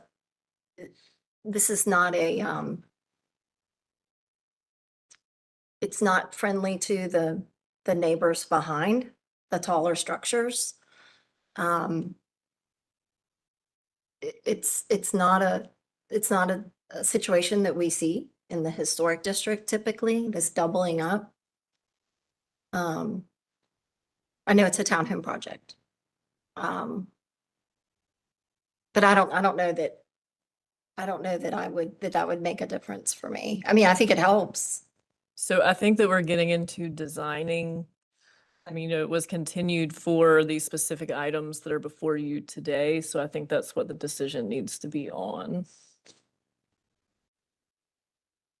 If we can't reach consensus on whether to approve C11, though, we could leave it out. If we can't reach consensus on the approval of that design, could we leave it out of the approval of everything else? Yes, you can always split up your approvals.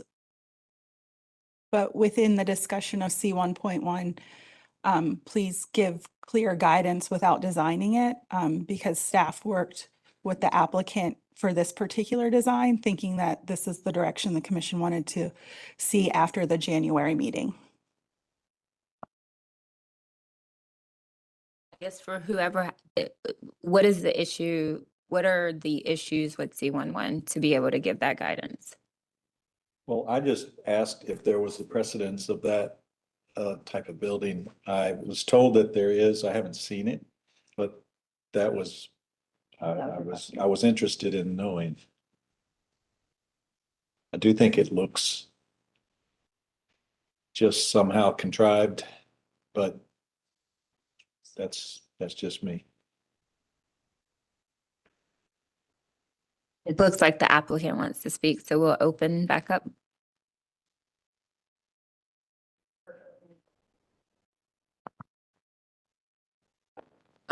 Scott, I think if you were to look at this in its entirety,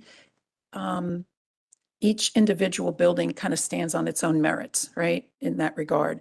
But there's so many details taken from cues of quadruplexes that were introduced here as exterior historical context.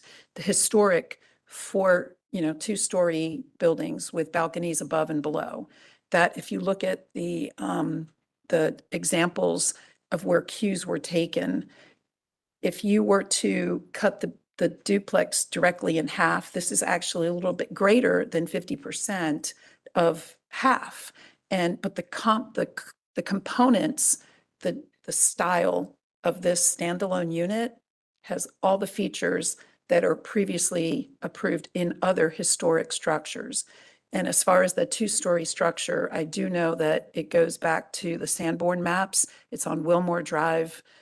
I want to say it's in the 1500 block. If you want to pull it up, it is historic two-story structure that is in the district, a couple blocks away from here. While it is not right around the corner, but it is within the district. So I do think, if in its, as the project in whole, it is next to a piece of property that is probably going to be developed in a 4 or 5 story structure. It's right there. It's right at the cusp of the district. So if you consider it on its own merits, it is certainly a complement to the duplexes that are next door to this, the single family homes. And I do think it does complement the entire development as in its whole.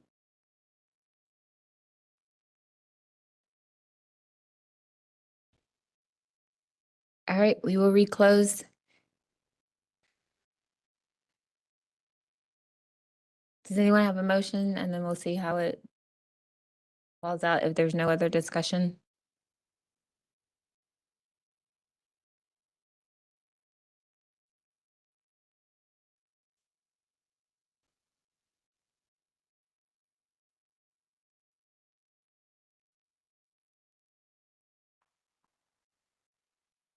Can we start with the fence? Sure. Okay. I'll do a motion to, for two things that I think we can approve. So I move that we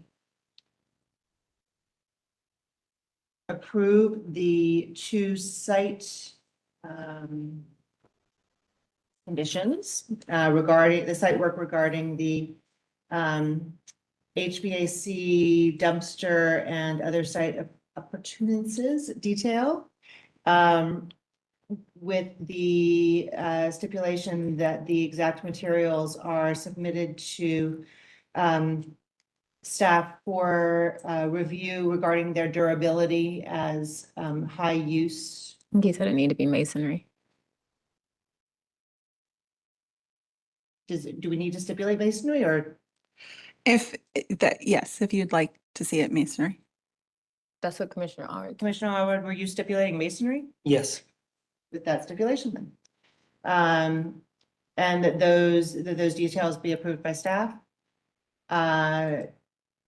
Similarly, regarding the site work for the fence on the left-hand side between this work and the residential building, the fence must not protrude beyond the thermal wall toward the front of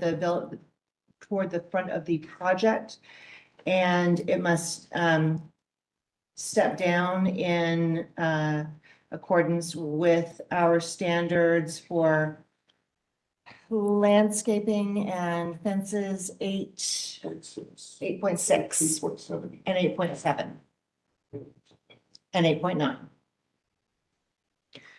Okay, motion made by Commissioner Holtz. Is there a second? Second. Second by Commissioner Sullivan. Any discussion? Commissioner Kern? Commissioner Sullivan? Yes. Commissioner Holtz? Yes. Commissioner Whitlock? Yes. Commissioner Allred? Yes. Commissioner Lineberger? Yes. Commissioner Bell? Oh, that's me. Yes. Motion to approve with conditions passes 7-0.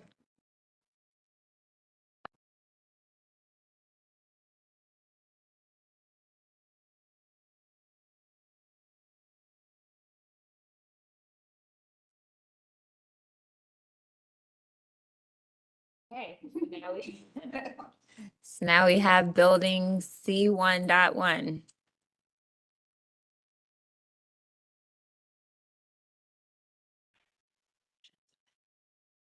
Are we, based on consensus,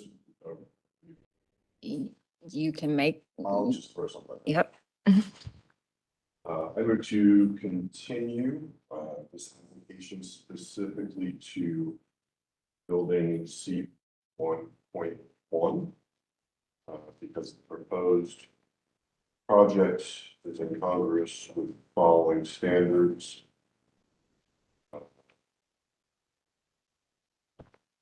7.7 massing and complexity 4, 7.8 height and width, 7.9 scale. Second. All right, motion made by Commissioner Sullivan, seconded by Commissioner Whitlock. Any discussion? Okay, Commissioner Kerm?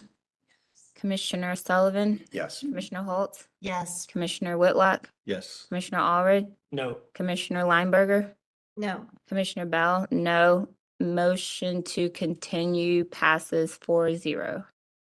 I mean 4-3, sorry, 4-3. All right, thank you. Sure, I understand. They've continued C for C dot. C1. C1. But you didn't approve any of the other buildings. Yeah, we still have Oh. something open. Sorry, Yep. my bad. Or Sorry. denied or whatever. Okay, thanks. Okay.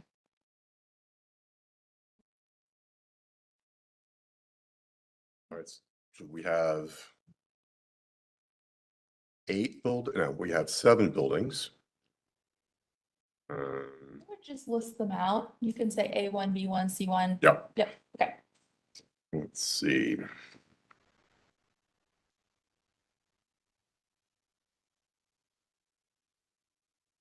Give me a quick moment here.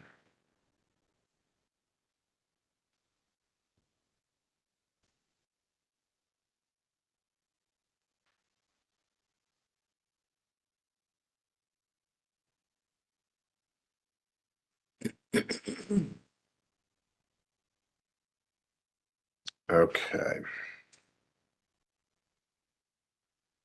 All right, I move to continue this application because the proposed, What are you going? What are you continuing on those? The 7 buildings, everybody was out. Make a motion. Let's make, Maybe somebody has another idea on a motion.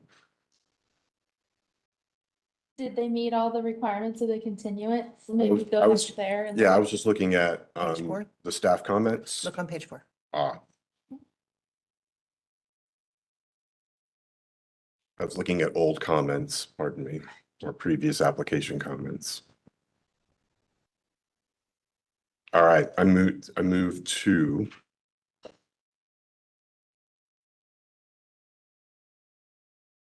approve building A1. Window changes are not incongruous with the design standards for doors and windows, 6.15, number 2. If you would also cite that you're approving it per the chapter 6 new construction. And citing chapter 6 standards for new construction.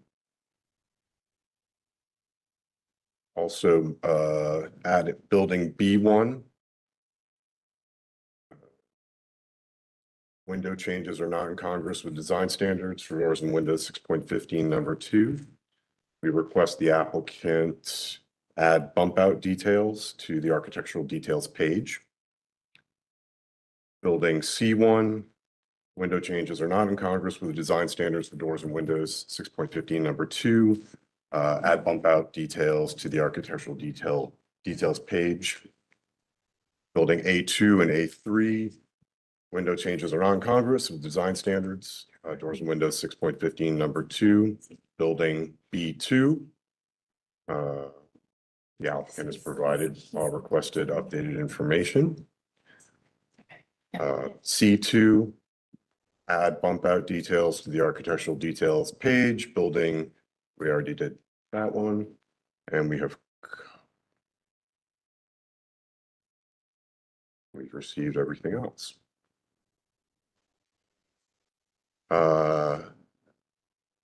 We didn't discuss the 3D images. Yeah. We won't. Sarah, can you talk into your mic? We have 3D images. I was just looking under site work. I think that was a request from a while ago. That was, Do we have them? No, just, no. That's what I was just trying, that's helpful for me to see. okay. Okay, To approve this, I'm sorry. but we're approving this, so. Yeah, we're approving, yeah. Yeah. Well, that's the motion at least. May I offer a friendly amendment? Please. That the applicant is directed to provide those 3D images to staff in addition to the other architectural details requested. I'd also like to note that, for me, the approval of this project is contingent on the fact, is not contingent, is, acceptable because it is an outlet, it is an exception to our rules on massing because it is a, property adjacent to commercial development and it is on the edge of the district. I find those conditions to be unique and should not be considered precedent setting for other properties. That these conditions are just unique to this site. Due to its location and To as its a location, gateway. context, and the situation as a gateway property. Accepted. All right, motion made by Commissioner Sullivan, seconded by. Huh? He didn't say anything. Who seconded? I'll second. Second, oh, you did? I did. Oh, seconded by Commissioner Holtz.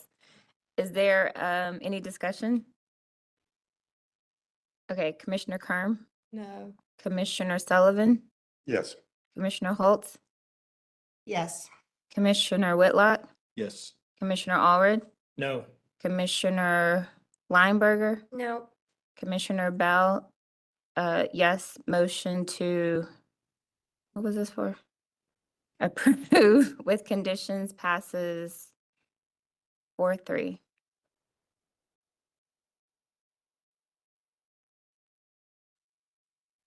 Thank you. Thank you. Thank you.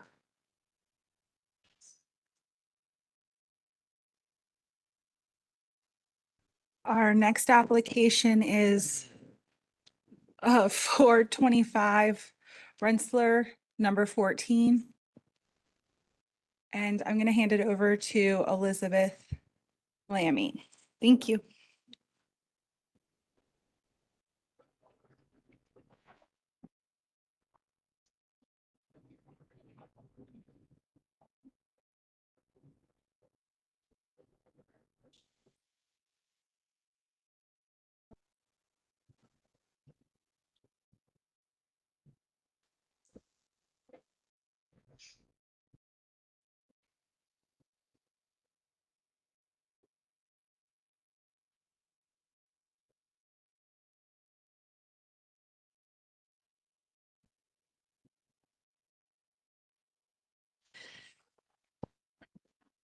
All right, this application is for 425 Rensselaer Avenue, and it's continued from our January meeting to restudy the coplanar walls and window spacing. Revised items are provided by the applicant. Oh, it's not. I apologize, the mouse. Oof, is okay. Revised items were provided starting on the bottom of page 1 of the memo. And Angie, you have been sworn in. If you just say your name and address for the court reporter and let me know where you want to start. Angie Lauer, ALB Design, 901 Berry Hill Road. And if you could start. Right, so project was continued last month for a restudy of the dormer.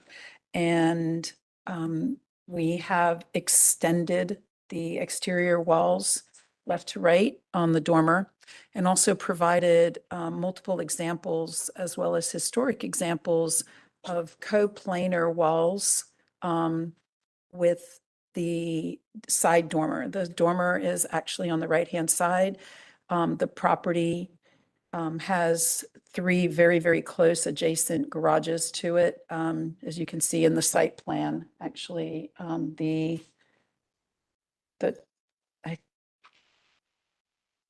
GIS information site plan, if you can.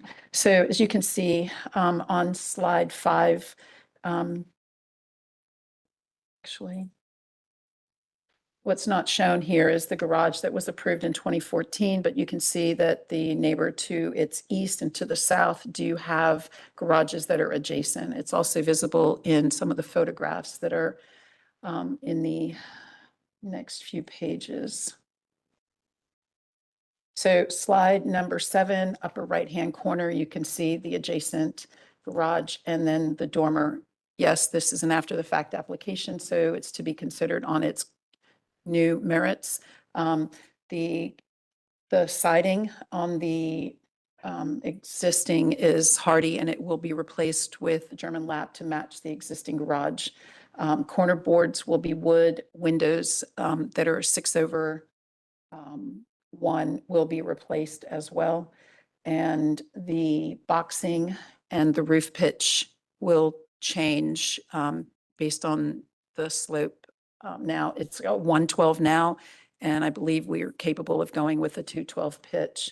And you can see on slide 11 what was previously approved in 2014. And so the only thing up in question right now is not the garage itself or any other features of the garage. It is purely the dormer on the right-hand side. On the left-hand side of slide 11, you can see there are other examples of coplanar dormers. And then you'll see staff comments of some of those that have been previously approved and some that are prior applications. The other thing I wanted to present is I did go back to some of the Sears homes and provided examples of other historic structures where coplanar walls were very, very common. And if you go down to the center of slide 10, come down a little further. So you can see, and I really highlighted them because what in the middle of slide 10, you can see that the second floor walls stack over the first floor walls. It was actually quite uncommon to set them in because of the way they were constructed. So I wanted to provide historic examples of coplanar walls as a point of reference. Really, that's it. We're widening the dormer, changing the roof pitch, changing the materials to be compliant with current standards. And I believe there was a supplement from. There was a I'm supplement. not sure if that gentleman is on the phone or not. If you want to pull up their supplemental information. Yeah, Marilyn is saying there are no callers, and yeah. Nancy is on the phone? Okay, perfect. I don't think we have the we don't have the supplement up. Yeah, we do. Okay. It's further, it's behind. Sorry. I'm Yes. coming. Okay, and we have some comments provided by a neighbor in the supplement, but since they're just provided in written form and he's not here in person, they can only be considered as hearsay comments. Can I use one of the photos that are included in this package as just a point of reference? Am I allowed to do that since it was public information? Okay, so please do go down to some of the photos that this individual provided, and I just want to comment on that. So there's a structure that's built behind this that trying to hide this garage, yet the three garages almost touch at a center point. I am unfamiliar with this structure that's standing right there, but we're talking about the dormer that's behind it that is going to be overbuilt with the roof and the walls. And so I just wanted to address that. So if you're looking at this, this is not something that my client did. It's something that's there of recent. So, What? Can I provide a comment yes. about that? Yeah. Yeah, so the person, the neighbor who provided this supplementary information is the one who built this structure, and it is, we do not have an approval on file for it. So it is currently in the violation process. I have no words, so I'm going to end with that. Okay. Any This is Nancy Weekly at 425 Rensselaer Avenue. I was sworn in as well. I am the resident, but I just wanted to make everyone aware that I was not aware that this structure was going to be constructed. And it does encroach on my property line. That was just something I wanted to add, but it was done without my knowledge or permission. Okay. Okay. Any questions for the applicant or comments? Just to be clear, the structure we are discussing, that's on the neighbor's property. No, We're just the but garage. it was built on my It's client's. partially, yeah, there's a question of exactly how much it is, but the last photograph, I mean, he had to actually come into my enclosed fence area. Nancy, thank Yeah. you. This Okay. isn't part of our review, so we'll just No, keep going. I Okay. agree. Yeah. Okay, any questions about the dormer on the garage is what we are. It sounds, or sorry, the coplanar walls. It sounds like the dormer is being changed, which is going to address the window issue. So really, yeah. So really, it's about the coplanar walls, but information has been provided to show that coplanar walls existed. Most of the examples are prior to the guidelines being enacted, right? I was talking about what did you say, Sears? The Sears home thing? Yeah. Yeah. So there is a 2019 approval of a coplanar garage that's included in this package. Okay, I was just looking at it. But I think the point of the Sears information is to show that historically this has happened. Correct. On a primary structure. On any structure. Any other questions before we close? Again, the dormers also being widened to eliminate that pitch condition where the window's too close to the edge wall. That is correct. We're doing an overbuild from the exterior, not changing it from the interior. And we're also doing an overbuild on the roof. Extending overhangs as well. Pardon, but that's part of the package as well.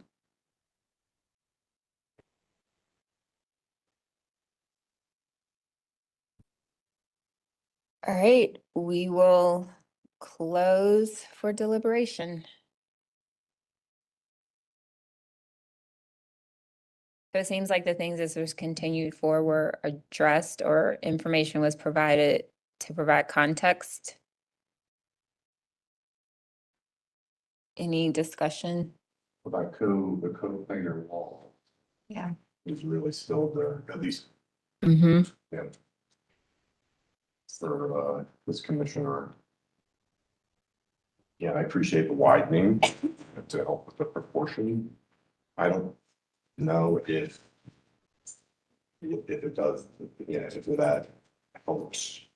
And if, I mean, there's an image in the application. It gives you kind of like a 3/4 in the front range. Photographs. You don't know if it helps what? The widening helps what? With the coplanar wall. You know, like Well- if there was a, you know, I mean, widening helps with the condition of the windows being too close to that sidewall of the gable. And I think aligns more with our standards in terms of precedent. But coplanar walls are coplanar wall. I didn't think that the dormer widening had anything to do with the, I thought the dormer widening was to fix the windows. Yeah, exactly. Okay, so that's done. Everybody's okay with that? Yes. Okay, so then the coplanar wall, I think the point was to show context and precedent. And so context of the 2019 approval, was that in, it was in the same, I don't remember which one that was. Yeah, that's what I was about to ask. Our standards were also revised 2023. I don't know what the previous standard was for an ADU. This is a question for staff. Can staff give us some direction on that? You have a CLA for that? What page number is that?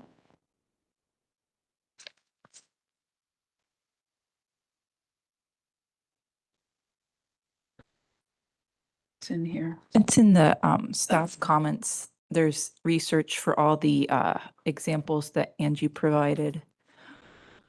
Yeah. What address is that? Yeah, I'm looking It's for which one. 609 Berkeley. 609 Berkeley, so number 2 in her list. For those, when were the standards changed, Christy? 23.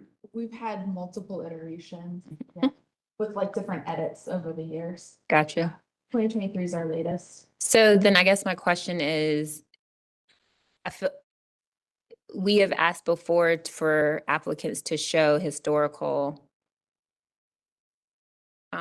context of things, like, and so does the Sears historical context of coplanar walls, even if there's nothing within the district, how do people feel about that?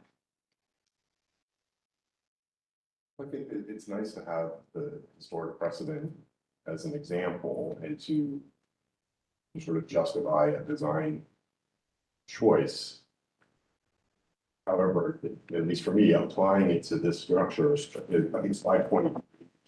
So the slide that I'm looking at on this particular structure, this coplanar condition, I think is one of the reasons why the standards typically frown on that condition. I think that increasing the pitch of the roof certainly helps proportionally, but that coplanar wall, to me, is not something that aligns with standards. All right. Can you give some more indication as to why? I think that proportionately, it's massing, and when you, I think the photograph that the applicant has provided, there are 4 images on slide 23. The lower left-hand image, which is taken from the perspective of a person looking up. That's it.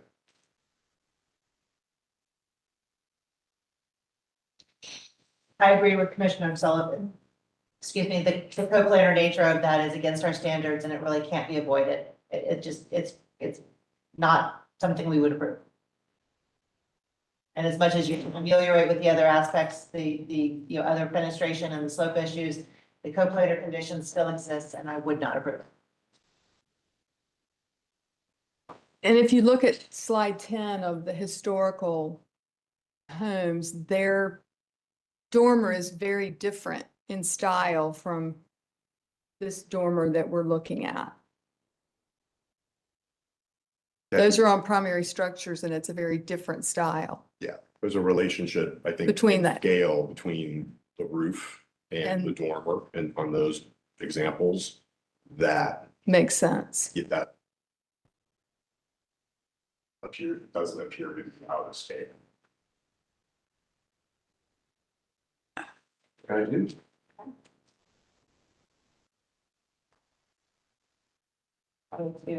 I move to deny this application because it's the proposed projects in Congress with the special character of the district as described in chapter B of design standards and with the sector standards for historic rehabilitation.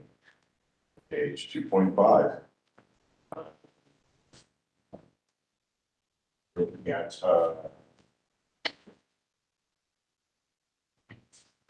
new construction, roof forms, 6.13.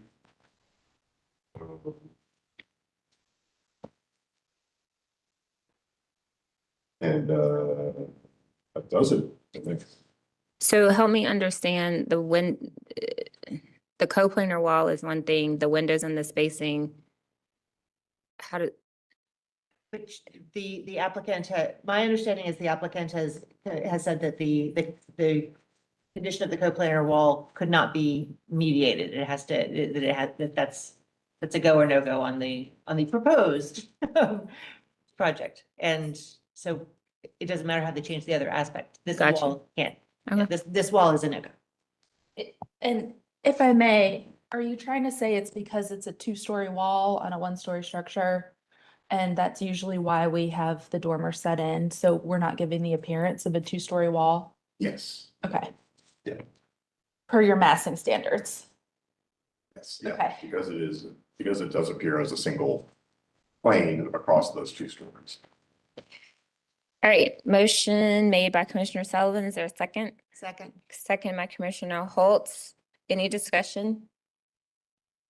Commissioner Kerm, Yes. Commissioner Sullivan, Yes. Commissioner Holtz? Yes. Commissioner Whitlock, No. Commissioner Allred, Yes. Commissioner Lineberger? Yes. Commissioner Bell, yes. Motion to deny passes 6-1.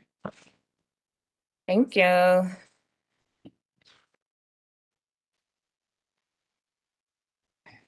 Okay. The next application is for 409 Walnut.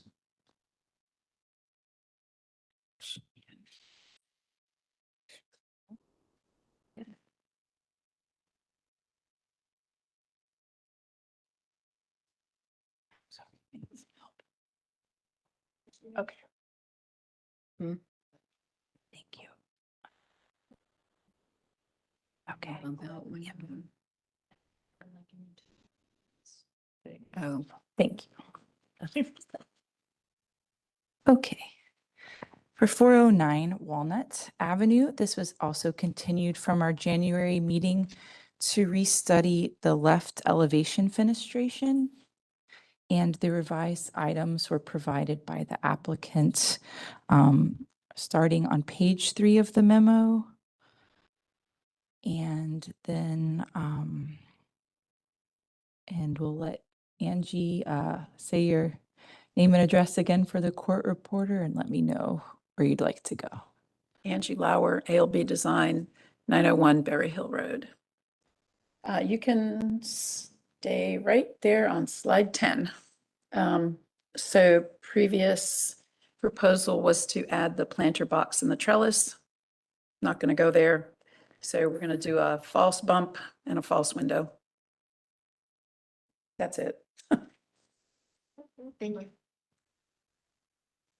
Can the bump out be removed? Pardon? Can the false bump be taken off? Oh, yes, if it needs to be. But it's structurally with the footing, foundation, it is there to meet the standards. Yeah, but that means that then somebody could take it off and then the window wouldn't be there. Oh, can you talk a little louder? Sorry, I was saying that means somebody can take it off and then the window wouldn't be there anymore. Well, I think it's gonna be integrated into the, I think it's gonna be like built in. Gotcha. So the window is, it's a real window built in, but there's nothing behind it. This is so clever. I think there's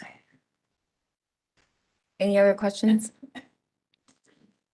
All right, we will close for deliberation. Questions, comments? I don't know what to say. I don't know what to say. That's what we asked for. know. We asked for the rhythm of the fenestration to be consistent on the exterior. Is this fenestration? It's a fake window. Well, We do fake windows. We let people board up behind windows and do what they want on the inside. There you go. so it's a real window. It's not plastic. What's- Who tries to break into that window? They're not getting anything, right? It's a real window. It's a real wood window. We're closed though. I'm sorry. Okay.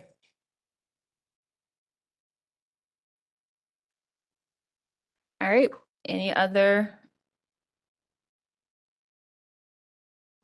comments, questions, discussion? I'm with Commissioner Allred Yeah. on that one. Mm-hmm. I mean, maybe the staff can enlighten me. Section 6.15, number 5 says do not use tinted, frosted, or mirror glass. And I'm assuming there's something behind this window to keep you from knowing that it's not a window. I don't, You need to reopen to ask the applicant that question. we'll reopen. So we've done this on other projects and the wall is blacked out. The window's still window, you still have reflective, imagery.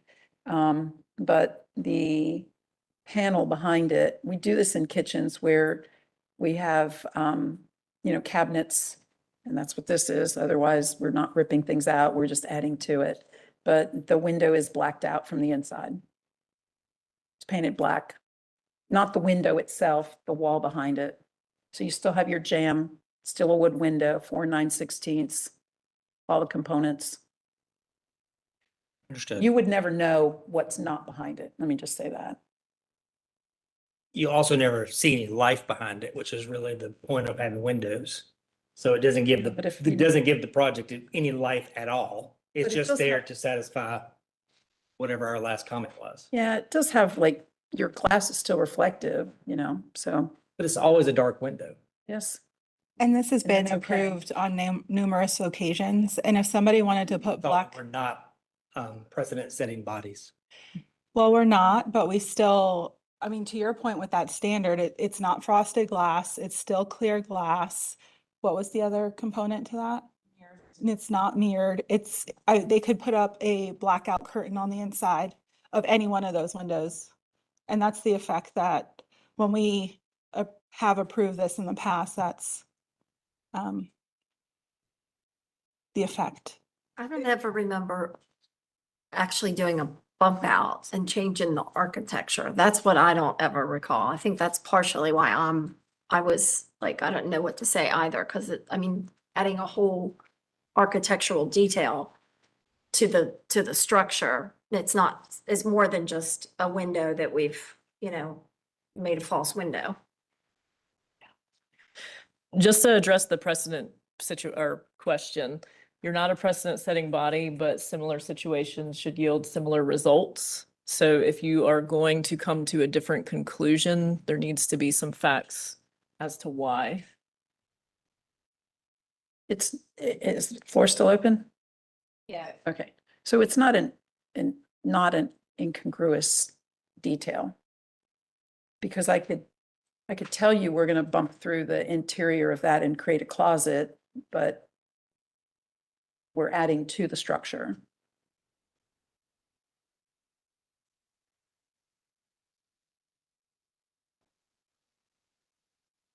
How big is the bump out? The dimensions are on it's 12 inches, just like the other bump out is.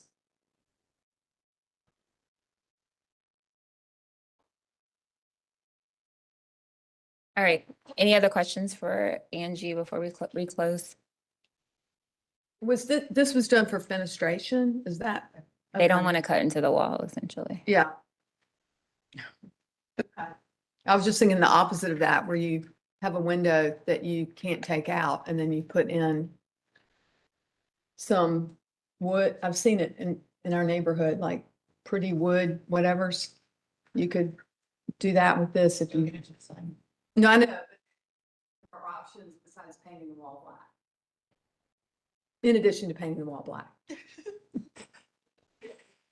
Okay, if that's the issue.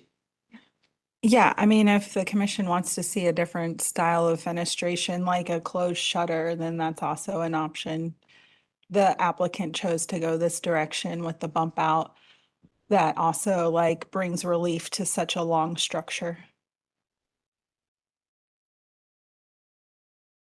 Okay, we will reclose. I mean, everybody gets a vote, so. Anybody want to make a motion? Mine would be to deny, so. Why don't I make it then? I move that we approve this application. Has the, sorry, I've lost my slide. Okay, because the installation of a blacked out window is not incongruous with design standards for rhythm 615, number 1, letters A, B, and D. And the addition of the bump out on the left elevation is not incongruous with design standard for massing 6.8, numbers 1, 2, and 6, and is easily reversible in the event of someone wanting to restore this to its original condition. All right, motion made by Commissioner Holt, seconded Second. by Commissioner Sullivan. Any discussion? Commissioner Kerm, No. Commissioner Sullivan, Yes. Commissioner Holt, Yes. Commissioner Whitlock, Yes. Commissioner Allred, No. Commissioner Lineberger, No. Commissioner Bell. No, motion does not pass. 4-3. 4. 3, 4. 3-4. Oh, so, yeah, sorry, I didn't know how, motion fails 3-4. All right.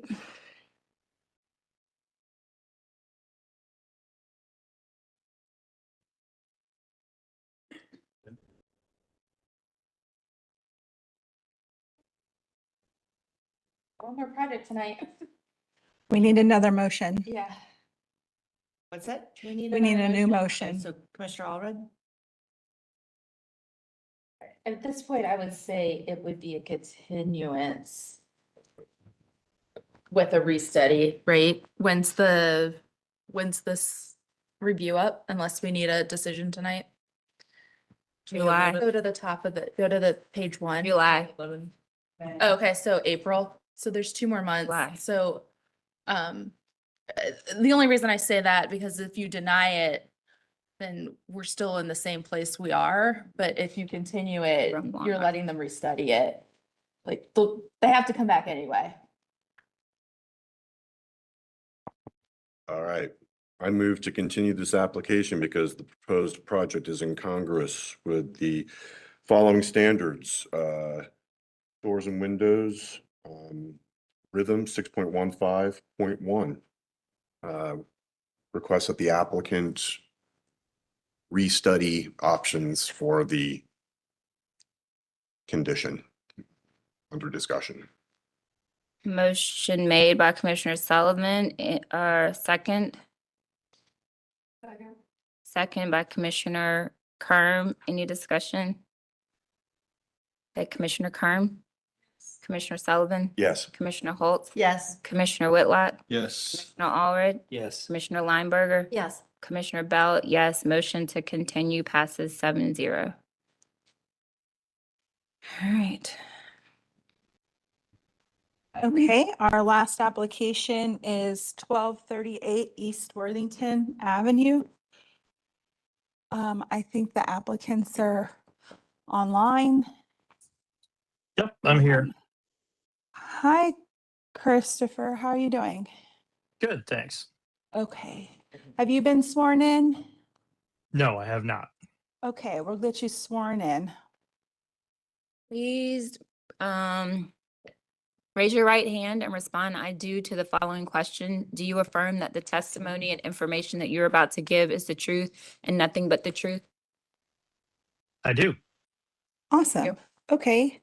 This application is for a rear yard in-ground pool and patio to include artificial turf and the removal of a tree, as well as the addition of a retaining wall and fence. The applicant has provided a site plan. The best one is on slide 32, shows the full extent of the project. The tree that's to be removed is way back here on the property line, and I believe it interferes with some electrical Duke wires. The pool is in the rear yard with the patio. The artificial turf is in the rear yard behind an existing fence. There is an existing retaining wall on the property along Cleveland Avenue, no, Charlotte Drive. Charlotte Drive, yeah. Yeah, Charlotte Drive on the left side, and the applicant is proposing adding I think there is some renderings on slide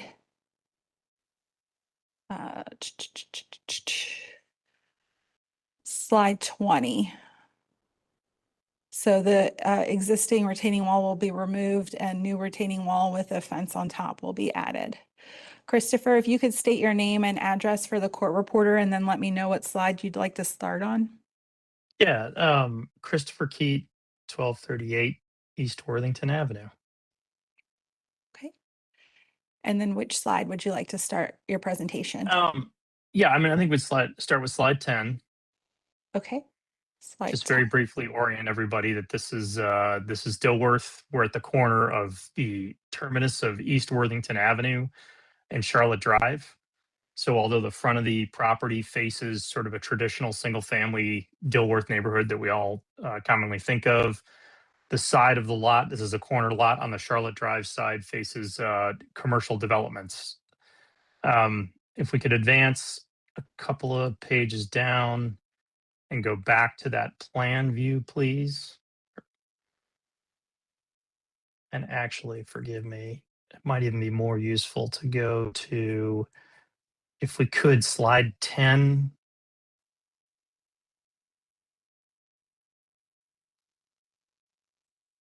Sorry, slide 10 should have the slope. There's a topographical plan view that has the slope that's in the backyard that really drives all of these various elements. There you go, right there. Go up two, right up one more, right there. Perfect. Okay, so the project, the original scope of the project and the scope as it exists today is essentially refresh the landscaping throughout the lot. That includes both in front of the house and the side of the house, but also in the rear of the house.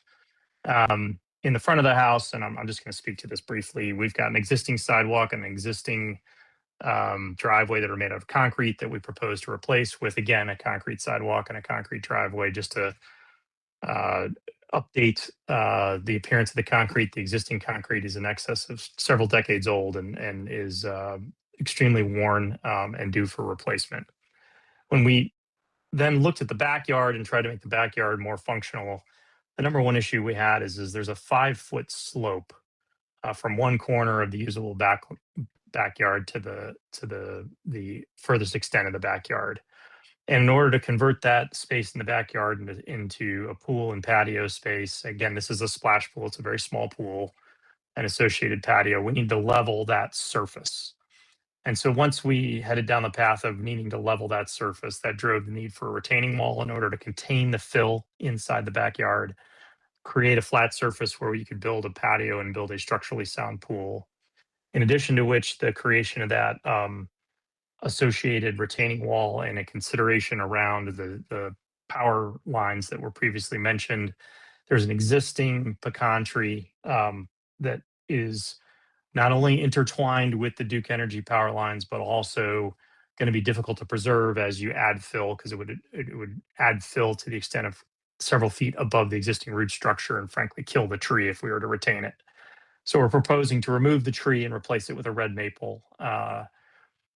It's also been mentioned that we propose to use artificial turf just in the backyard. Obviously, we have no intention of using that on the side yard or the front yard. It's not allowed anyway. The front yard and the side yard will be completely resodded as currently as is many Charlotte yards, right? It's now turned to various weeds. The reason we proposed artificial turf in the backyard is because of the way the sun comes across the southern exposure and because of the tree canopy and because of, frankly, our own pets that include dogs. The backyard has not shown an ability to sustain grass growth. So we're just going to sort of throw up our arms and throw in some AstroTurf. Again, the pool, the patio, the AstroTurf, none of that will be visible from any of the adjacent properties or from the street. So the trigger items here that are I think in need of specific, what am I trying to say, verification that they're in compliance with the rules is, number one, by adding this patio and adding the AstroTurf and adding the pool, it triggers the concern about permeability in the backyard and use of and the overall impermeable use of the backyard. And there's a pretty detailed calculation that's on this plan sheet that shows that with the addition of this patio, with the addition of the pool, and with the addition of a compliant permeable turf, we will still be in compliance with the permeability concerns with the backyard.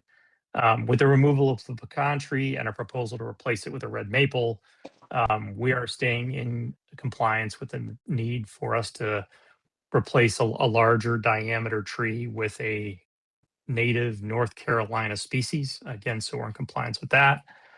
And then as it relates to the retaining wall, again, want to reinforce this is a retaining wall that is to retain new fill in the back. And on top of the retaining wall, we will add a fence, not only for privacy, but also for security access or prevention of unwanted use of the pool, if you will.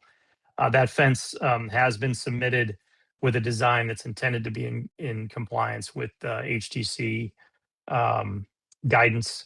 It also has a step down from the 6 feet to the 4 feet and so on, 5 feet and 4 feet that is as required by the HDC regulations. And so our intent here is, again, to complete this project in full compliance with HDC regulations. We realize there's these 3 items here that specifically require this commission's approval, and we respectfully ask for that. I think the only last little bits that I'll mention is despite what's displayed here, where it shows what is essentially something other than a red brick, or it even implies a painted brick, I've made the note here that this is what came out of the software. We will have unpainted brick on that retaining wall, and we'll be in compliance with those HDC requirements as well.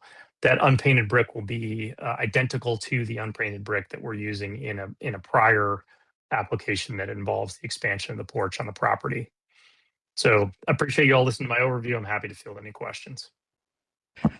Christopher, do you want to talk about your front steps and your driveway? I'm sorry, I missed that in the beginning.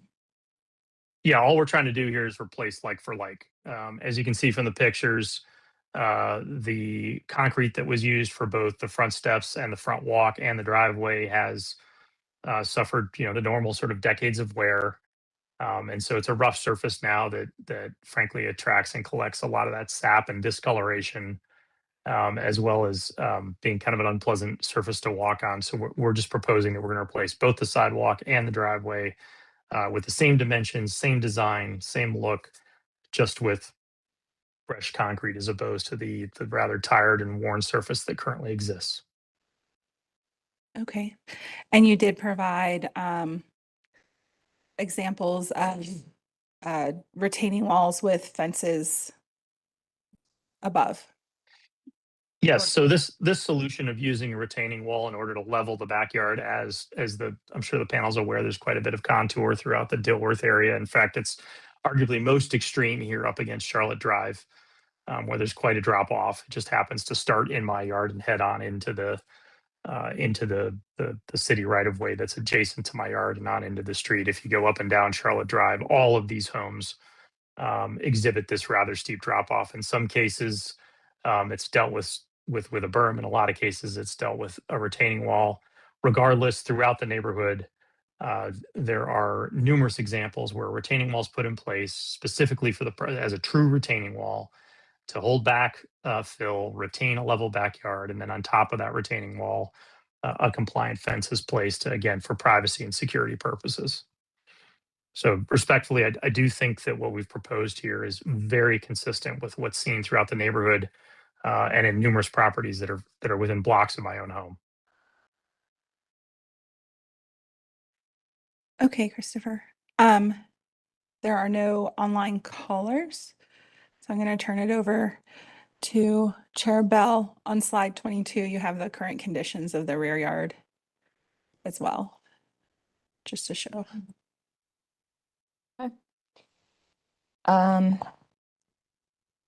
Any questions?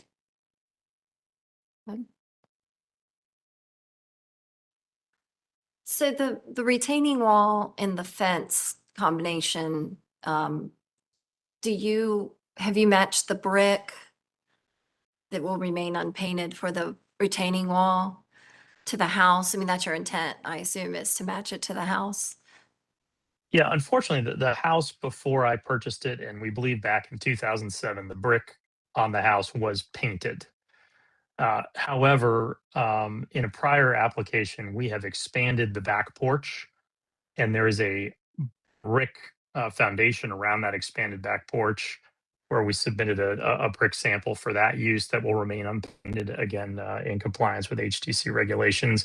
And we're going to match that brick with the retaining wall. So we're doing our best to comply with it. Unfortunately, the house brick was already painted.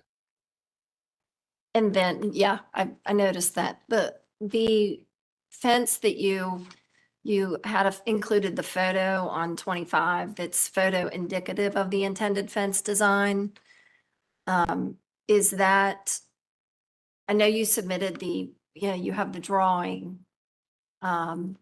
Is that the color? I mean, I guess it doesn't, we can't really legislate the color, but is that pretty accurate to your intent that it's wood? Well, it is wood. I can confirm that. And I would further confirm that it is our intent to replicate the picture, which has that additional horizontal beam that helps break that vertical plane. You get more visual sort of variation as you look vertically up and down the fence. So that is our intent. Again, I'm dealing with the limitations with a part-time designer that's been helping me with the plan work, but the picture is the intent, and that's what we've submitted to our contractor, and they've agreed to construct. The existing fence is painted a dark brown color that is consistent with the dark brown color that is the painted brick on the house foundation. It would be and the existing fence, it would be our intent to use this exact same color unless the commission prefers otherwise. Okay. And I guess this is more of a staff question. That's quite a considerable height that we don't typically see between the retaining wall and the fence. I mean, it's almost 9 feet total. So I understand the challenge. Are there any restrictions So that we should be paying attention to other than, I mean, our fence is the 5 feet and. correct. So, I mean, the retaining wall, that is a true retaining wall. We can approve. And then the applicant has also provided these other examples of approved conditions. What staff wrote in the staff notes was to leave a buffer between the fence and the retaining wall for a planting strip. We measure the fence from the outside of the fence. So allowing that buffer of the planting strip will then allow you to measure from the top to the bottom, and that be the 6 feet and not exactly on top of the retaining wall where you get that 9 foot difference. So is that something we could specify for just staff review? Because it's shown, it definitely is shown as on top of. Yes, it is shown on top of, and you can direct staff and we can work with the applicant to include our typical, I think it's like 1.5 foot planting strip. That's in Dilworth. Yeah, I think all of the all the precedence photos or the consideration photos are from Dilworth. Yeah. Mhm. Yeah. The application is exclusively Dilworth Yes. properties, yes. Mhm. And then how about the materials, the condition of the sidewalk and the driveway for replacement? I mean, you said they seem worn, but they don't. What is our standard on that one? I mean, So typically at the staff level, if the driveway and the front walkway are considerably in disrepair, then we can replace it to match existing. This is less than what staff could approve at the staff level in terms of being damaged. is there any indication that these are historic and original?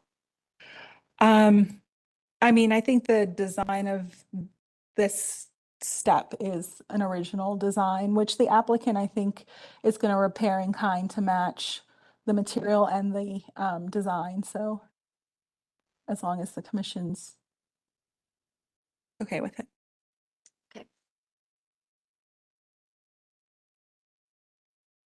Right. May I ask another question about the fence?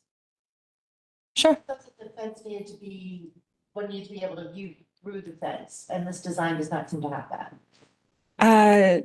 If it's a particular design without the relief that this particular fence has, so it's capped off at the top and the bottom, and it has this middle bar, and you can see that you can see movement in the fence, then it's an approvable fence. I believe that this fence is in our guide that we give applicants to choose from, or guide them. That is correct. We pulled this directly from the HDC guide. Slide 20 indicates a change in the height of the fence.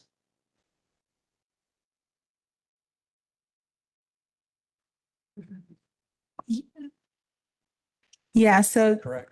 they're trying Yeah. to follow the step down. I'm sorry, this is not. And do we That's know fine, what yeah, the height of and- the step down would be? So in the rear yard, it's 6 foot and the step down goes to 5. And then moving any further forward, it would step down to 4.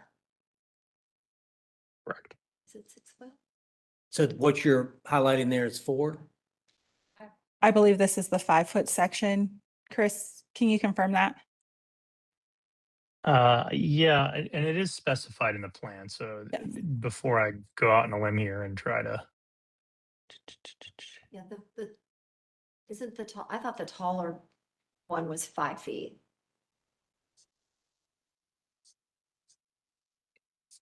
I read that wrong. It could be, it goes 4 or 5. That's what. 6 foot. I think that, staff would definitely help the applicant make sure that the fence meets our standards in the rear yard, 5 feet or 6 feet, I'm sorry. And then, stepping down to 5 and 4. Yeah, I would like to confirm that, again, the intent is to comply with the standard. And so what's currently called for is exactly what you described, which is 6 feet clear of the rear of the house, steps down to 5 feet as we get to the rear corner, and then 4 feet facing the front yard. Again, I apologize, the staff has a much better way of expressing the exact standard, but our intent is to follow the standard, 6, 5, then 4. Sure. So right here on slide 32, it says 5-foot high pool compliant fence, and that's the step down section.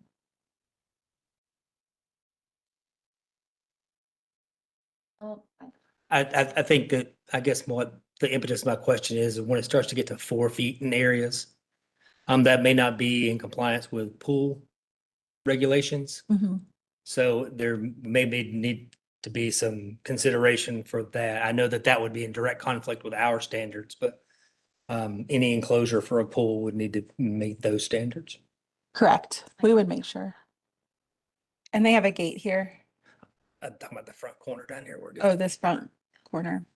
I'm wondering if it really does. I actually think that the pool standards is 4 feet, but I can. It's 4 feet over anything you can step on to get over. So it'd be the bottom rung of the fence itself. Okay. I know we allow turf in the back. What about the side? Is that supposed to be turf all the way down the side of the house also? Yeah, the intent was it was turf down the side to that gate so that the turf is fully enclosed by the fence and not visible to anybody from the outside. Yeah, I guess based on our standards though, do we allow turf down this side? I mean, we don't typically allow like fencing and Allow it in the front yard and it's going to be behind a fence, but if you would prefer it to be further back, this is the interior lot side as well. okay. Yeah, listen, As long as it's I shown for the respect street. that there's a standard here. I also just want to point out that grass does not grow in that Yeah. side yard. We're not, it's not because I love turf, trust me. It's because grass doesn't grow there and you end up with an unsightly muddy mess. But again, I realize you have to be beholden to whatever the black and white standards are.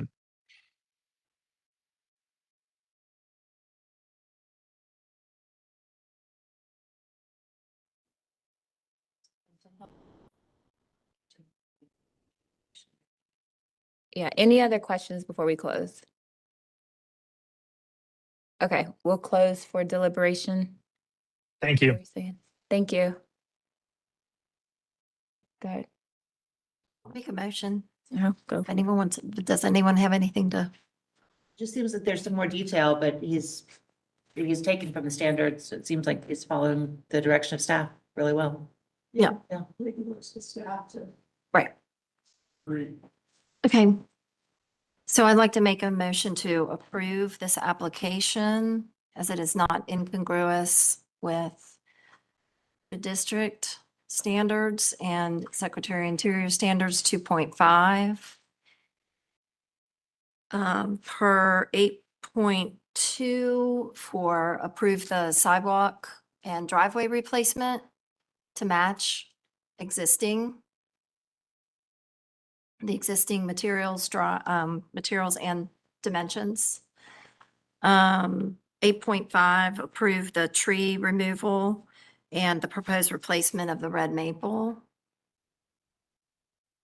8.6, 11 and 12, confirm the dimensions, approve the fence and retaining wall details, but provide the staff confirmed dimensions with staff. And include per 8.6, number 10, the planting strip between the fence and the wall, 18 to 24 inches. And per materials 6.18, provide the stepping stone material and brick sample to match the existing on the primary residence to be also approved by staff. And then also finally, final permit ready plans to be approved by staff.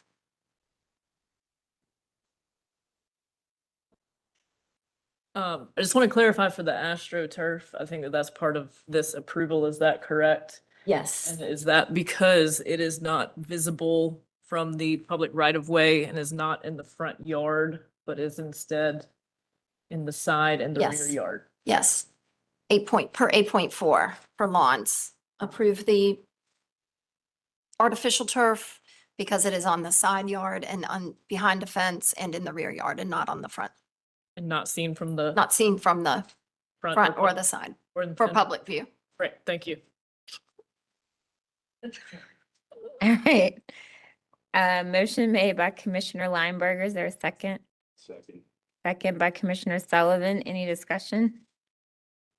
Commissioner Kerm? Yes. Commissioner Sullivan? Yes. Commissioner Holtz? Yes. Commissioner Whitlock? Yes. Commissioner Allred, Yes. Commissioner Lineberger. Yes. Commissioner Belt, yes. Motion to approve with conditions passes 7-0. Thank you.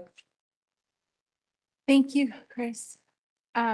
Just a reminder that cases 6 and 8 will be heard at the March meeting. And I don't think we have any other business to discuss. All right, we have reached the end of the agenda. There's no more business to discuss. This meeting is adjourned at 6:58